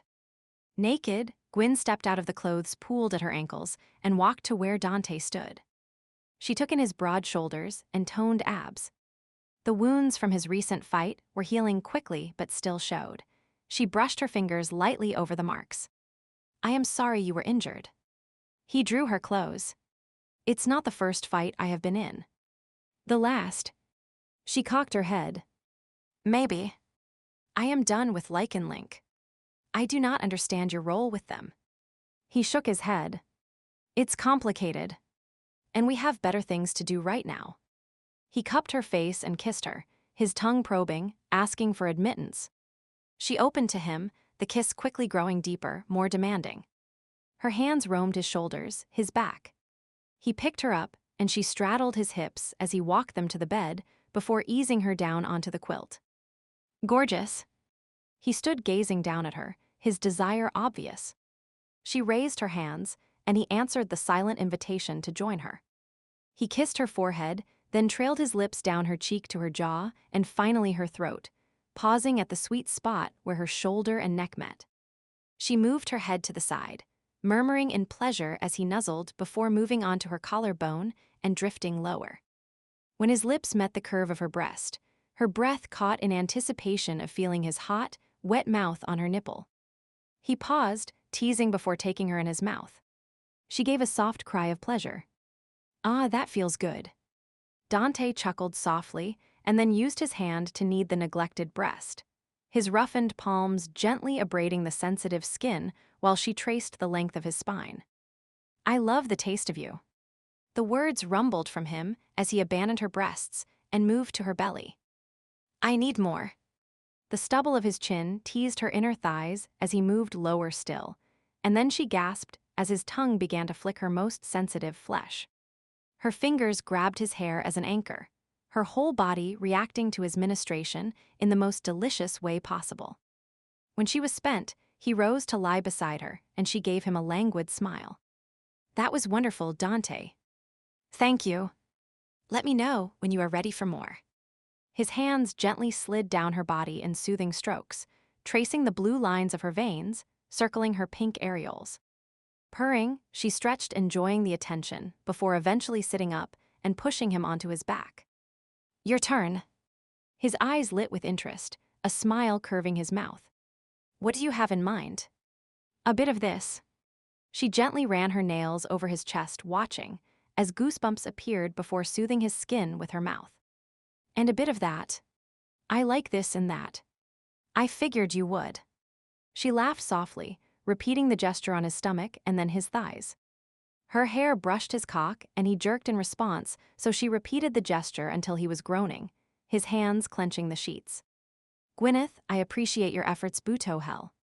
In a blur of movement, he had her on her back and he was looming over her. Condom. He panted. She reached over to the bedside table and handed him one, watched as he sheathed himself and then gripped his hips, her thighs parting to welcome him. He braced himself with his forearms on either side of her, the warmth of his body surrounding her. Kissing her deeply, he eased in. She moaned, loving the feeling of fullness. You feel so good, so hot. He breathed the words. Just like I imagined. You imagined having sex with me. Many, many times. He punctuated the words with slow strokes that had her gasping. You never imagined that. Having sex with myself. No, cannot say I have. He laughed and nipped her chin, before focusing on creating a rhythm that slowly grew in intensity and strength. She held him tight, her fingers clasping his sweat-slicked back as the tension grew within her. His body surged into hers over and over, driving them both to greater heights with each thrust, until they exploded in a cataclysm of sensation that left them spiraling back to earth in a breathless heap. Some time later, when their breathing had steadied, they lay in each other's arms. Dante was slowly stroking her shoulder, while she watched the rise and fall of his chest. She was warm, relaxed, hovering on the edge of sleep. Have you ever been in love?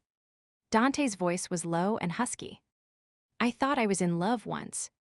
It was years ago. I was more child than woman at the time, only I did not realize it. Same here. She quirked a brow. You were a woman. He looked at her askance and then chuckled. No. Definitely male but young. I was in love though. And she was young and beautiful and in love with me. This was Carlotta. He nodded. I had to return to school, but I promised I'd come back for her. I meant it too. Tomas made promises too, but he was a liar. Tomas. That was his name. Yes. He told me he loved me, but then married another. Bastard. That was one of the names I called him. He was silent for a few minutes. Tomorrow is the anniversary of her death. I am sorry. Thanks. He sighed. I wonder what would have happened if she would lived. If we'd been a family and raised Damien together. She was Damien's mother. She looked up at him in surprise. Yes. I did not realize. There is no way you could have known. He wrapped one of her curls around his finger. Damien only found out today, too. And how did that go? He gave a one-shouldered shrug. Hard to tell. It was a shock for him to find out I was his father, and then to learn his mother had been murdered. It's a lot for anyone to absorb. True. I can see Carlotta in him. His hair and eyes. The way he tilts his head when he's thinking. You remember that about her after all these years. He sighed, imagining Carlotta in his mind, her smile, the way her eyes lit up when something amused her. Love does not forget. Gwyn made no comment. He glanced down and noticed she was sleeping. He reached down and pulled the covers up around her shoulders. Asleep, her features were soft, her long red hair curling gently about her face. This was the side of her he would caught glimpses of, the side of her he would love to know better. Her quick wit and temper drew him to her, but there was more to her than what she showed the world. He wanted to be the one to uncover her hidden depths. The question was, would she let him or would she push him away? He stared at the ceiling, wondering if it was Tomas' betrayal that had her keeping everyone at arm's length, or if it was connected to the blood spell she would enacted. His snitch said blood spells were very hard to complete successfully and usually involved a major sacrifice. Had she sacrificed the softer side of herself for a longer life? And if so, why? It was a puzzle he could devote his time to, now that he was no longer on the trail of the malefic witch. That and trying to build some kind of relationship with his son. They would never be close, but hopefully he could help Damien avoid the curse that plagued their family. Sam padded down the stairs in search of Damien. His side of the bed was cold, indicating he would been gone for some time rather than a quick trip to the bathroom. A light filtered from the office, which was odd. Damien hated paperwork, and there were no outstanding forms or reports that needed to be submitted. Quietly, she approached, getting a glimpse inside the office through the partially closed door. Damien was sitting at the desk, a nearly empty bottle of liquor near his elbow, his eyes fixed on the computer screen. She studied him, taking in the musculature of his chest, the dark stubble that graced his chin, and the way his hair was mussed as if he would run his hand through it one too many times. There was no denying her mate was a handsome man, but it was not desire that stirred in her now. He would been quiet ever since they would left the Universal Coven, barely speaking, leaving it to the others to recount the events that had happened inside while she would waited safely in the car. After dinner, he would gone on patrol, having unexpectedly traded duty with one of the other pack members, and not returning until she was already in bed. He would given her a perfunctory peck on the cheek and rolled over facing away from her rather than spooning as they usually did. Did she give him more space or push? Even as she debated, he spoke. "I know you are out there." She pushed the door open and stood in the entrance. "Cannot get anything past those superior Lycan senses of yours, can I?" Her small joke was met with silence. He did not even look up. She waited a beat and then walked over to the desk to examine the bottle. It had been full last time she would seen it. Damien had not drunk heavily in quite some time, not since he would been in mourning for bait when they would first met. "I am not drunk." She set the bottle down and circled the desk to place her hands on his shoulders. "I did not say you were." "No, you did not. What are you researching?" "Reno gave me a thumb drive with all the information he had on Dante and my mother." "Oh." She waited, but he did not elaborate. "Can I read it?" He turned the screen towards her, so she sat on the arm of his chair and scanned the data. Reno had shared some of the facts with her, but not all. "He's very clever, according to the Academy records." "Yeah." "Turned down a job with Lycan Link Intelligence. He headed south instead. Probably to meet your mother." Damien nodded. "The rest seems to be speculation on Reno's part. Dante told me today that her name was Carlotta." There was a break in his voice, and she rubbed his shoulder. "You were named after her. That is a special connection to have." "Yeah." A sigh escaped him, one so deep and heavy it seemed to come from the very depths of his being. He leaned against her. "Hold me, Sam, please. Just hold me." Chapter 30. Gwyn was making her usual toast and tea when Dante appeared in the kitchen. His hair was damp from the shower, his chest bare. She recalled his shirt had been ruined yesterday and made a mental note to lend him one of Matt's. Her gaze drifted over his toned body. They were about the same build. "Good morning." He pressed a kiss to her forehead. "No coffee. I drink tea in the morning. I am adaptable as long as it's not the lawn clipping stuff you gave me yesterday." He snagged a cup and poured some from the teapot. "It's Earl Grey." He took a sip and nodded in approval. "Normal." "Good. I am glad my tea in my kitchen meets with your approval." "I know you are." He began opening the cupboards, found a jar of peanut butter, set it on the counter, and took one of the slices of toast that had just popped from the toaster. "That was mine." She watched dourly as he spread peanut butter on it. "I'll share." He cut it in half and handed her a piece, smiling. "You are as ballsy as a bull, are not you?" "Is that based on last night's assessment?" She rolled her eyes and sat down at the table to look at the paper. He took a seat opposite her. "If you do the crossword, I can be of help. I am quite good at them." "I do not do the crossword." She took a sip of her tea and tried to concentrate on the headlines. "Maybe you should try. It's a good way to stimulate the brain first thing in the morning." "No, thank you." "Too bad. What about the Sudoku puzzle?" She set her cup of tea down with a decided click and folded the newspaper. "You chatter like a magpie in the morning, do not you? You are not a morning person." "I can work with that." He grinned. "I am in a good mood. I woke up in bed with a beautiful woman. The sun is shining, and the day is full of possibilities. What shall we do?" "I need to check on the club and make sure no one trashed the place last night in my absence." "I am sure that did not happen." "I still have work to do. I have a great staff, but I always check they cleaned up properly and that the bar is stocked. There is last night's receipts to go over, and I have to prepare the bank deposit. Oh, and make sure there is toilet paper in the bathrooms. Real exciting stuff." She made a face. "I'll help. I have some time this morning." "Suit yourself." She stood up. You can start by cleaning up in here while I get dressed. No problem. He leaned back in his chair, smiling. Yep, he was a damned morning person. As she dressed, the sound of him singing in the kitchen drifted into her room. It was an old song from the 40s, and she found herself humming along to it, a smile forming on her lips. It was nice to have someone else moving about the apartment. Matt had usually left after a quick breakfast, and she would be alone for most of the day, only Sherman for company. She looked about for the cat, but he was not in his usual spot. Most likely he was with Dante. The animal had fallen under the man's spell, just as she had. The thought had her stopping in the middle of combing her hair. Had she fallen under Dante's spell? Not a magical one, but the emotional kind.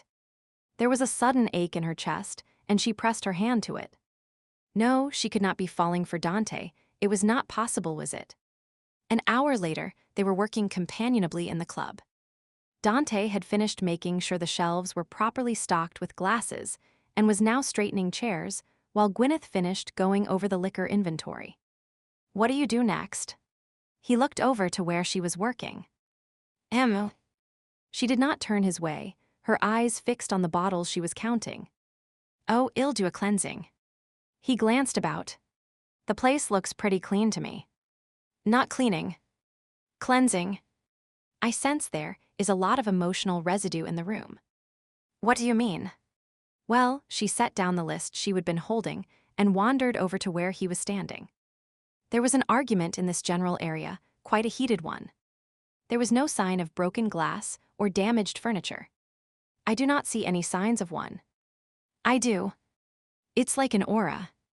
If I half close my eyes, it's as if ghosts from the previous night pass before me, but instead of bodies, I see emotions, similar to clouds of color. And you need to get rid of them. She nodded.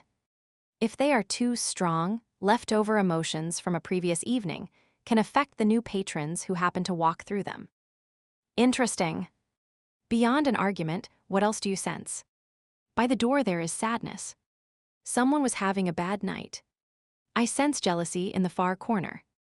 And near the bar she narrowed her eyes. Yes. Passion. Lust. Someone was very, very aroused. Really? He walked over to the area she indicated. And you say these lingering emotions can affect those who pass through them. He grinned. Then come here. Dante. He reached out and pulled her close. I want to test this cloud. She laughed. I do not. Whatever she had been going to say was cut off as he kissed her. Last night had been about comfort and support, but now he wanted something more. He kissed her deeply, letting her know what he wanted, and she responded in kind, her kiss fierce, hungry. He gave as good as he got, tongues tangling, hands roaming. She tugged impatiently at the buttons on his shirt, making a pleased sound when she finally encountered his bare flesh. Her hand slid lower, and then she was trying to work her fingers below his belt.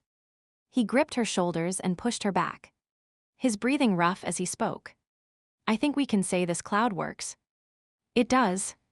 She nipped his lower lip while her hand caressed him. He groaned at the sensations she was creating. Here. In the bar. She shrugged. No one is here, and I have not had sex on this bar before. A first, then. There are a few left. Not many, but a few. She stared directly into his eyes, a challenge evident as if daring him to criticize. Instead, he laughed. Then I am delighted to be the one to initiate you. He picked her up and deposited her on the bar. The surface was old and scarred, but the polish gleamed nonetheless, the marks merely adding another dimension to the grain of the wood. Rather than waiting for him, she shrugged off her blouse and then pulled off her tank. She wore no bra, and for a moment he stared at her bared breasts. The skin was smooth, faint blue lines showing beneath her pale white skin. A true redhead's coloring, he mused. As he studied the full globes, her nipples responded and he reached out, brushing his knuckles over the stiff peaks. Happy to see me, he quipped. The same goes for you. She toed off a shoe and rubbed her foot over the straining zipper of his jeans. He allowed his eyelids to droop, a rumble of pleasure lacing his voice. It would seem we're a pair. Yes, it would. She urged him closer until her legs straddled his waist and then took his hand, placing it on her breast. Pleasure me.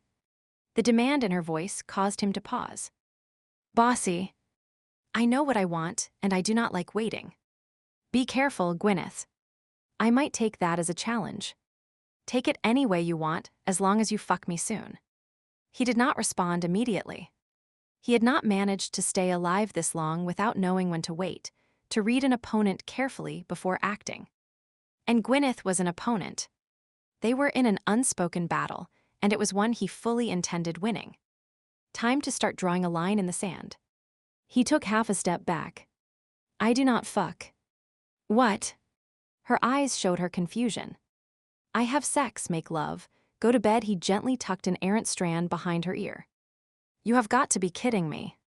He gave a one-shouldered shrug. I have my standards. Fucking is crude, an act that means nothing. Porn stars, hookers, and horny teenagers fuck. And so do unfeeling bastards. Are you implying that is what I am? She leaned back on her arms and considered him. Right now, I am not sure. When you make up your mind, well, continue your not. He began to button his shirt. That is it. You are stopping simply because I used a word you do not like. Gwyneth sat up straight. Got it in one. He brushed his thumb over her swollen lips and then walked away, ignoring the ache of his body. Giving in to her now would garner him nothing but momentary physical relief. His goal was bigger than that. He had realized at some point during the dark hours of the night that he wanted a relationship with her beyond casual sex. If he gave in now, he would be condemning himself to mere physical gratification. There was a rustling behind him. Wait. He turned to see she had slid off the bar and was donning her shirt. This is the second time you have done this. Done what? Walked away from me in this bar. For a moment, he frowned before understanding dawned. It seemed so long ago, that initial visit to Mystique. Leaving the bar because of inferior cognac hardly counts as walking away from you. And you did refuse to share your private stock with me. What other option was left? Like I said at the time, my private stock is for friends. I think we're at least that. He flicked a glance at her open top. Hints of her bare breasts could be seen, pale, soft, and warm. Slowly, he clenched his fingers into fists to resist the urge to reach out and touch. She cocked her head. Are you asking for a drink? It might help take my mind off. Things. He lowered his gaze to her breasts again. One drink. I could use one anyway. She turned and walked towards the back. You know, your hands could have been on those things if you were not so worried about semantics. And you would not be needing a drink if you did not talk trash. Saying fuck me is not talking trash. He raised his brows. Then what is it? Making my needs known. I am not some shrinking violet. Only in the emotional sense. She glared at him, but he did not care. There was a time to wait, and a time to push, and his gut was telling him now was the time to start pushing. Reno parked his rental in front of the Chicago pack house and turned off the engine. He would dropped Brandy off at the Universal Coven. She was meeting with the Magissa to go over recent events. His offer to stay and help had been dismissed. I am a big girl, Reno. Brandy had given him a quick kiss. It'll be fine. After what happened yesterday, it was not Camille's fault. He knew she was correct, but it had not made driving away any easier. At least talking to Damien about Dante would take his mind off things. The conversation they were about to have would be like walking through a minefield. Taking a deep breath, he exited the car. It did not take long for Sam to answer the doorbell. Hey, Reno. She ushered him in and led him to the kitchen. Damien and I were just talking about you. All good, I hope. He frowned. What is up? Damien's pissed that we suspected Dante was his father and did not tell him. I tried to explain, but he's in a mood. I am not in a mood, Damien called out. Yes, you are. Sam said as they entered the kitchen. Probably because you are hungover. And I am not hungover. She snorted. What happened to the sympathy you were giving me last night? Last night you were not being a stubborn, argumentative pain in the ass. I can come back, Reno suggested. Damien scowled at him. You are not going anywhere. You are going to sit the hell down and answer some questions. Reno stilled, a beat passing before he replied. I'll take recent circumstances into consideration and not grab you by the scruff of the neck, and shake you as if you were still the belligerent pup I met at the academy. Damien pressed his lips together and looked away, eventually muttering a sullen apology. Sorry.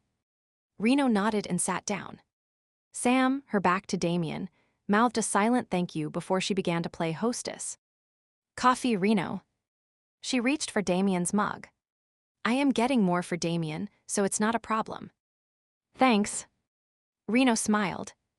I can never have enough coffee. Damien sighed. I do not need more coffee. If your mouth is full of coffee, there is less chance you will say something stupid and offend one of your oldest friends. Sam took another mug from the cupboard. I will not be able to offend him, because I'll be in the bathroom peeing my brains out. Damien shifted in his chair, and Reno burst out laughing. Sam began to laugh as well, and the tension in the room eased. So Reno leaned back in his chair. What questions do you have about Dante? Most of what I know was on the thumb drive I gave you. Damien rubbed his hands over his face, and then dragged his fingers through his hair. Yeah, I know. It's more than my brain can process. Did you know the man tried to blackmail me last time he was in Chicago? No, I did not. Reno nodded his thanks as Sam set a steaming cup in front of him. And he had some two-bit thug whack me on the head with a 2x4 and handcuff me. I still think it was a kinky game, Sam quipped from where she was leaning against the counter, drinking a glass of milk. Damien gave her a filthy look before continuing. What kind of father does that? Reno shrugged, having no answer. He spent his life trying to hunt down the witch who killed your mother, Sam pointed out. Or so he says, Damien countered. She ignored him and continued. You were never really in danger. Damien drank some of his coffee.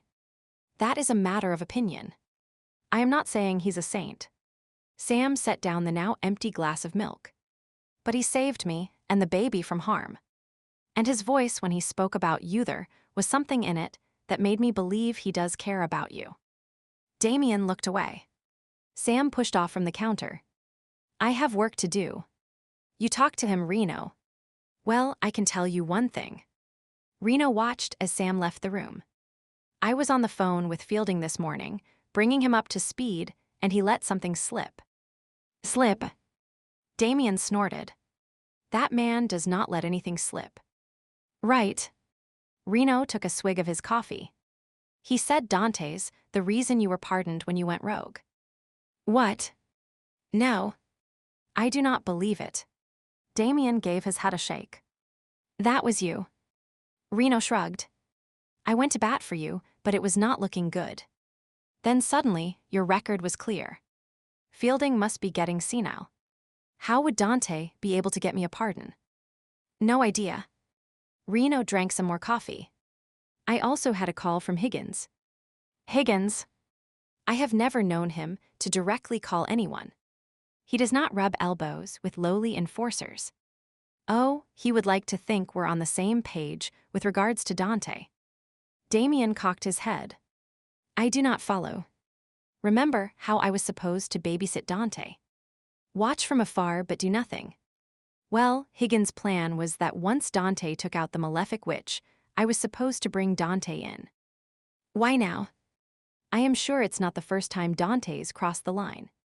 Higgins is worried the witch community will take offense to a Lycan interfering, and it might harm the alliance. Higgins wanted the malefic witch gone. He had been hiding the problem for years, but rumors were spreading. Damien snorted. Our beloved director has always been about public image. He hired Dante to do the job and now wants Dante to take the fall for it. Reno shook his head. I am not going to do it. I am not bringing Dante in. Disobeying an order from the director. Yep. Reno leaned forward, linking his hands on top of the table. That Cyrus guy needed to be taken out. Dante's action fell under the for the good of all rule. Plus, he was hired by Lycan Link to do it. Higgins will be pissed off. Will not be the first time. Reno shrugged. But here is the thing. Once Higgins finds out, he'll likely contact you since Dante is in your territory. If he does, what will you do? Damien stared at him, then abruptly stood, his chair legs scraping loudly on the floor in the silence that had filled the room. He put his cup in the sink, then stayed there, looking out the window, his hands gripping the edge of the countertop. Did I ever tell you, I despised Dante as soon as I met him? He looked at me and made some comment, and that was it, hate at first sight. And now I find out he's my father, that he's just avenged my mother's death. He shook his head. I have no idea how I feel or what the hell to do about it. Chapter 30, One Dante stood by the window of his hotel room. He had left Gwyneth at the club. She was waiting for a delivery and then had to make the bank deposit. They had not exactly parted amicably. She was not pleased he was pushing her for more than just sex. As near as he could determine, that was the norm in her life, and if he had his way, it was not going to remain the status quo. In the meantime, he had some loose ends to tie up. He needed to contact Higgins. Yeah, that was going to be an interesting conversation. And a meeting with Damien was also needed, provided the boy would see him. Boy. He chuckled to himself, thinking Damien would not appreciate the term, then sobered as he allowed himself to imagine what it would have been like to actually be a father. To have watched his son learn to walk, to be called dad, to help him learn to ride a bike. Those experiences were lost forever. Maybe, just maybe, he would get to experience them vicariously when the baby, his grandchild, was born. If he was allowed into their lives. His son deserved a full explanation. Plus, he would like to tell Damien about his mother. And, of course, warn him about the curse. If there was a way to keep Damien from experiencing more heartbreak, he would do his best to see it happen. There had to be a way to reverse the curse. He would study the spells on his phone again, maybe even ask Gwyneth for some help. His phone rang, and he checked the number. Higgins. Apparently, the director of Lycan was impatient to hear from him. The man might wish he would waited once the conversation was over, though. Hello, Higgins. I have been waiting for you to call. Awe. You miss me. He blew a kiss. Cut the comedy routine. I heard you took care of the malefic witch. The rumor mill has been busy. You have your sources. I have mine. Higgins sounded entirely too satisfied with himself. His radar went on alert. What was Higgins up to? Some kind of double cross. I'll arrange for the remainder of your payment to be paid into your account. Higgins cleared his throat. What are your plans now? Staying in the city for a while. Yeah, Higgins was planning something. The director of Lycan was an ass but not an idiot. If Higgins sensed he was planning on cutting loose, it would not sit well. Putting the infamous Dante Salazar in detention would be a feather in Higgins' cap. Dante pursed his lips. Smith was in town. The enforcer had been a decent sort while they were working to bring down Cyrus, but how far could he be trusted? After all those years at Lycan was Smith so entrenched in the culture of the place that he would follow Higgins' orders regardless of his personal feelings? It would seem the time had come to play his ace. He sat down, lounging back in his chair. I was considering somewhere in the Caribbean. Have you ever been there? Cannot say that I have. I had the impression you had. Dante smiled. By the way, Higgins, I have come across an interesting bit of information. It seems you have a substantial sum tucked away in a Caribbean tax haven. The remark was met with silence, and Dante laughed silently to himself. There was a perverse pleasure in making men like Higgins sweat. Selling passwords to Lycan classified files must be a lucrative sideline. Where did you hear that? Now if I told you, it would ruin the mystery in our relationship, would not it? You have no proof. Are you sure? It was a minute before Higgins replied. What are you planning? Nothing. For now. I am simply pointing out I carry insurance. Insurance? He did not elaborate. Higgins knew damned well what he meant. You have been treating me like your trained dog lately. That is your opinion. I say we had a fair deal. Masterston's name was cleared, and you agreed to work for me. And I did, but this was my last job. Silence. When Higgins spoke again, his tone was ingratiating. Of course, Dante. You are a free agent. We have no hold over you. There will be no bounty on my head. No files suddenly being reopened. Damien's name stays in the clear. If I go down or anyone I have connections to goes down, you go down as well. I have left instructions with my lawyer. If something should ever happen to me, papers outlining your activities will be sent to every member of High Council. But he hung up while Higgins was still sputtering. Well, that was one job off his list. Next was contacting Damien. He tossed his phone lightly in his hand, wondering if he should call or go right to the pack house. Calling was the coward's way, and he knew it. Facing Damien and seeing the hatred in his son's face was not going to be easy, though. During their first face-to-face meeting years ago, he would purposely piss Damien off with the intention of keeping the boy at arm's length. It had worked. Too well. And it had not helped that his role at the time had been exceptionally disreputable. He was pacing the room, wondering what he would say, when there was a knock at the door. Housekeeping. He checked the peephole and then unlocked the door. Roxy. It was his local snitch. She pushed a cleaning cart into his room. Surprised to see me. He shoved his hands in his pockets. Yes. I do not recall giving you permission to contact me here. I am not contacting you. I actually work here when I am not with magic cleaners. She looked about the room, then headed to the bathroom, speaking over her shoulder. This is not my usual floor. I only started here yesterday. You deciding if you believe me. She returned with the dirty towels, dumped them in the hamper, and grabbed clean ones from her cart. Yes. I suppose you could check with the management if you want, but I promise I am legit. She shrugged. You should not complain, though. I am a much better cleaner than the previous one. She did not vacuum very well. Dust bunnies under the furniture. No. Magic spells under the bed. She pulled an envelope from her pocket. I found this yesterday. Sorry it ripped, but the vacuum was already sucking it up when I caught it. He took the envelope she offered and looked inside.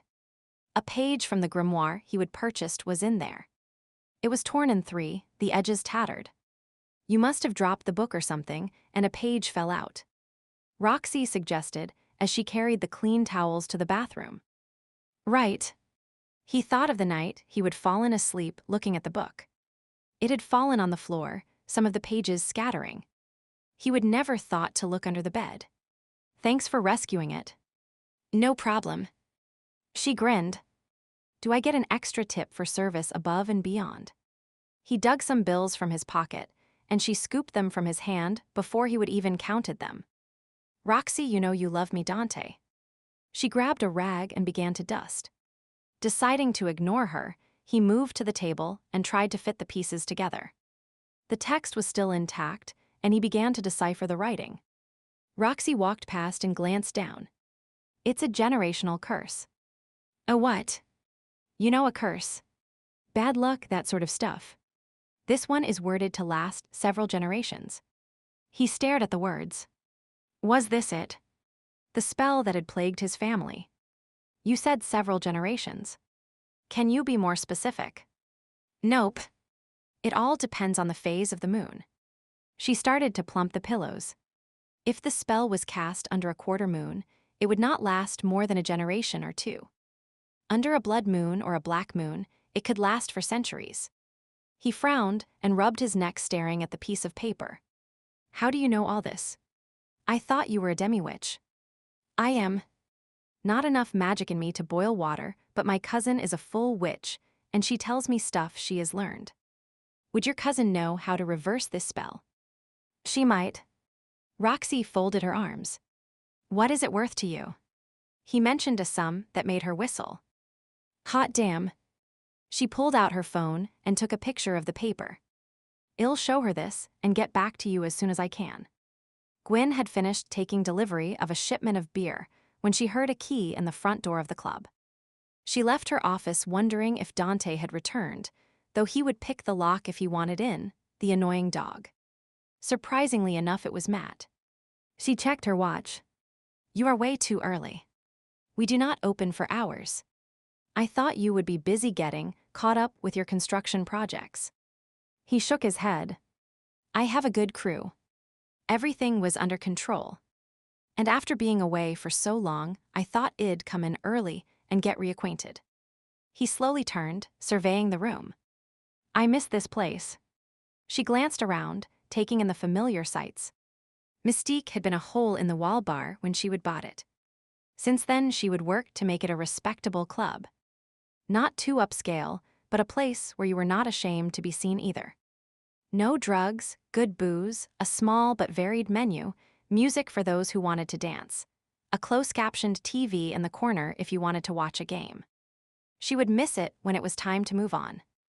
"Anything interesting happen in my absence?" Matt walked over to lean against the bar. "You mean besides kidnapping, black magic, and killing a malefic witch?" "Not much." He laughed. "Yeah, that was a dumb question." His eyes crinkled at the corners, his smile crooked. She reached out to touch his arm. "In case I did not say so yesterday, I am really glad you are safe." "Thanks." He leaned forward and kissed her. She did not respond, and he slowly pulled away. He cocked his head to the side. "It's Dante, is not it?" "No."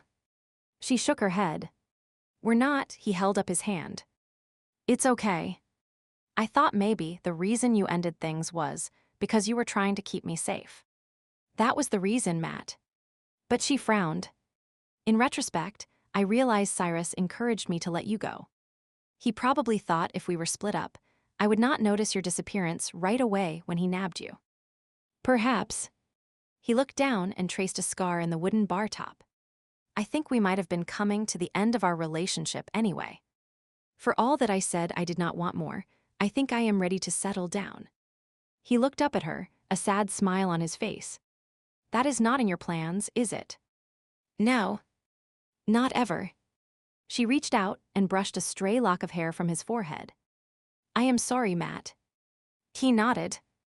"It's okay. You never promised more, and I knew that. I guess it's familiarity that made me start to consider you." He took a deep breath and then sat up straight. "So tell me about you and Dante." "There is nothing to tell." He tapped his nose. "Werebears have an excellent sense of smell. His scent is on you. There is nothing between us. We slept together, but that is it. Same old Gwyneth. Never commit. I have my reasons. And I am sure you think they are valid." He took her hand and held it in both of his. "Just do not hang on to those reasons too long, or you might miss out on something good." She arched a brow, and he elaborated. "From what I saw of Dante, he's a good guy. Smart, calm under pressure, sense of humor. I think you would be good together. I can find my own companionship when I need it." She pulled her hand free. "Is it because he's a Lycan?" She paused and then gave a soft laugh. "I'd actually forgotten that." Matt grinned. "Then we're making progress. The unbudgeable Gwyneth O'Donohue has moved an inch." She made a face. "Go. I need to make the bank deposit." Several hours later, the club was full. Servers moved from table to table, dodging dancers and taking orders with practiced ease. Regular patrons were happy to see Matt had returned from his vacation, and Ruddy appeared his usual self now that he was no longer worrying about the well-being of his cousin. Gwyn checked the crowded room once again, and then scanned the lineup of people waiting to get in. No sign of Dante. She had played out this scene before. Last time, he did not reappear for days. She pressed her lips together. This was not how she would envision their association. She would expected him to come looking for her. That is what usually happened in her relationships. Of course, Dante seemed to be a law unto himself. Take his "I do not fuck" statement this morning. Utterly ridiculous. A table near her emptied, and she automatically began to gather the glasses. Could Dante have left town without even a goodbye? Her gut said no. On a whim, She set the dirty glasses on the bar and headed to her office to place a call. The switchboard at the hotel rang his room, but all she got was his voicemail. Either he was not in his room or he was ignoring her. She really needed to get his cell phone number. She drummed her fingers on her desk and then nodded. It would not take long to go to his hotel and see if he was there. After all, he would been injured yesterday, and she really should check his wounds were healing. Cyrus had been using an athame, and there could have been some latent magic on it that might fester in Dante's wounds. After telling Ruddy she would be gone for a while, she grabbed a jar of salve and some medicinal tea and headed towards Dante's hotel. The cab ride was uneventful, and soon she was knocking on his door. She could hear movement inside, and eventually the door swung open. She stepped back as the smell of alcohol wafted out of the room. "Were you having a drunken orgy in here?" Dante shook his head. "Just me." With a wave of his arm, he invited her in, and then made his way back to the bed where he flopped down, arm over his eyes. She entered the room eyeing his appearance. He was uncharacteristically disheveled, his hair ruffled, stubble shadowing his jaw. His shirt was unbuttoned, his feet bare. "Is there a reason you are pie-eyed drunk?" She walked over to the bedside table and picked up the bottle to read the label. "Scotch. Lycan strength." Judging from the amount missing, it was amazing he could walk. "Not pie-eyed yet, just on my way." He uncovered his eyes and stretched out his arm for the bottle, but she held it out of his reach. She would run a bar for too many years to give alcohol to someone who was obviously over the limit. "Well, you are not getting another drop. You are a hard woman, Gwyneth." "So I have been told." She capped the bottle and set it on the dresser on the other side of the room. "What is the occasion?" "It's the anniversary of Carlotta's death." "My beautiful Carlotta." He pinched the bridge of his nose, his eyes closed and his lashes suspiciously damp. "Right." She recalled him mentioning it last night. And what else had he said? Something about love never forgetting. She frowned, thinking how hard it must be for him, always reliving that day every year. And yet, she considered another point, was not it a lovely tribute to Carlotta that she had inspired such affection? She walked back to the bed and eased down on the edge. "What happened exactly?" He gave her a brief recount, and she squeezed his hand. "That is horrible. I am so sorry. It's my fault she is dead. From what you said, you did your best to save her. I should never have fallen in love with her. If Id stayed away, you cannot know that. Most likely Cyrus would have still found her pack and used them." "No. I am cursed. You are drunk." She reached out to brush his hair from his forehead. Her hand then trailed down to his cheek, the stubble on his jaw rough against her palm. He leaned into her touch, his eyes drifting shut. "Why are you here?" "I wanted to check your injuries from last night to ensure they were not infected." "I am fine. Lycans heal.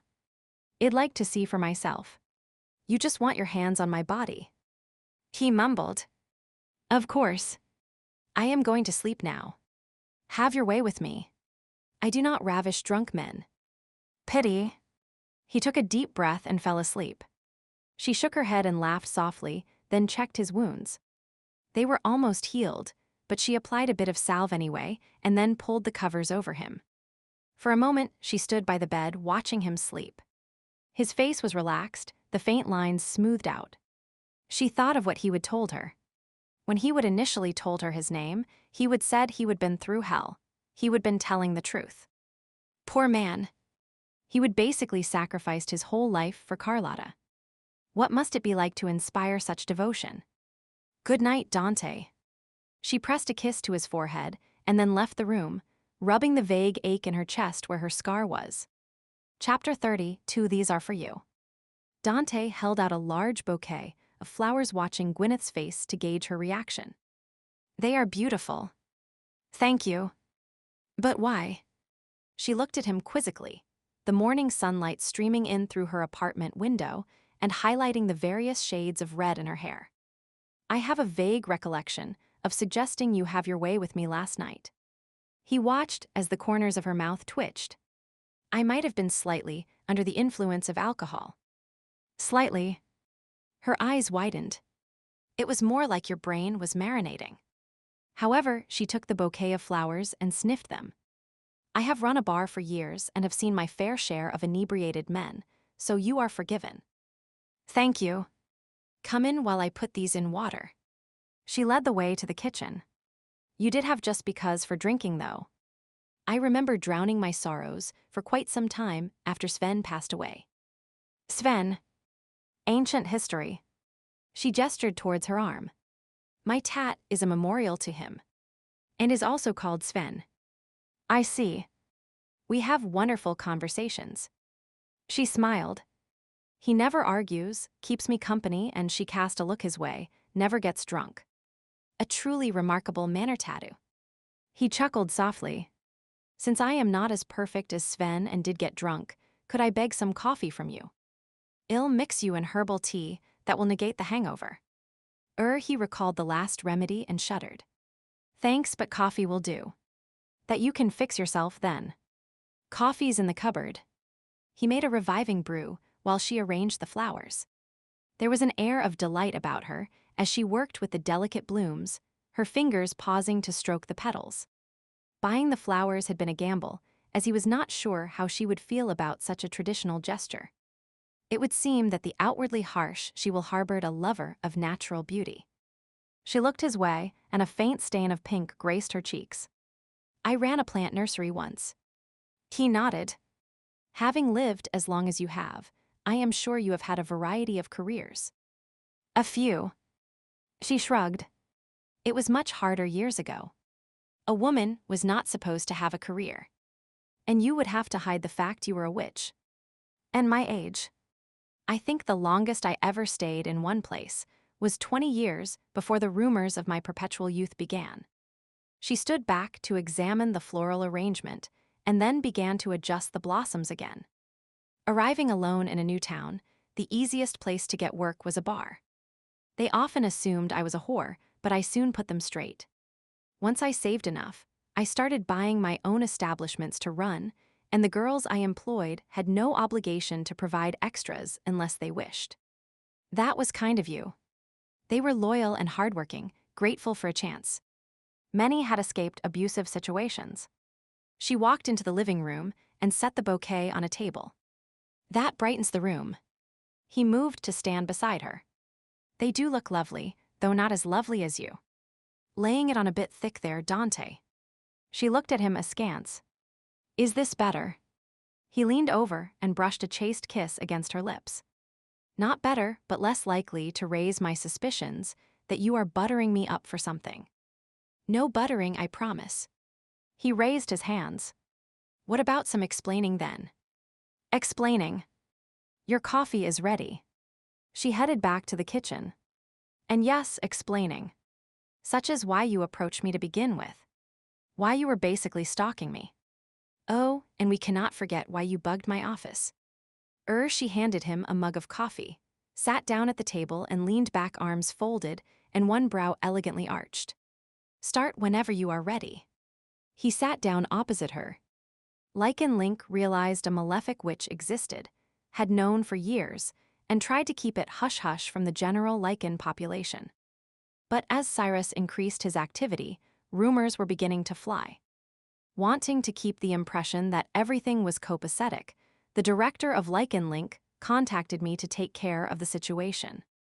Directly contacting the witching community would have made more sense. Perhaps, but your people are not exactly viewed as warm and welcoming by the rest of us.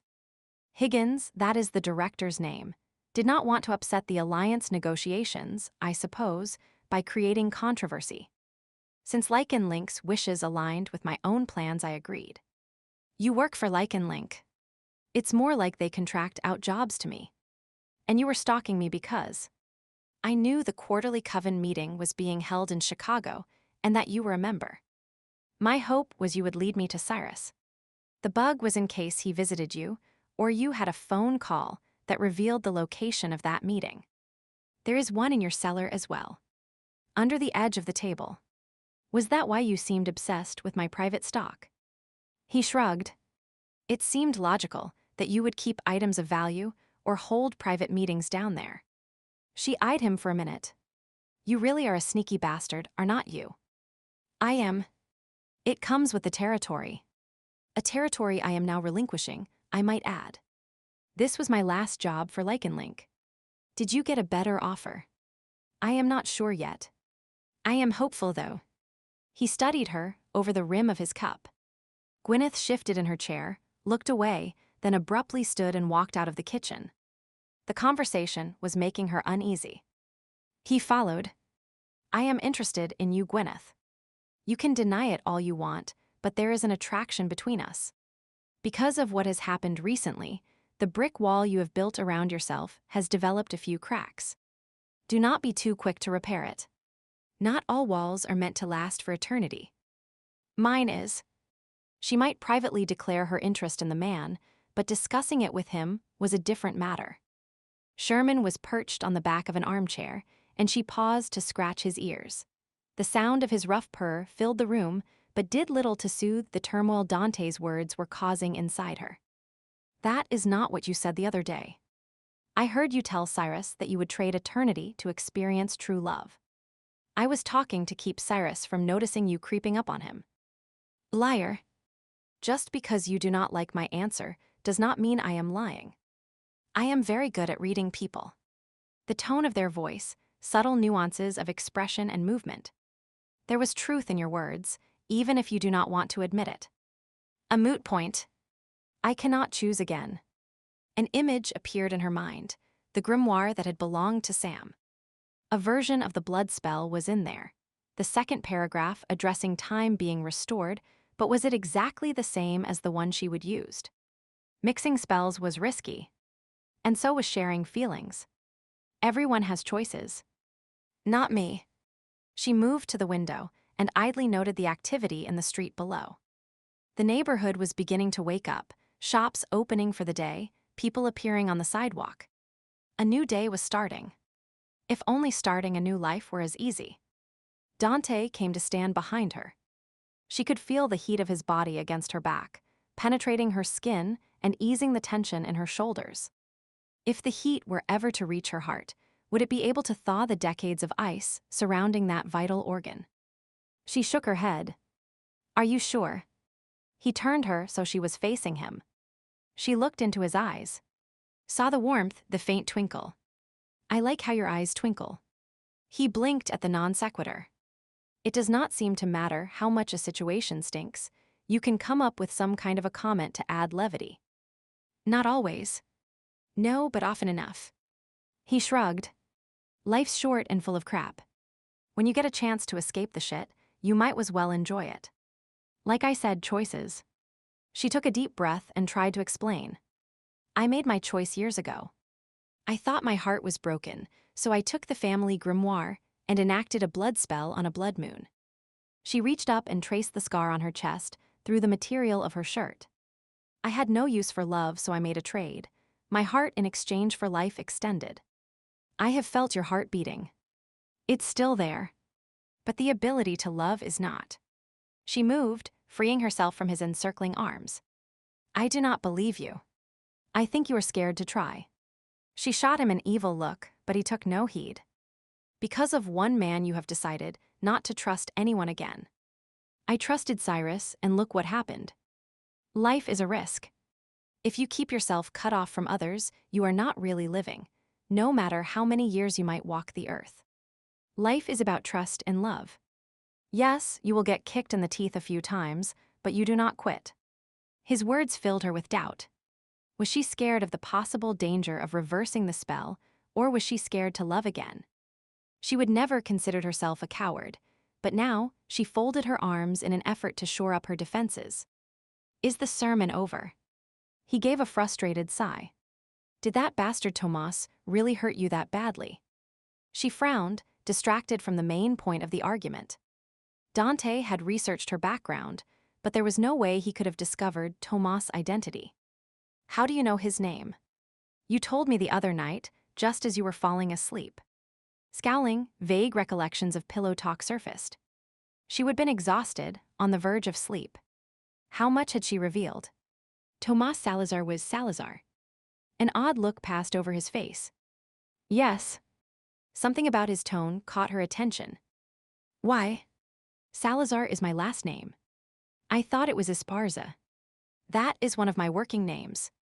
He shrugged off the detail as if it were of no importance. I have several, but Salazar is my official last name. That is an interesting coincidence. She cocked her head to the side. I can barely recall what he looked like, but you do remind me of him. A dark laugh escaped her. It would be just my luck that one of his descendants appeared in my life to plague me. Dante did not reply immediately, instead staring unseeingly across the room before speaking as if to himself.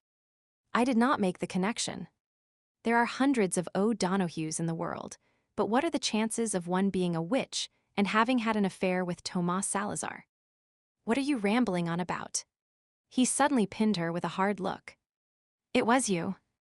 You cursed my family. I did no such thing. That is the family legend. That a witch named O'Donohue cursed our family after Tomas had an affair with her. Gwyn shook her head. It was my grandmother. She was incensed when she found out what happened and cursed Tomas and his bride. Not just them. Their offspring and all their descendants. She felt herself pale. I had no idea. The sins of the father have been visited on every generation of our family. Unhappy marriages, stillborn babies, tragic deaths, financial loss, every possible means of heartbreak. He shook his head. My grandparents, my parents. Carlotta. His voice seemed to break, and it was a moment before he spoke again. Even Damien was not safe. It hoped, given that he was not raised as a Salazar, that he would be spared, but he lost bait, almost lost Sam. I never thought of the havoc that curse has wreaked. He shook his head, bitterness twisting his features. Damien has paid the price, just as all the Salazars have. The curse has ruined every chance of happiness he's ever had. I am sorry.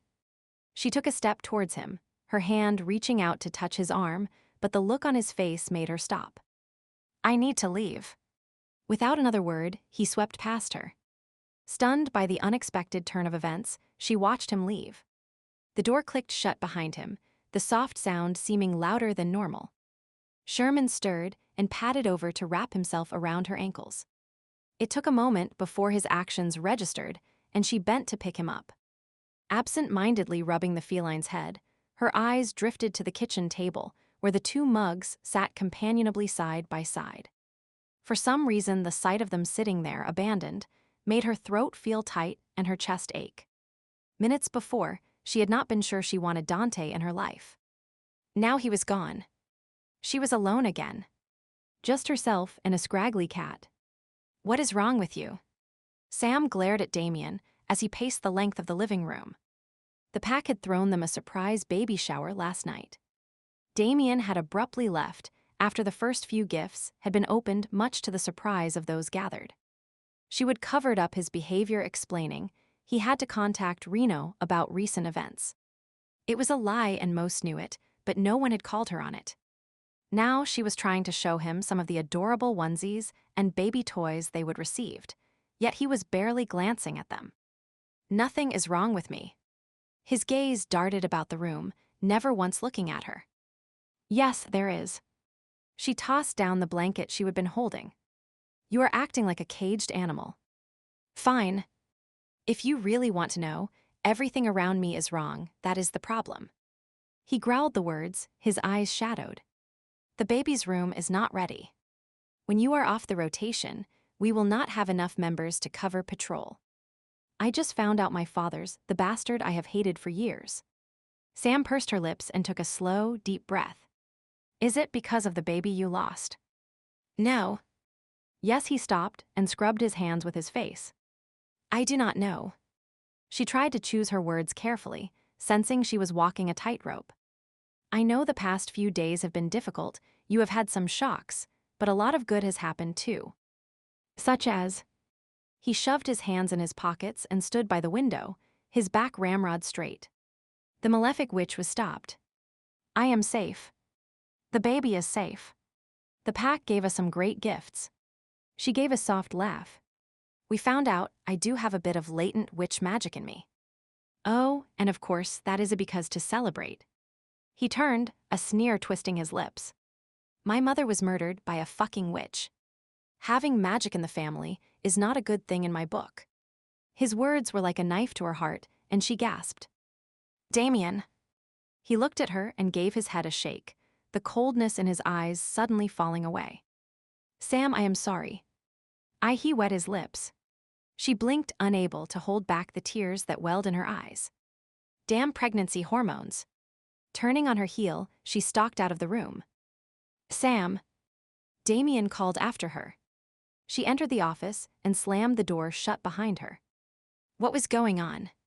The stages of grief were familiar to her, and she understood that Damien might have been harboring some secret hopes about a joyous reunion when he finally found his birth parents.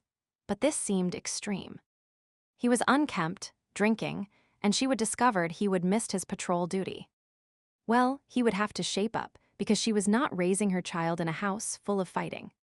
She recalled her parents' battles, the shouting and slammed doors, hiding in the back of the closet crying, and thinking it was all her fault because her eyes had been the wrong color. For years she would felt guilty, secretly happy that though her father had died, at least the yelling had stopped.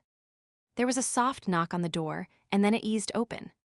She knew it was Damien, but she did not turn. He did not approach, did not take her shoulders or nuzzle her neck like he usually did.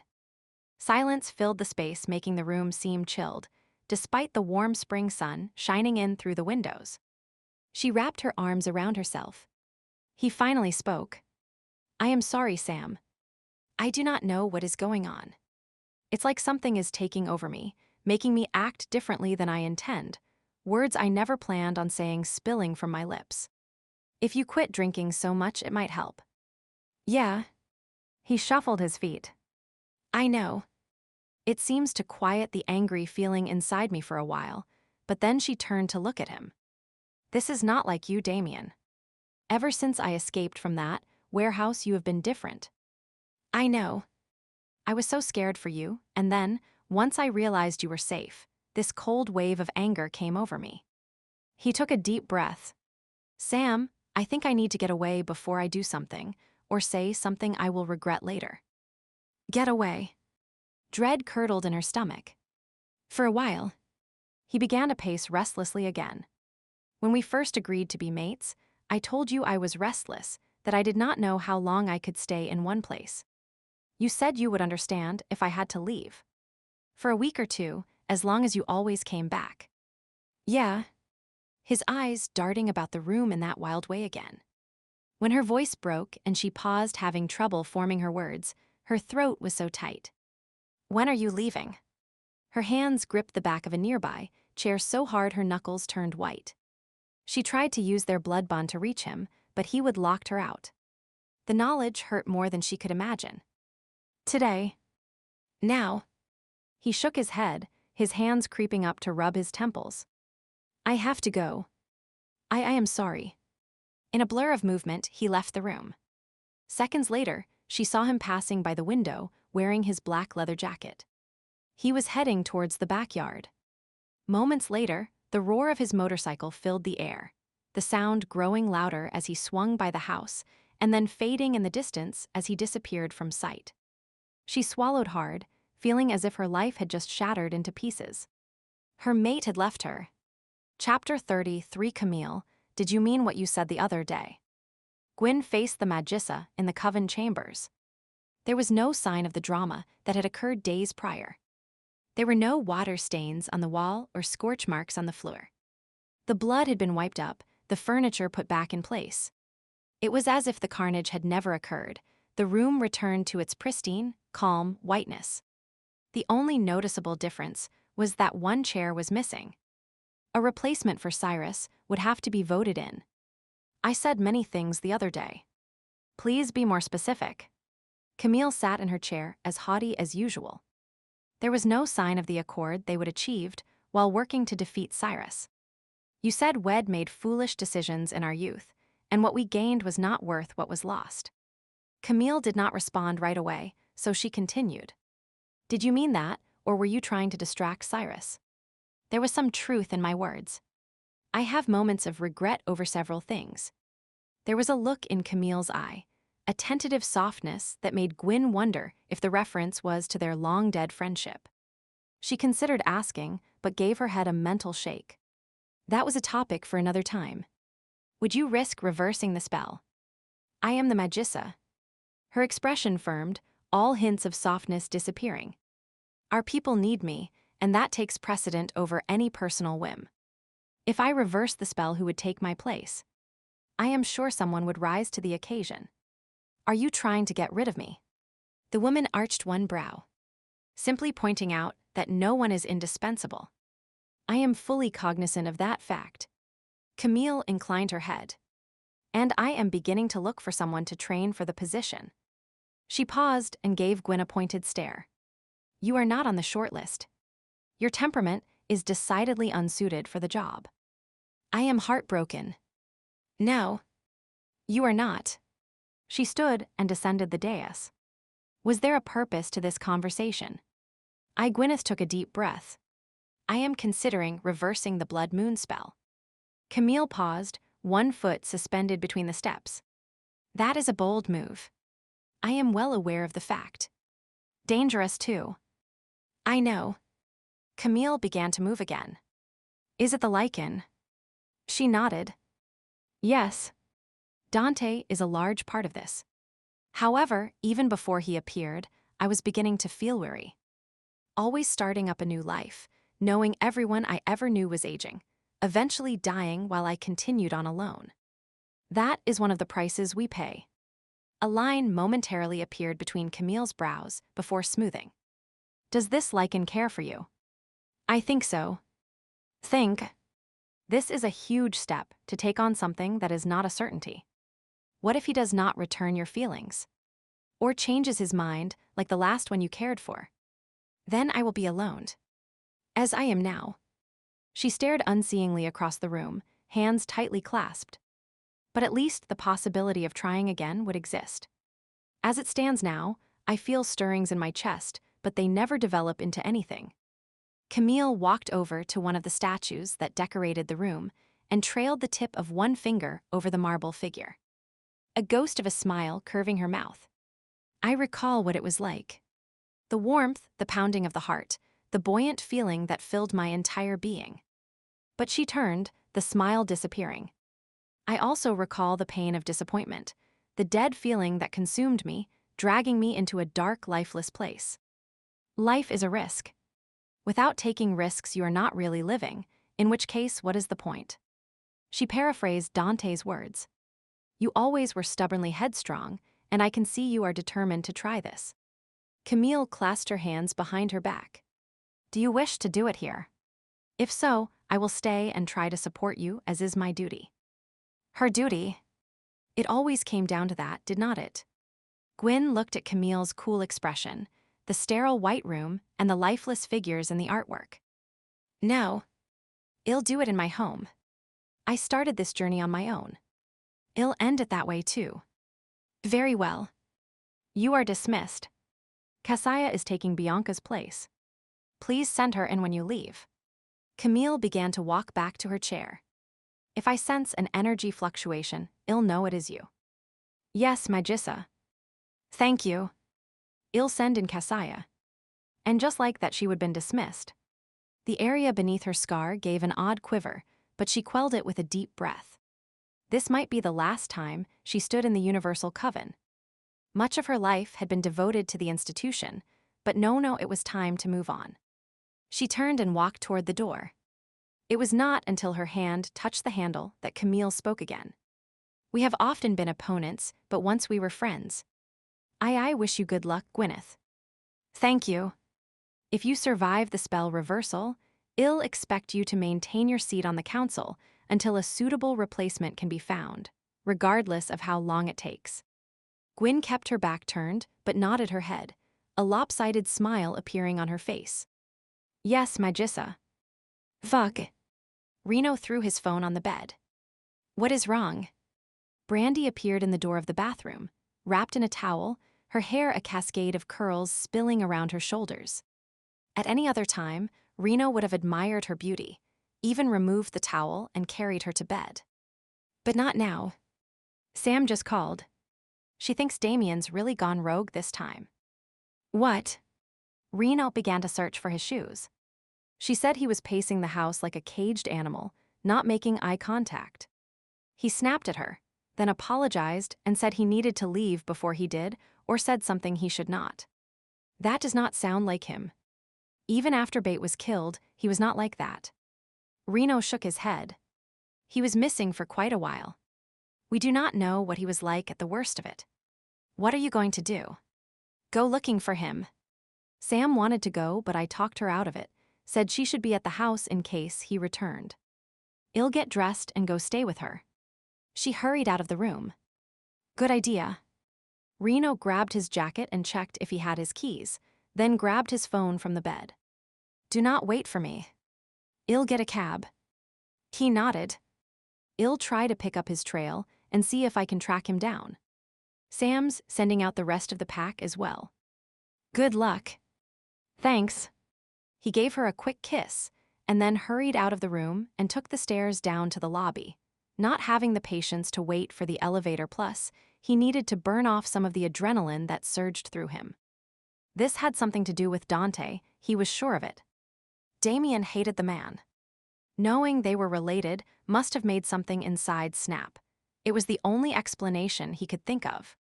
In his hotel room, Dante stared at his computer. An image of Gwyneth filled the screen, a candid surveillance shot he had taken at some point. Her chin was up, her gaze direct. A few tendrils of her hair hung loosely near her cheeks. It captured her perfectly. Strong. Determined. A softer side if you looked carefully. She would been showing that side when he would walked out on her today, actually moving towards him to offer comfort rather than backing away or erecting a defensive wall. Shock had muddled his usually clear thinking. She was not to blame for her grandmother's actions any more than he was to blame for Tomas' actions. He was dragging his hand through his hair, thinking he would need to go begging forgiveness yet again, when there was a knock on his door. He shut the computer and walked quietly to the door, checking the peephole first before opening the door to admit Roxy. She was wearing street clothes rather than housekeeping garb. Hey, Dante. She gave the room a quick sweep of her eyes. Not as clean as if it'd been on duty. He shut the door behind her. You have some information for me. I do. My cousin said the generational curse is not that hard to break. Really? He felt the tension in his shoulders begin to ease. Damien might not be condemned to a life of unhappiness after all. How is it done? Pay up first. She held out her hand, her chin tilted up. Half now, half later if it works. She considered the offer and then nodded. Once the money was exchanged and counted, she pulled a slip of paper from her pocket and tucked the money in its place. My cousin said breaking the curse is easy peasy. The witch just says this. She glanced at the paper, shrugged and handed it over. Dante read the words. I remove the curse once. I remove the curse twice. Thrice I remove it. He frowned. This cannot be it. My cousin copied it right from her mother's grimoire. Roxy rocked on her heels. The only trick is that you need the witch who placed the curse to remove it. What? Damn. That is impossible. A relative of the witch would work as well, but the curse might then need to be individually removed from each member of the family, she added. He stared at the paper again, lips pressed tightly together. Gwyneth would have to undo the curse, and after he would stormed out on her today, he was not sure she would be up to doing him a favor. Roxy cleared her throat. So once you get the curse removed, you will call me, right? To pay up? Of course. You know I always pay my debts. Yeah. She nodded. You have got a good rep that way. So who did you piss off? Gwyneth.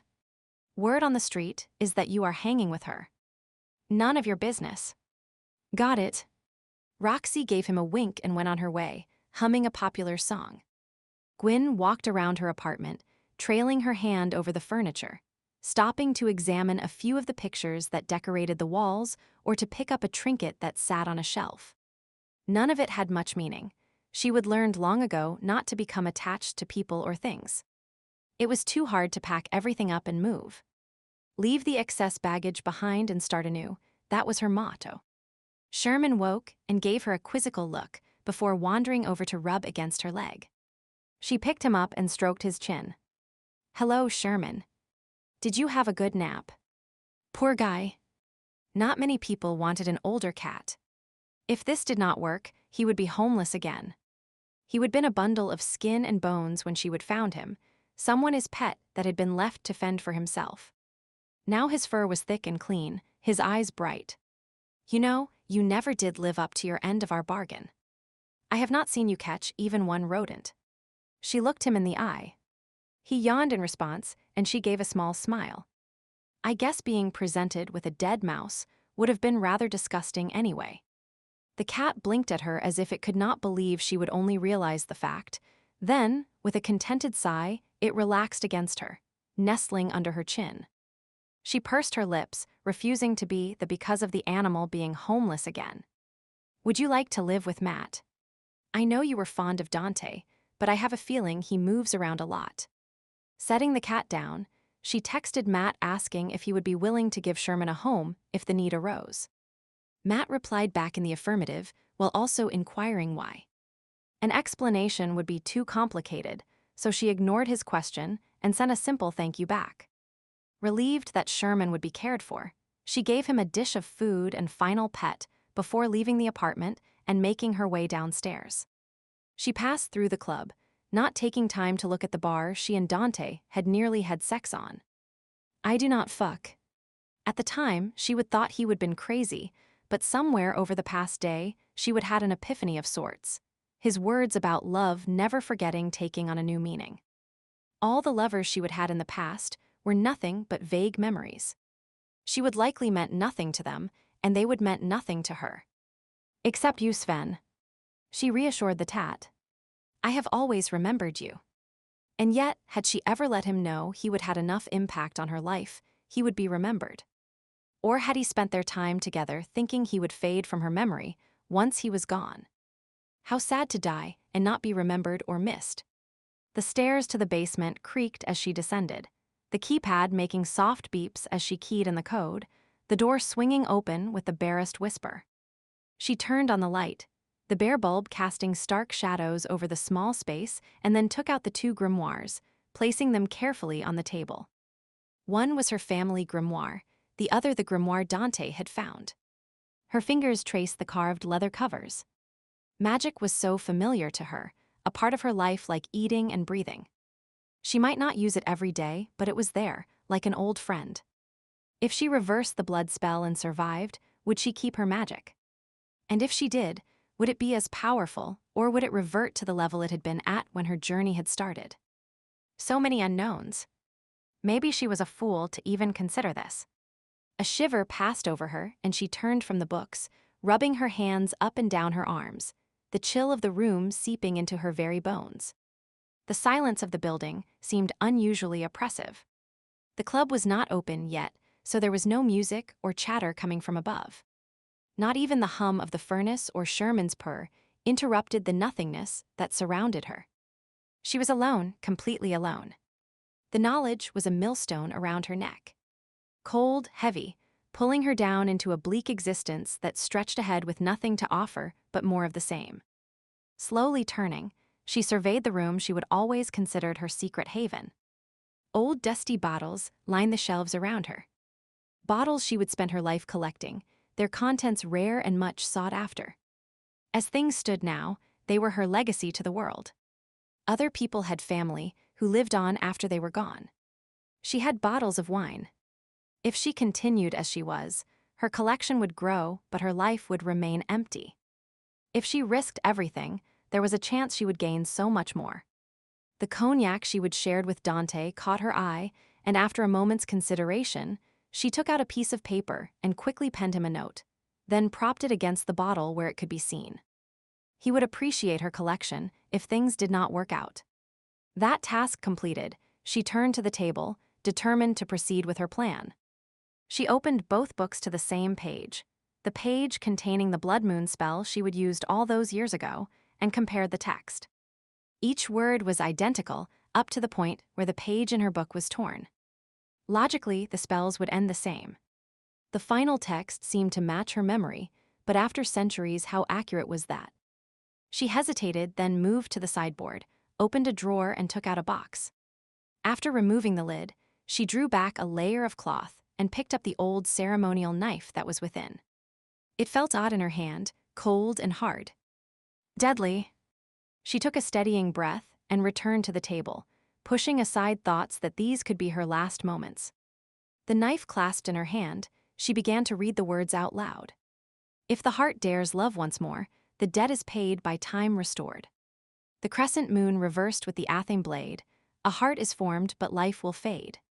She pressed the point of the blade to her chest, a tear slowly sliding down her cheek as the heat of pain mixed with the warmth of blood. Chapter 34. Dante walked down the street, his pace quick, his stride determined. A traffic jam had caused him to abandon his taxi a few blocks back, it having had all the appearances of lasting for a considerable length of time. He wanted to speak to Gwyneth before the club opened, apologize for his reaction earlier, and then beg her help to get the curse removed from his family before it affected Damien's relationship with Sam. That was provided Damien would listen to him. His son seemed to have a stubborn streak, just like his mother. Sam might be more open to hearing him out. A smile curled the corner of his mouth as he thought of that little spitfire. He would take an instant liking to her. Damien had chosen well. We need to find the witch. His inner wolf nudged him to walk faster. We have time. Running down the street would attract unwanted attention. We do not want someone to think we're a purse snatcher, do we? His wolf whined anxiously. We need to act soon. I can sense the evil building. He frowned. Over the years, he would come to value the animal's intuition. He increased his pace. The club was only a block away. When he reached the club, he tried the door but it was locked. A glance over his shoulder revealed that the few people within line of sight were intent upon their own business. He pulled out his lockpick and worked the mechanism with practiced ease, then slipped inside. The building seemed unusually quiet, the air cooler than normal. Gwyneth. He called her name, and it echoed through the building unanswered. A soft sound drew his attention, and he turned to see Sherman padding down the stairs, no doubt looking for a treat. Later, buddy. He murmured absent-mindedly before calling her name once more. Gwyneth. Is there a reason you broke in and began bellowing like a baboon? He turned quickly at the sound of Gwyneth's voice, relief filling him. Are you all right? She appeared pale, her shirt collar askew. Yes. Are you? She brushed a loose strand of hair from her face with a shaking hand. You seem distraught. He studied Gwyneth more closely. Her voice held the hint of a quaver, and there was a look about her eyes he could not place, a softness he would not seen before. Something is not right, his wolf muttered, looking about uneasily. Dante. She prompted him. Did you break in, again, for a reason? He blinked. Yes. I wanted to apologize for my outburst this morning. She considered his statement and then nodded. Accepted. He blinked. That was easier than I expected. I decided I would have reacted in the same way. She averted her gaze, her hands tightly clasped in front of her. I was not completely pleased. You are related to Tomas, so I suppose we're even. It was a shock for both of us. She seemed to want to say something, but then changed her mind. Would you like a drink? Some of the cognac you are always asking for. The private stock reserved for friends. Yes.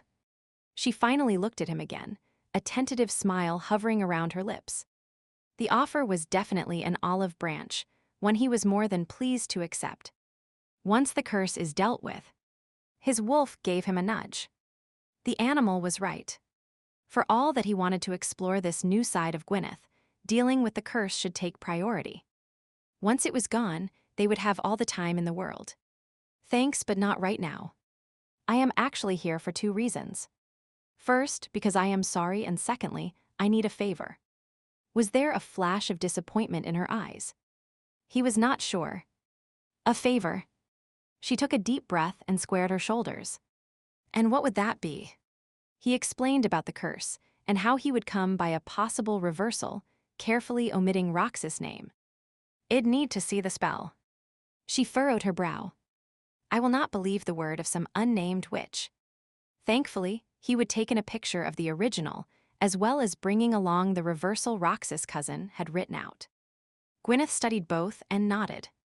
They seem compatible. Excellent. If we head to the pack house, he was interrupted by a pounding at the door, followed by the sound of someone yelling. I know you are in there, Dante.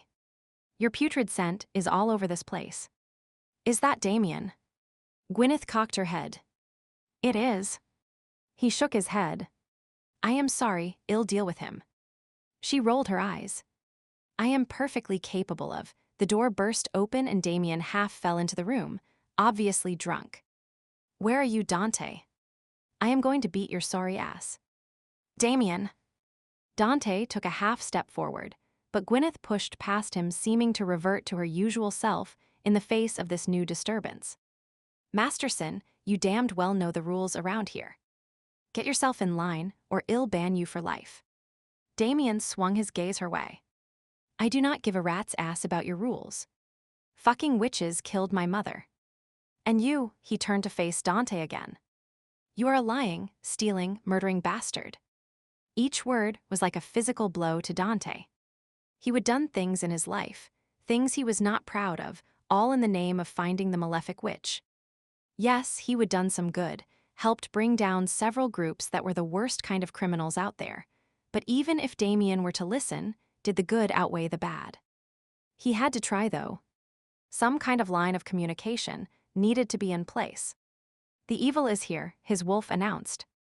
Dante frowned, then looked at Damien. Was this more than normal grief and anger? Could the curse be driving the boy into wildly, self-destructive behavior? From what he would learned of Sam, she would not tolerate a mate who acted like this. He is our pup. It is our duty to help him. Dante stretched out his hands and stepped forward. Damien, in a blur of movement, Damien attacked, crashing into him, sending him careening backwards into a table. It broke under the force of their combined weight, both of them to the floor in a tangle of limbs. Dante rolled away and sprang to his feet, just in time to dodge a chair that Damien swung at him. The wood splintered against a nearby post, bits of wood flying through the air. Dante reached out and yanked the remaining chair leg from Damien's hand before he could use it as a weapon. Even drunk, the boy was a good fighter. A flash of fatherly pride sprang up in him until Damien's fist crashed into his cheek, sending him reeling. Take that, you cocksucking douchebag. Damien snarled the words, his eyes narrowed. As he turned from the force of the blow, Dante swung out his leg, catching Damien in the back of his knee, knocking him off balance. I do not want to hurt you, Damien. He panted the words, only to feel Damien grab his ankle and jerk his leg out from under him. The boy apparently had no such reservations. Somehow, he landed on top of Damien and they rolled about, each trying to hold the other down. At one point, he had Damien by the shoulders, then Damien had him by the throat. They knocked over another piece of furniture, and shards of glass exploded around them. My new glasses. Gwyneth's angry cry barely registered as he staggered to his feet and rushed at Damien, pushing him back against the wall. Damien struggled to shove him away.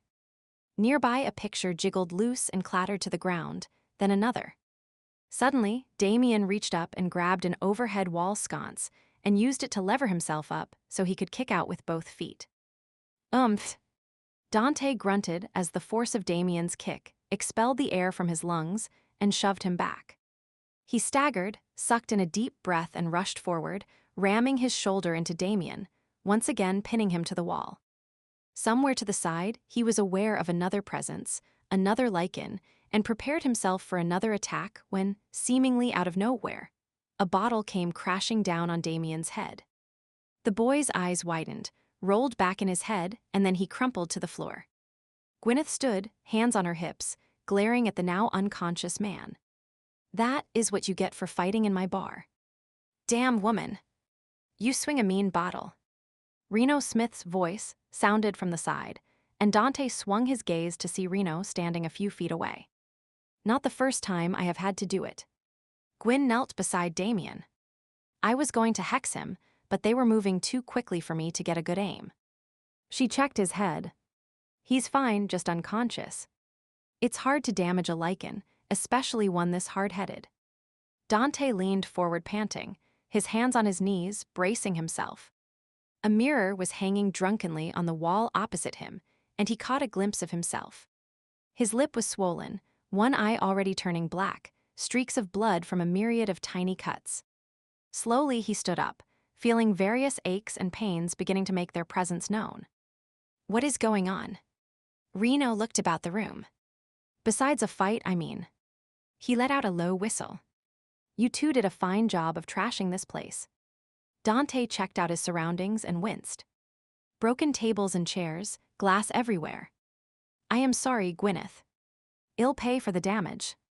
We'll discuss it later. I'll close the bar tonight, call Ruddy to organize a few staff to come in to clean. In the meantime, she nodded towards Damien, take him home. I'll be there soon, and we'll remove the curse. Curse? Reno inquired, looking bewildered. I'll explain on the way. Dante used the edge of his shirt to wipe his face. Here. Gwyneth moved to hand Dante a wine bottle and then stopped. No, you were all I do not want to hurt my son, while your son was clearly out for your blood. She shook her head and gave the bottle to Reno instead.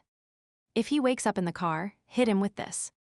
Sam opened the door of the pack house and gasped at the sight of Reno, and Dante dragging an unconscious Damien up the steps. Reno appeared fine, but the other two had definitely been in a fight. Take him upstairs to our bedroom. She shut the door and then hurried up the stairs behind them. What happened? Brandy appeared from the direction of the kitchen and followed them upstairs. I'd like to say we had an amicable father-son discussion, but I do not think you would believe me. Dante eased Damien's head down on the pillow and then stepped back to make room for Sam. When I arrived at Mystique, they were beating the crap out of each other, Reno added as he yanked off Damien's boot. Gwyneth put a stop to it before I could step in. I can guess how she stopped it. She gently felt the lump on Damien's head. Thank you for bringing him home. I do not know what is going on with him. It's like he's a changed man. Dante took a deep breath. Let me see if I can explain. Sam listened to the long and convoluted tale, taking the damp cloth Brandy gave her and wiping down Damien's face, then unbuttoning his shirt and loosening his belt so he would be more comfortable. And that is how we have come to this point. Dante finished his recount, looking weary. Quite the story of because and effect. Sam rubbed her hands over her stomach. Dante nodded. Gwyneth and Tomas set a cascade of events into motion that has lasted generations.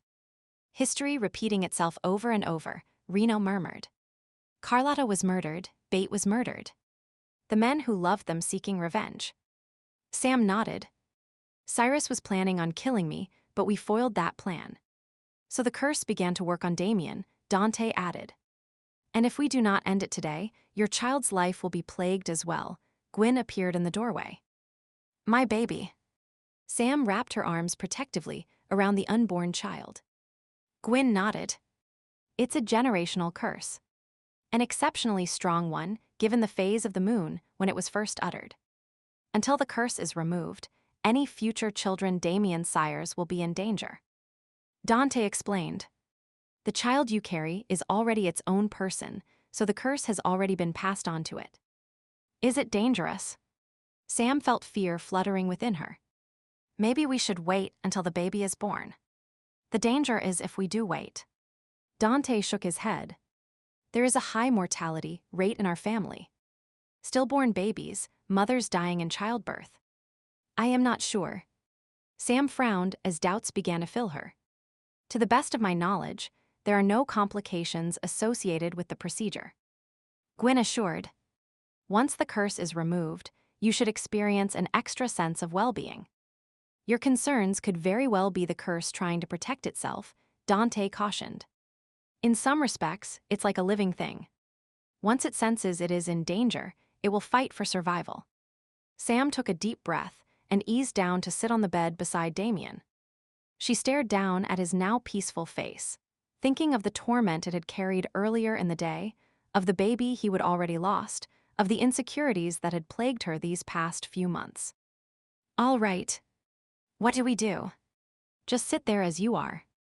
The rest of you step back, please." Gwyn lifted her arms, hands spread out towards where Damien lay. As she murmured the spell, a sense of power seemed to radiate from her like the warmth of the sun, filling the room with light and warmth.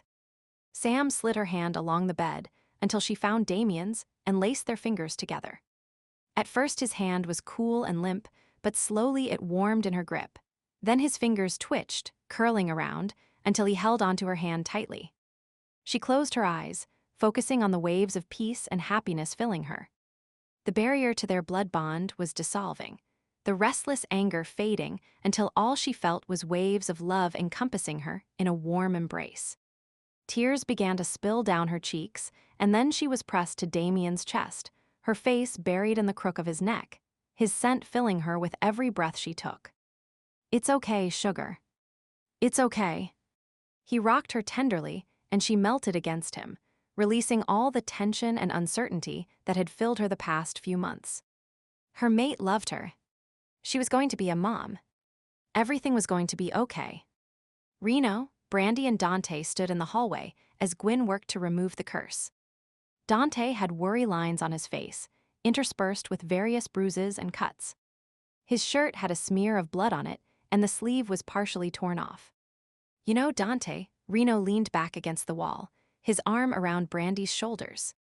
"Higgins talked to me a while back. Wanted me to bring you in once the malefic witch was dealt with. And..." Dante tensed. "I had my reservations.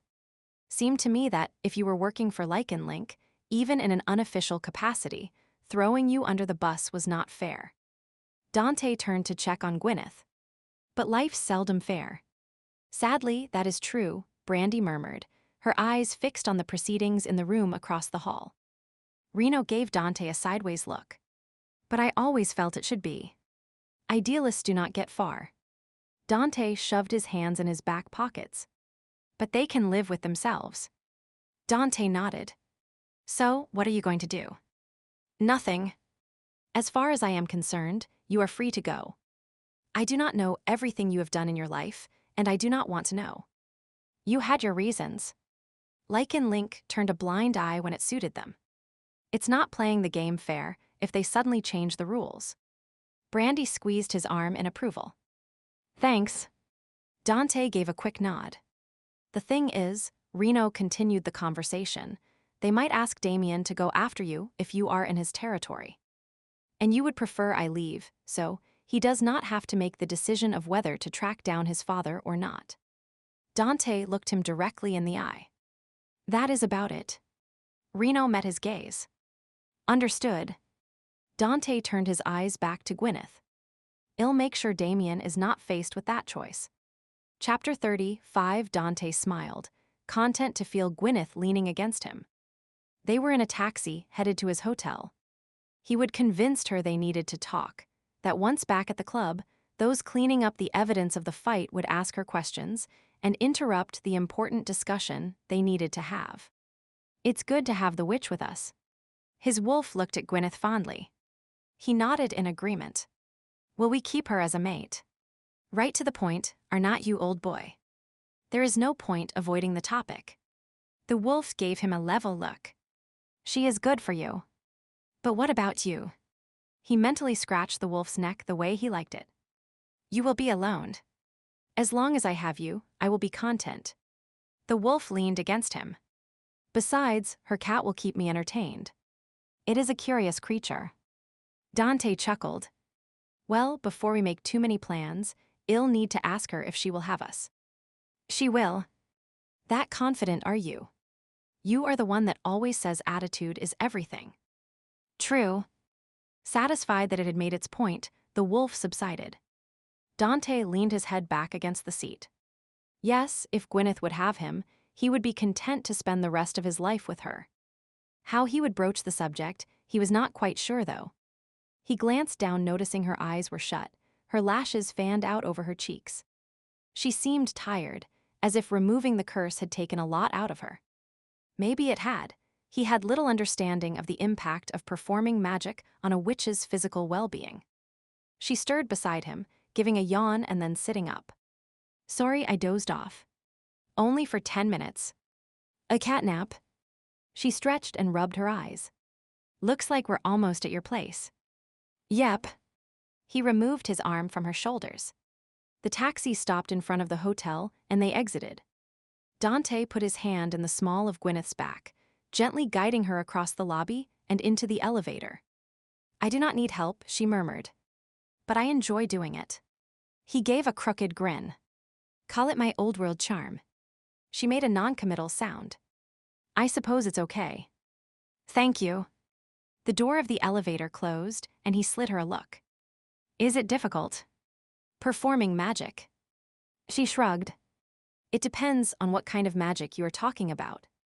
Boiling water, opening a door, that is nothing. But bigger tasks like removing that curse are harder. Yes.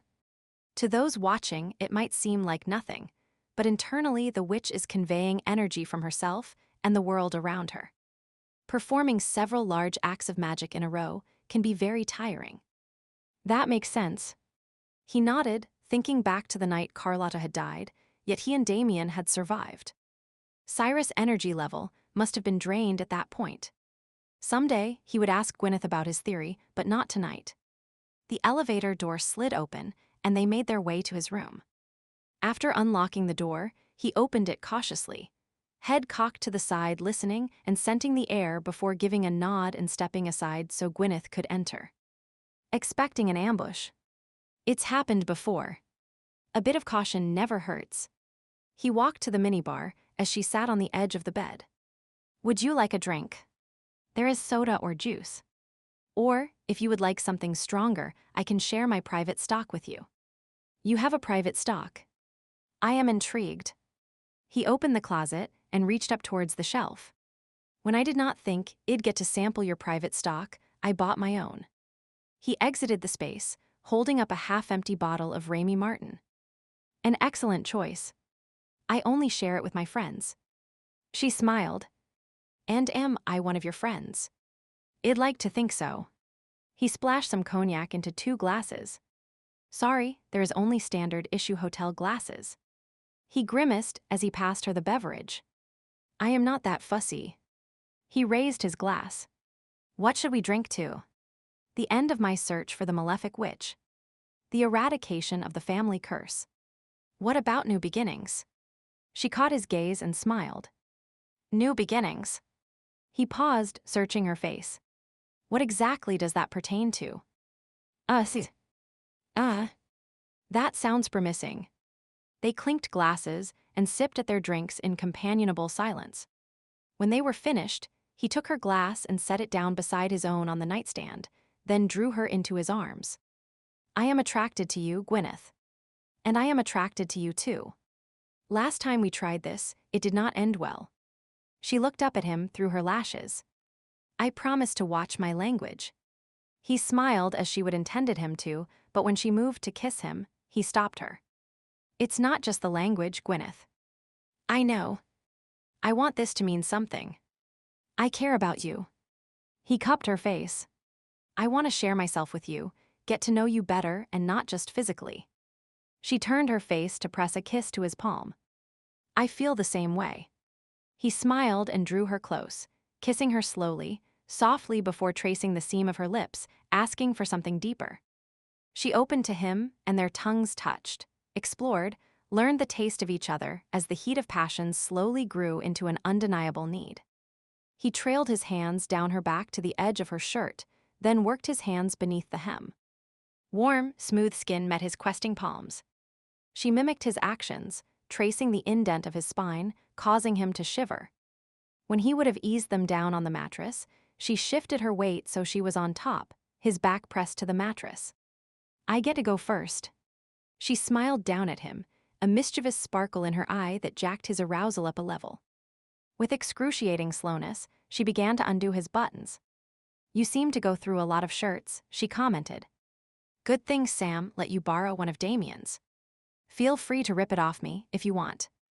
I doubt Damien will want it back after I have worn it. The dark humor made Gwyneth pause, her hands resting on his chest. He'll come around eventually. Perhaps.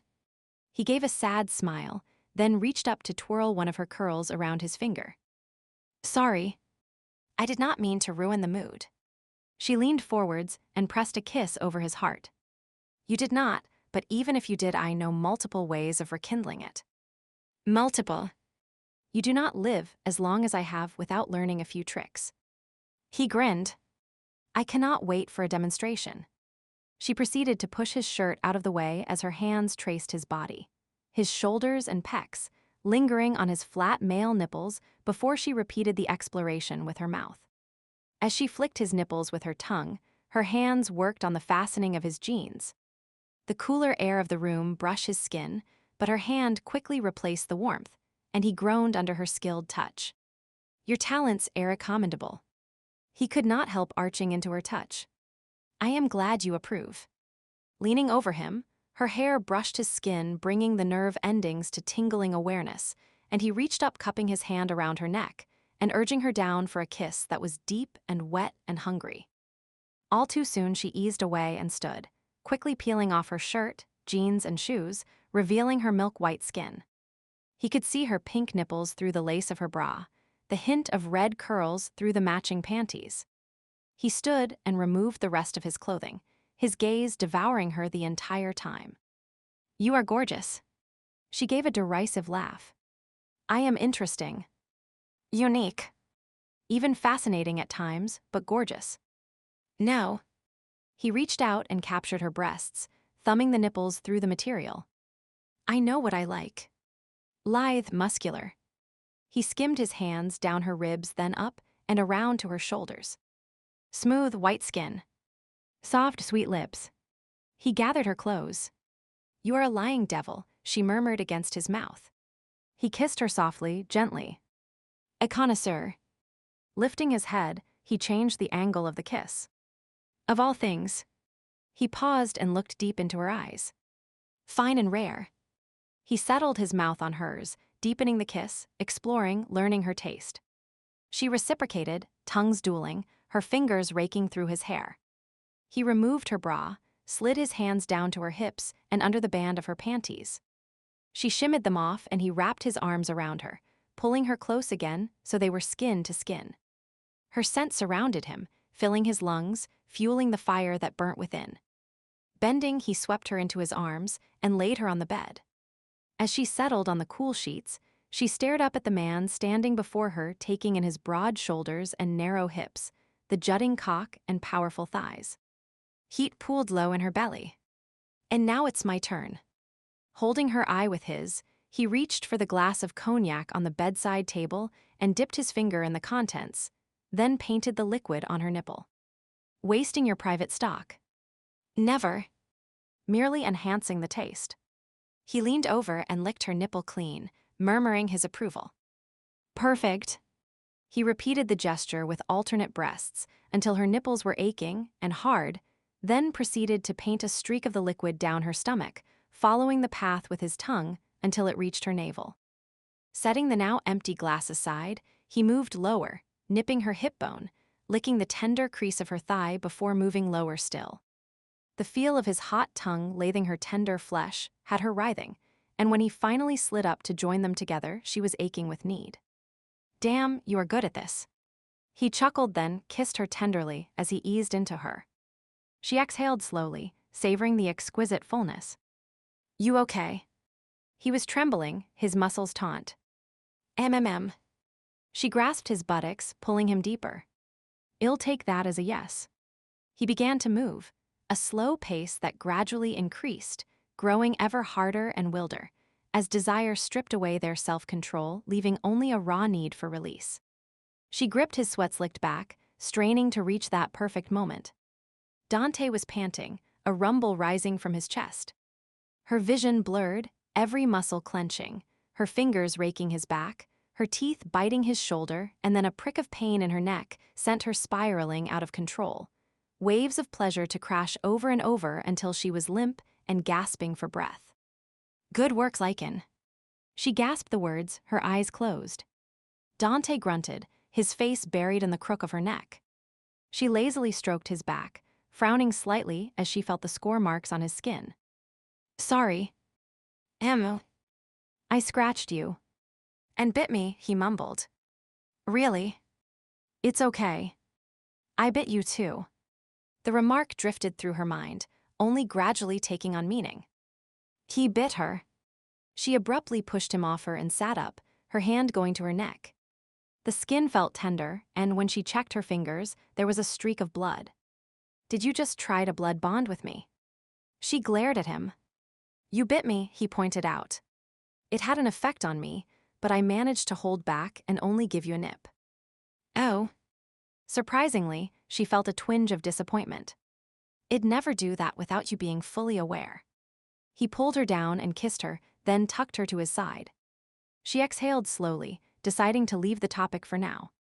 Dante's fingers were idly twirling strands of her hair, the gentle tugging sensation soothing. Who would have thought it would come to this? The sound of his voice, a mixture of husky and raspy, filled her with contentment. This. You and me. He rolled over and, propping himself up on his elbow, looked down at her. My many times over great-grandfather deceived you, your grandmother cursed my family, and now we have come full circle. Tomas was a bastard. She said the words without emotion. The pain of his betrayal had faded long ago. So am I at times. Must be in the genes. Must be. She reached up and brushed her knuckles over his cheek. He eased down and kissed her tenderly. That is what I like about you. You do not pull your punches.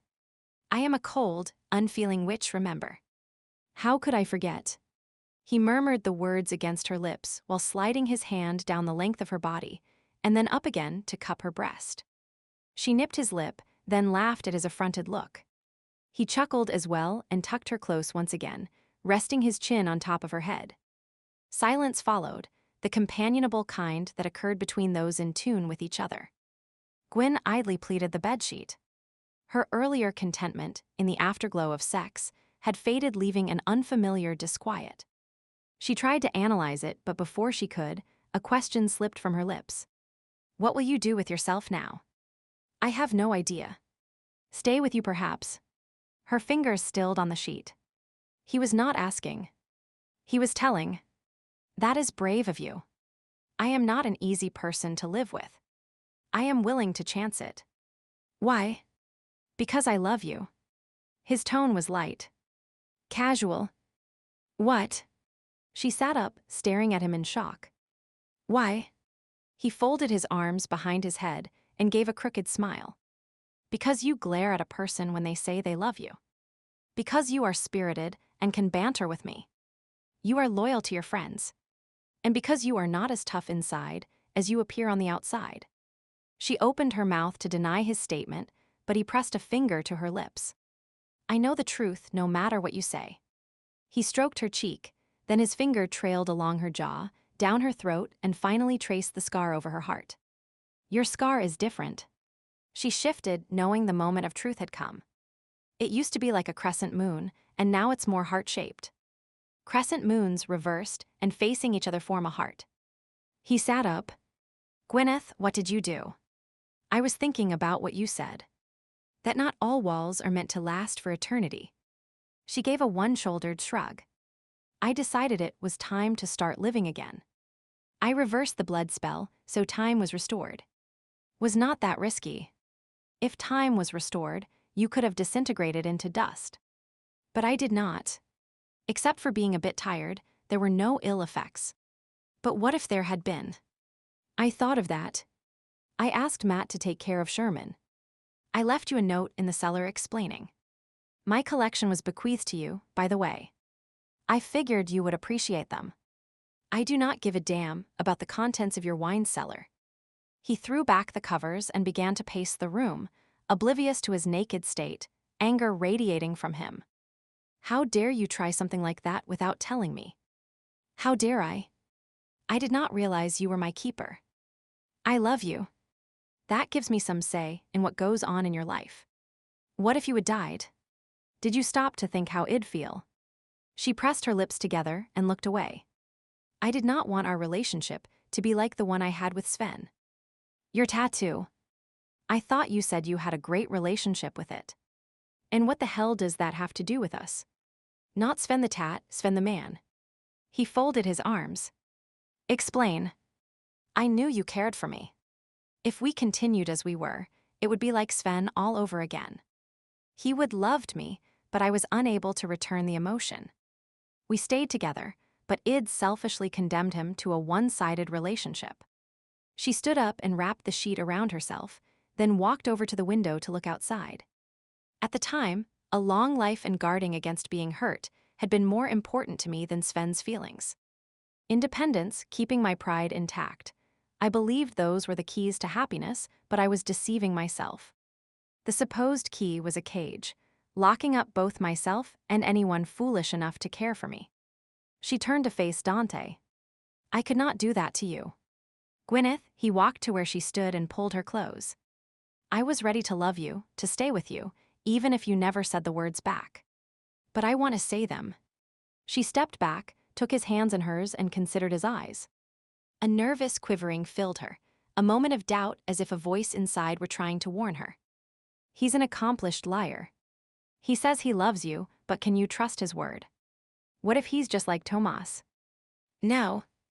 She shook her head. Dante was nothing like Tomas. She took a deep breath, then another. Her heart began to race.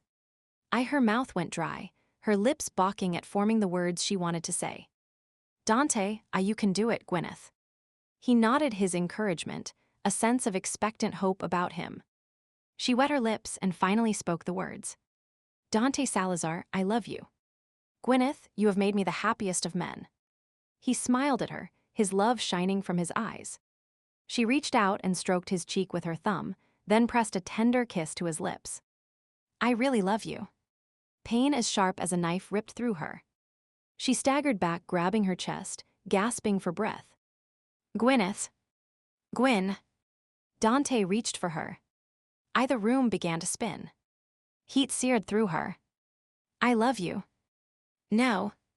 He grabbed her shoulders, but she could barely feel his touch through the agony that racked her body. She blinked, sweat beading on her brow and dripping into her eyes. I do. I love you. Her throat grew tight. No. Take it back. I do not care if you cannot love me back. I do not want to lose you. I cannot. Her legs gave out and she fell back on the bed. This should not be happening. She panted through the pain. I reversed the spell. Dante stared wildly about the room, his brow furrowed, then snapped his eyes back to her. The generational curse. You removed it from Damien and the baby, but you did not remove it from me. The curse. She would forgotten that. The voice in her head began to speak again. That is the only reason he said he loved you. He wanted the curse gone. It's another of his deceitful games. He did not love her. A wave of doubt washed over her, but it was too late now. Tears welled in her eyes, and she let them fall. It was too late for pride. Gwyneth. Remove the curse. Remove it now. He shook her, his voice rough, demanding. Let him suffer for his deceit, the voice urged. No, she loved him too much for that. But how to remove the curse? It was hard to think through the pain. I removed the curse once. She struggled to say the words, her lips not wanting to move, the voice in her head demanding she not speak. I removed the curse twice. Something warm and sticky seemed to be seeping from her chest. She tried to look to see if she was bleeding. Finish it, Gwyn. He was yelling at her now. Finish it. His anger hurt her more than the physical pain she now endured. Thrice she arched her back in agony. Gwyneth. You need to say all the words. His fingers bit into her flesh. I remove it. Her vision faded, darkness encroached. Be happy, Dante. She mumbled the words and then succumbed. Being dead was not as bad as she thought it would be. She lay on something soft. Someone was bathing her brow. Yeah, she could handle this. Grow old with me. The words tickled her ear and she frowned. Grow old with me, Gwyneth. She batted her hand, randomly, at the annoying voice that had disturbed her rest. She felt odd. Too hot. Was she in hell? It was a possibility, as she would certainly never been a candidate for heaven. Her mouth felt dry, and she swallowed with difficulty. I want a drink. A soft husky laugh sounded nearby. That is my girl. No romantic words or thanks for saving you. Just I want a drink. She forced her eyes open. Dante was sitting beside her. What are you talking about? I saved your life. The least you could do is give me a word of thanks. She pushed herself up into a sitting position. You did not save my life. I beg to differ. I gave up my life by admitting I loved you. She scowled. Stupidest move I have made in centuries. No. Forgetting to uncurse me was your stupidest move. My brain is working in low gear right now. Explain, please. When you said you loved me, you made me the happiest man on earth. However, because of the curse, I am not allowed to be happy. Your death would make me very unhappy, and so that is what began to happen. If you had not removed the curse in time, it would have killed you. Oh. Okay, that makes sense. She pushed herself up in bed, and then recalled the pain she would been experiencing. A glance downward revealed no blood, just the now heart-shaped scar. Dante rose to his feet and walked to the adjoining bathroom. She could hear running water, and a minute later he returned with a glass of water. Here. Thanks. She took a drink. You know, the craziest thoughts were running through my head when I was dying. What kind of thoughts? He sat down beside her. That you would lie to me. That you only said you loved me to get me to remove the curse. She looked up at him. That I should leave the curse on you so you would continue to suffer. It sounds like the curse talking, trying to save itself. It was very insistent. I could hardly think. Why did not you listen to it? Because she reached out and placed her hand on his chest. She paused, doing a quick mental check for any pain or weird voices. Everything seemed normal, so she continued. I love you, and I could not bear the thought of you continuing to live with the curse. You have lost so much already. You deserve some happiness now. You know, I was scared shitless. If something happened to you, I do not think I would want to continue on. He settled beside her on the bed and then pulled the covers up around them, cocooning them in warmth. For a while they lay like that, murmuring endearments, enjoying the simple pleasure of being near each other. Dante was drifting off to sleep when his phone rang. Grumbling, he rolled over and picked up the device from the bedside table, checking to see who the caller was. Smith. What is up? He listened for a minute. You do not say. Well, thanks for letting me know. He set the phone back on the table and folded his arms behind his head, smiling. What was that about? Gwyneth blinked at him sleepily. Smith was letting me know that a certain insurance policy I had just paid off. She pushed herself up on her elbow. Insurance policy. Yeah, the director of Lycan, Higgins, wanted Reno to bring me in and throw me in detention. When Reno checked his messages, he found one from Higgins retracting the request. And to everyone's shock, Higgins also abruptly handed in his resignation and left Lycan. That seems unusual. You would think he would stay until a replacement was found. You would think. And what does that have to do with insurance? Higgins was a bastard and sucked at his job. Ear might have had something to do with his leaving. Gwyn looked at him for a minute. Why do I suspect that you are a man of secrets with hidden depths? Because you are very perceptive. She laughed and brushed a stray lock of hair from his forehead. I think I am going to enjoy discovering your secrets and exploring my hidden depths. Do not forget those. He grinned at her. She leaned down to kiss him, her hand slipping below the covers. Oh, do not worry. I'll never forget your hidden depths. Epilogue. Gwyn adjusted the neckline of her dress and thought longingly for her standard jeans and tank top. You look beautiful. Dante stood behind her, staring at his bride-to-be in the mirror. Exactly how I imagined. She studied her image and had to concede it was a lovely gown. A period piece, the low-cut neckline was square and edged with brocade and beading, as were the long bell sleeves. A V-shaped corset hugged her figure, while the layered trailing skirt floated gracefully to the ground. It was cream and gold, as she would insisted white was totally inappropriate given her age. "It's a testament to how much I love you that I am going through with this," she groused. "I'll make sure you are properly rewarded for the sacrifice." He nuzzled her neck. Dante had insisted they were properly wed rather than just shacking up. Even the fact it would take several months to plan not deterring him. He would called in favors, twisted a few arms, and had managed to pull the affair together in only 3 months. The wedding was taking place at the Chicago Pack House, much to Camille's dismay. The Magissa had felt it was her place to coordinate the event. Thankfully, Dante had convinced her otherwise. "I have something for you." Dante spoke, drawing her attention back to the present. "What is that?" "Close your eyes." She gave him a wary look and then complied. Something cool touched her chest and then her neck. "Okay, you can look now." She opened her eyes and saw the black opal pendant he would given her for her birthday. "You kept it." Her eyes met his in the mirror. "Of course. It was meant for you." He pressed a kiss to her nape. "I have been fantasizing about seeing you wearing this. I cannot wait until you are lying in my bed with nothing else on except this opal." "Well, you will have to be patient."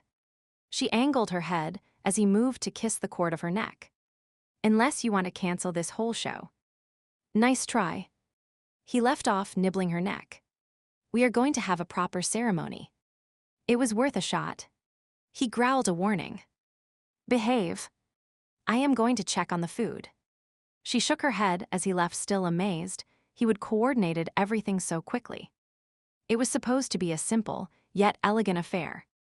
However, with the Chicago Pack, the staff of Club Mystique, some of the Coven members, Reno and Brandy all in attendance, the number of guests had swelled beyond the small gathering she would originally imagined.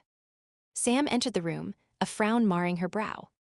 As the local alpha, she was going to help perform the ceremony.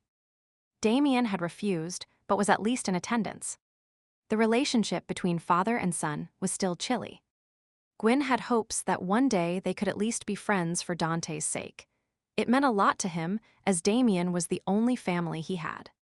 "Has Camille arrived yet?" Sam rubbed her belly absent-mindedly. "We have agreed to share the officiating, but we still need to hash out which ceremony will be done first." "I have not seen her yet." Gwyn held out her arm. "Sam, do not you think these sleeves will be in the way when you have to bind my wrist to Dante's?" "I'll work around it." Sam fingered the brocade edging on the sleeve. "This really is a lovely dress. As long as you do not have to wear it. Tina told me she thought it looked divine, and I am supposed to take lots of pictures of you in it." "Yes, she appreciates this kind of thing." Gwyn twitched the skirt. She and Stone are on an assignment of some sort, but hope to be done in time so they can be here for your pup's naming ceremony. "Right." Sam pursed her lips and frowned, then fixed her with a hard stare. "I have a question."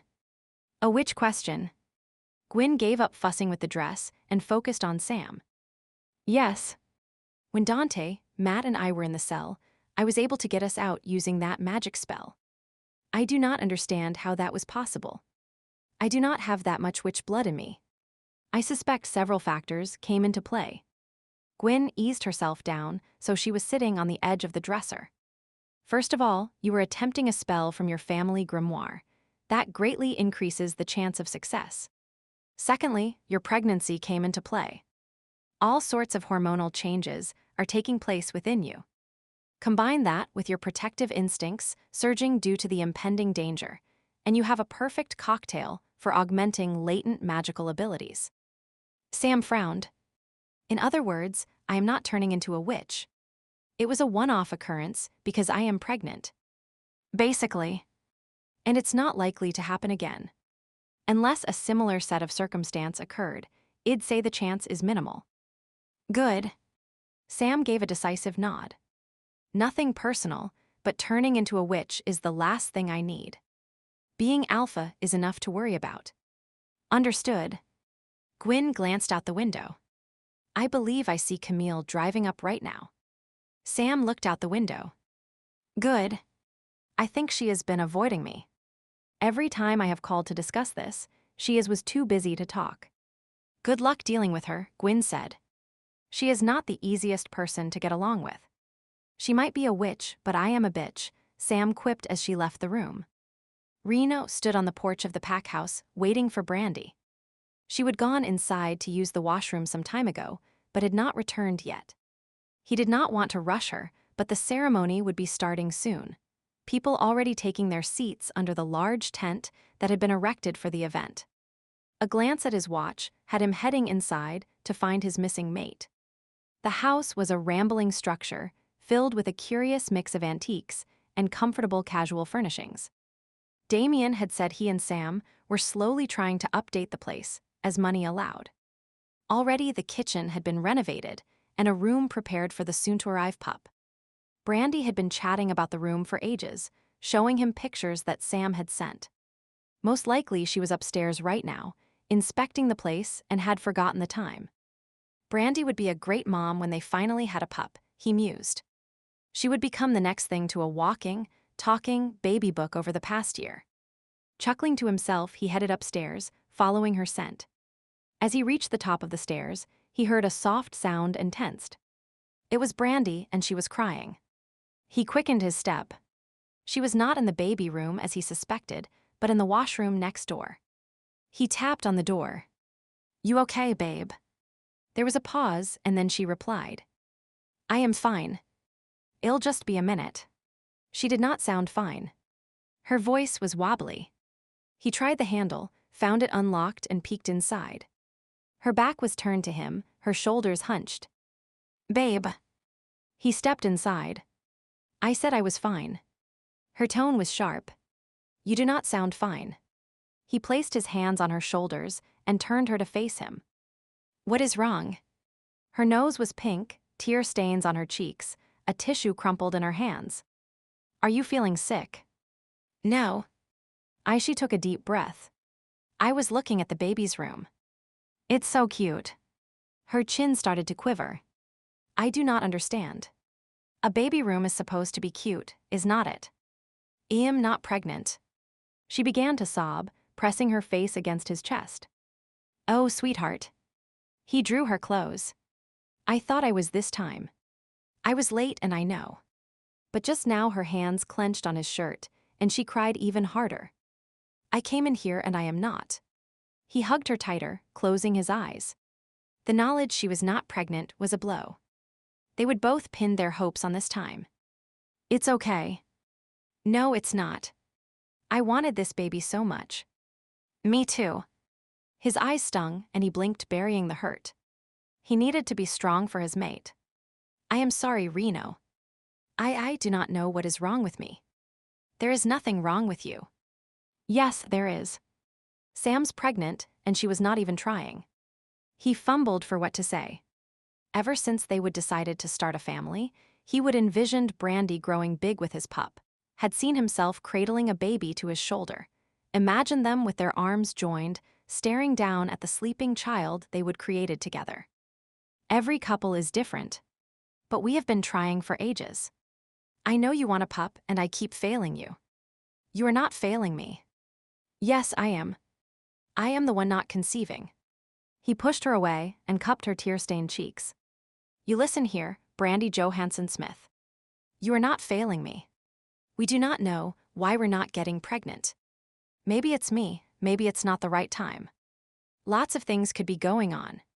She stared up at him, her lashes spiky, tears dripping down her face. I feel so awful, so empty. I know how much you want a baby. That was the hard part about a blood bond. The joy of the good times was magnified through shared emotions, but the sorrow was also intensified. He kissed her gently, his thumbs wiping the tears away. And I know how much you want one. What are we going to do? Well, talk to the doctors at Lycan Link.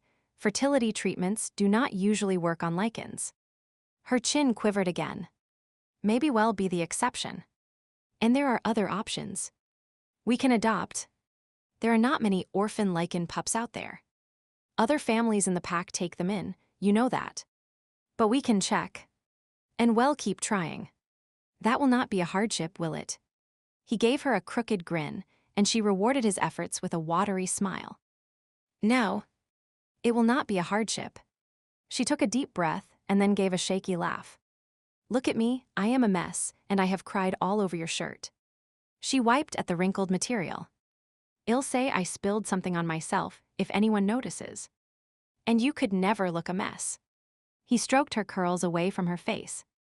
You are my beautiful, amazing mate, and I love you more than anything. Dante stared at the caterer. Roxy, what are you doing here? I am working. I hired a caterer, not a cleaning service. This is my new part-time job. The witch who runs the cleaning service is a cousin of the guy who runs this catering place. He hired me to help with the serving. She grinned. It's a great way to pick up bits of information and gossip, too. You would better not pick up any information here if you know what is good for you. Sure thing, Dante. I can keep my mouth shut, but her voice trailed off, and she looked at him expectantly. He folded his arms. Let me guess, you need the money. Got it in one. He stared at her for a moment, lips compressed, then took some money out of his pocket. Here. But not a single word about this ceremony, better reach the streets. If it does, it will not have come from me. My lips are sealed. She counted the money, then peeled a few bills off and handed them back to him. Here. This is your wedding present. Thanks. He stuffed the bills back in his pocket. Can I ask what you're doing with all this money you're collecting? Food bills, you have heard of those, right?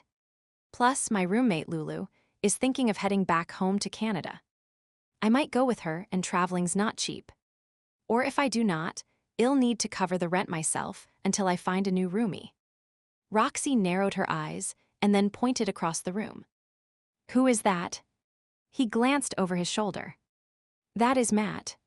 He's a bouncer at Club Mystique. Yum. Do you know if he's attached? Or I do not think so. Dante gave Roxy a considering look. Remember, you are here to work, not find your next roommate. Nothing wrong with multitasking, is there? She grinned and cracked her gum.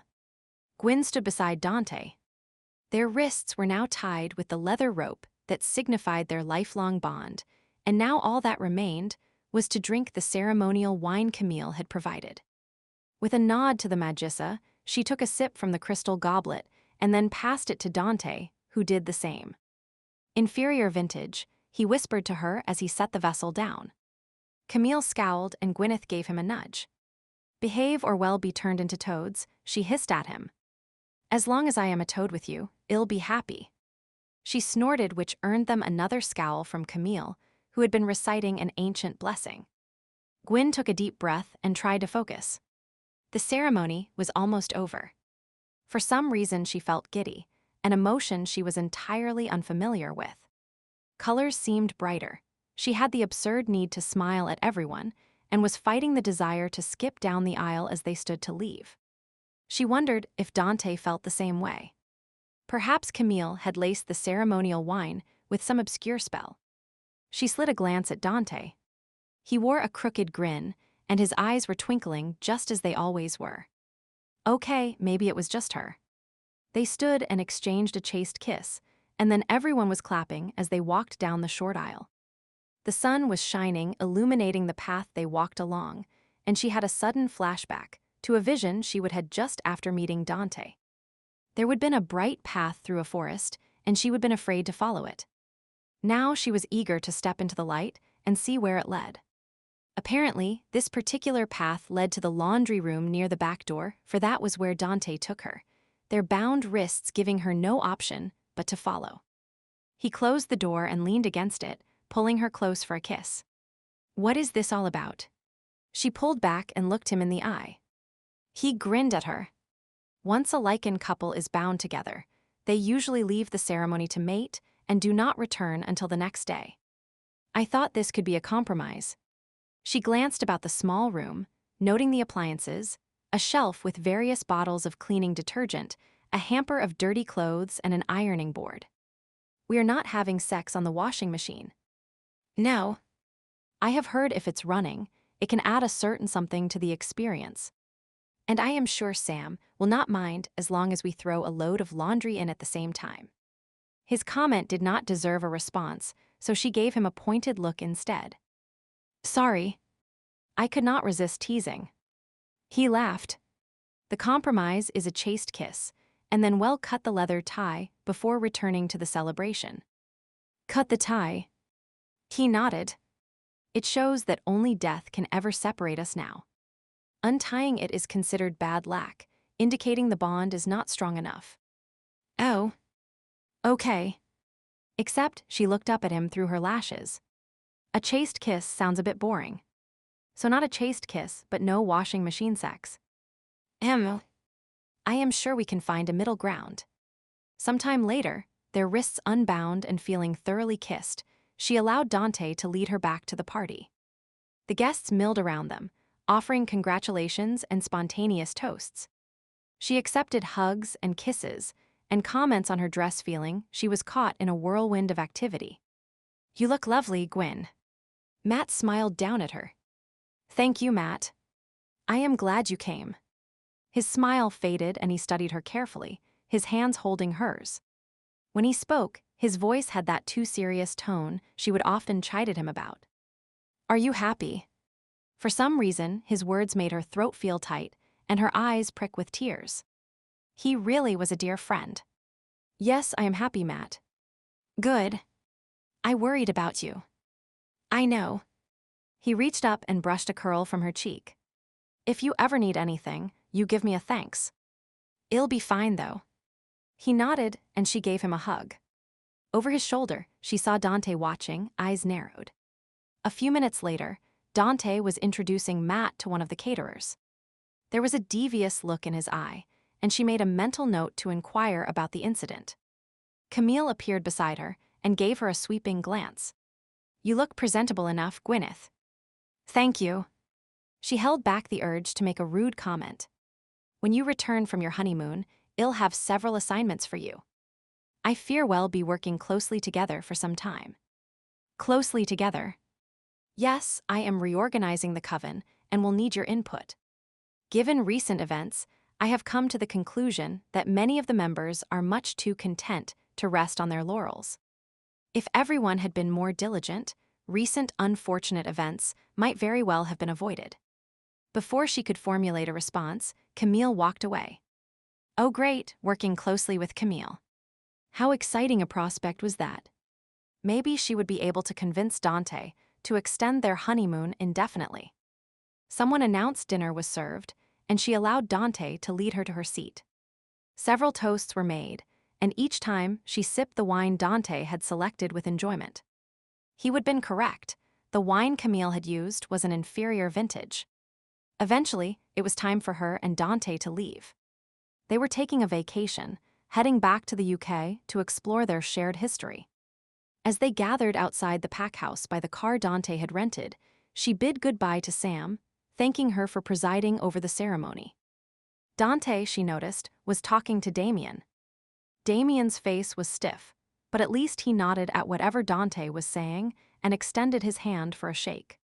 At the last minute, Dante pulled him in for a quick hug and then quickly turned away, his face a study of mixed emotions. However, by the time he was at her side, helping her into the car, he was smiling again. Ready to leave? Yes, I cannot wait to get out of this dress. He tucked her skirt into the car. You will have to wait a bit, he whispered in her ear. I intend to remove it very, very slowly. He shut the car door and hurried around to the driver's side. I thought you said you could not wait to see me naked, wearing only the opal. He frowned. I suppose I'll have to be patient then. But I am not a patient person. I promise I'll make it worth your while. You would better. She smiled and then winked. It never pays to deceive a witch. Thank you for listening to this audiobook. I hope you enjoyed the story.